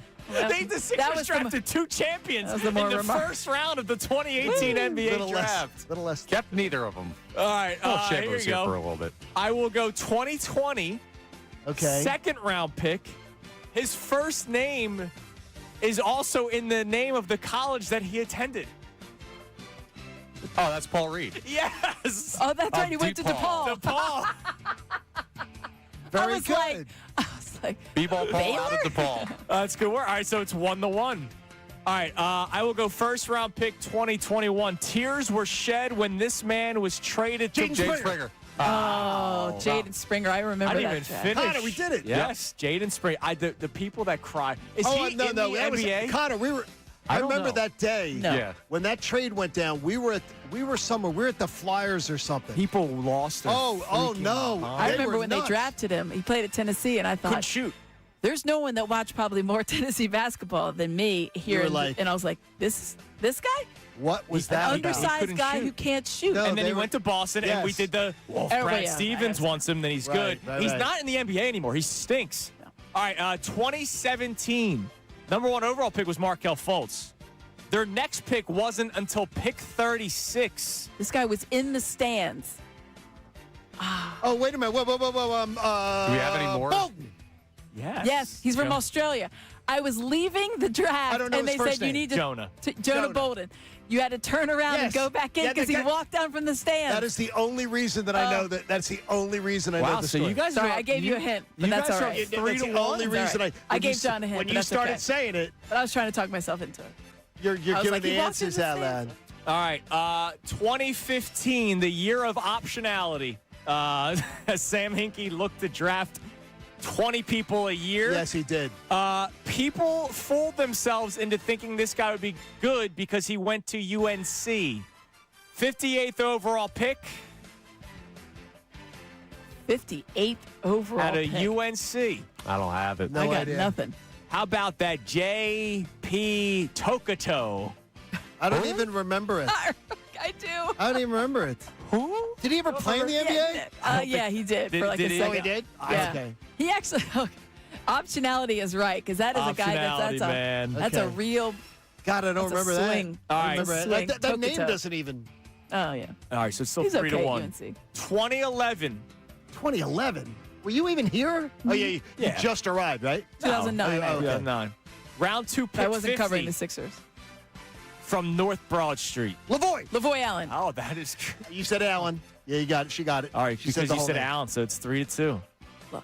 All right, 3-2. Damn it. All right, I will give you one player selected that was then traded. What year?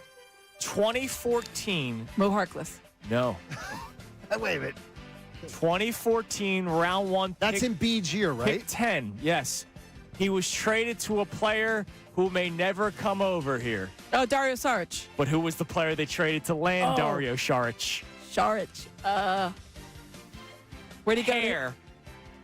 Oh. Think hair. Oh, Alfred Payton. Yes, Alfred Payton is correct. Amy got that one. I could see the hair. I could. I never. It was I funny when he cut it. Everybody's like, "Oh." I could have been on death row and not pulled that name. All right, 3-3. Look at Amy. 2015. Okay. Round 2, pick 37. Famously known for not playing over Amir Johnson. Also famously known for getting caught getting food delivered. Rashawn Holmes. Yes. Sean Holmes. He got food delivered. Jamie Lynch, I think, has told that story a million, Yeah, a few times. him and Lou Will. Yes. Well, no, Lou Williams went to Magic City, right? Correct. Rashawn Yes. Holmes had it delivered to the Disney facilities. Smarter. Yeah, a little Bowling better. Green, right? Smarter. Bowling Green, right? Wow, look at you. There's Johnny College. Well, that's over when here. college basketball, when I used to pay more attention to it. Don't pay attention to it much anymore. All right. Oh, my God. This guy was later traded. What year? 2018 second round, final pick of the draft. 2018. Dayton. His brother was just Jacob Toppin. His brother was just traded. Which Antetokounmpo was it? Alex Thanasis? Antetokounmpo. Nope. Thanasis Antetokounmpo. Nope. Last one. Who's the other one? I ran out of them. Costas. I was like, Wow, Johnny. I ran out of them. Kincade Well, you over guys here. gave all the answers. You guys We're like, gave all the answers. I got lucky on that one. You guys gave the other answers. I love it. I'm thinking who's available. By the way, I had no idea until you started rattling the other names. so funny. Where did he play? Where did he? Yeah, he went to he went to college Dayton. here. Yeah, he went to Dayton. Dayton. Yeah. He was Dayton. All right. This is He worth played 10, at Giannis U. This is worth 10 what? points. 10 10 points. points. 2015 second round pick, 47th overall, later traded to Sacramento. It was a part of It's that. got to be It was a part of that big trade. It's got to be one of his boys then. If It was he's a part of making the it Kings worth 10. trade that got the big pick that everybody wanted. And I was the only person in the city of Philadelphia celebrating the selection. Where'd he go? I said his name before. Where'd he go? What's his name? It's the weird. It's He the, didn't go to college. Oh. Yeah, he's a Euro. John, I'm going to say you're doing really well. Arturis?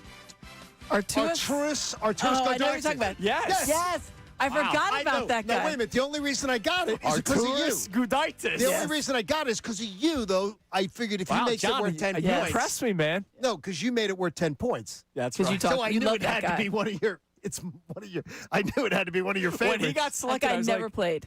yes. Did he ever play? No. Maybe like I don't remember him ever playing. Never logged him in the NBA. Yeah, I don't remember him ever playing. You know what's weird though is, I bet if you asked me the more recent draft picks, I wouldn't get them. No? I think I paid more attention when they were sucking and they were doing that 2023. stupid ass. Well, they were who doing was that their second round stupid-ass pick process. last year? The guy, he's currently on the team. And I'm You drawing a blank. use one of these to sweep. He played at Auburn. A Swiffer. Broom. Janai Oh my gosh! Broom. There you go. I use a like using- Swiffer. Here you go. Who was the one player they selected in 2022 before trading him to Memphis? See, I'm telling you, I How about that David Roddy? David Roddy. Came back to Philadelphia. Not to did confuse come with back the from- great Rod Roddy, who used to be the voice of The Price is Right. See? Nobody There you go. cares about your Price is Right, See? John. Now you're gonna get. Now you're gonna get an email. There you go. Coming up next. You better watch Monday too, by the way. Who do we want tonight? Sixers drafted pick 22. We'll get on the record. Also, Phil's Nats game 2 preview. I'm going to put a number for the next 3 games. I wonder if it's fair or unfair here in the Fanatic. The world's biggest soccer tournament has arrived, and you can trade the entire tournament right on Kalshi. On Kalshi, folks, you can trade every single match from the opening stage all the way to the final. Coming up on Thursday, you've got your next Philadelphia match. Ivory Coast is taking on Curacao, and they're trading, Ivory Coast is, at 85% chance to beat Curacao. Major underdogs there, but hey, you've seen a couple of draws out of them. Interesting stuff going on there. A $100 trade is going to pay out $116 if you place that on Ivory Coast. Maybe you want to take a trade out on Team USA, who plays Thursday night later on, a 10 p.m. game. Now, the game doesn't matter all that much, but they're taking on Turkey. They're still trading at a 52% probability to win, which means $100 on Team USA pays out $186. It really is every match and pretty much everything. On Kalshi, you're trading against peers in a live market, meaning there's no house. And as the probability changes, you can buy in and out of your position. For a limited time, download the Kalshi app and make sure you use code FANATIC, because you're going to get $10 when you trade 10. Kalshi. That's Kalshi. Trade the beautiful game. 18 plus only. Restrictions and eligibility requirements apply. Event contract trading involves risk and may not be suitable for all investors. Prices, values, and available markets may differ from those mentioned. For more information, see Kalshi.com/regulatory. John Marks.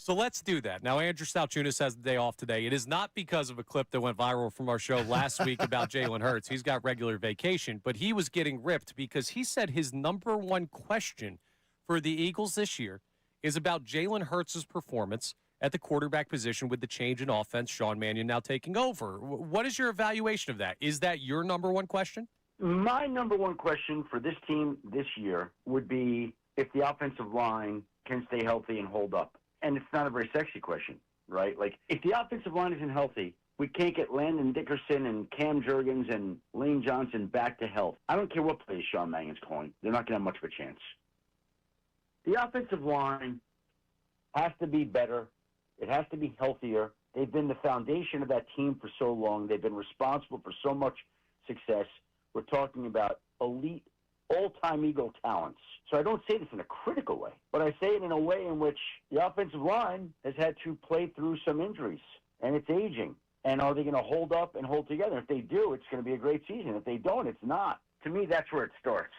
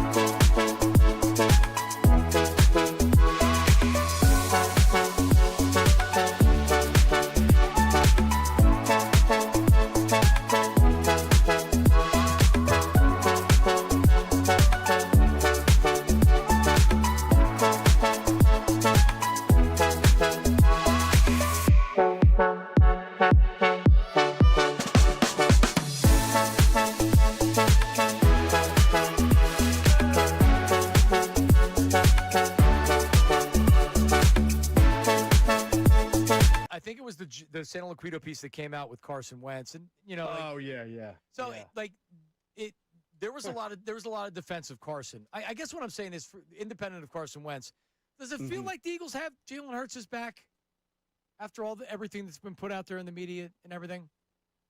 I mean, I don't feel like they've run the bus over him, but I do remember when the Carson Wentz article came out they went into a damage control mode. You know, I think they had Carson meeting with some reporters afterward to give his side of the story and clear the air. And I don't know if their reaction this time around is a result of that, like a byproduct of, do we really have to do this every time? Sports Talk, 97.5 The Fanatic and the Fanatic app. All right, it's 9:49 here on Kincade and Salciunas, 97.5 The Fanatic.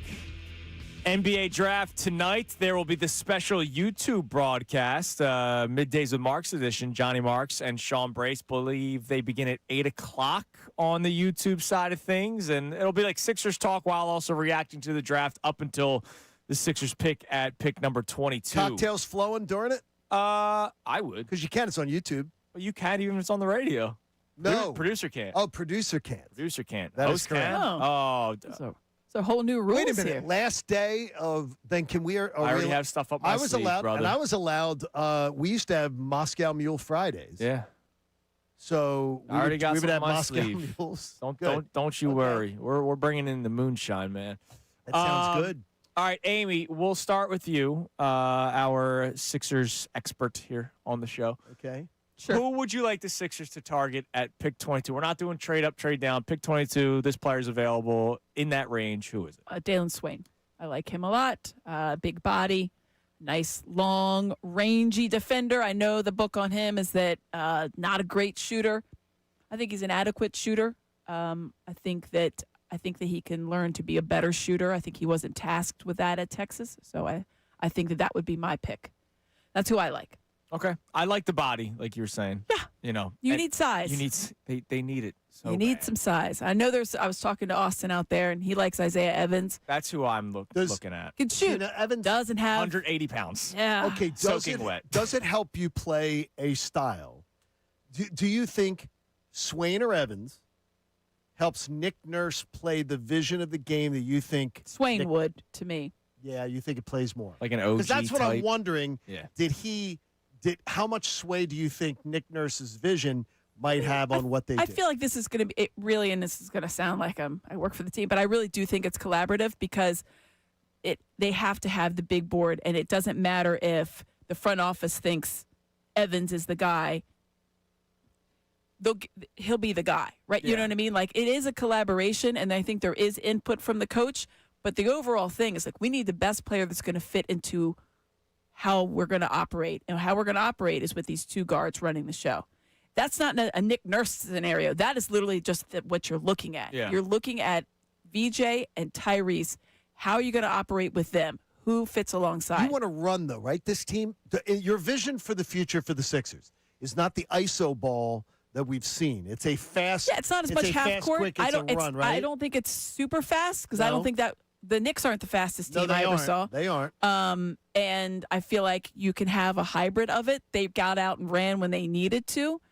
I think what you need is you need size and shooting. And Isaiah Evans solves that in one aspect. Yeah. He can shoot. There's no doubt about it. Size in terms of And height, he's a but great- not in terms of Yeah, body. he's a 6'7" guy with shoes on, which is my favorite thing because I'm like, of course, With measure shoes them on. with shoes on because Yeah. they play Very basketball good, with shoes yes.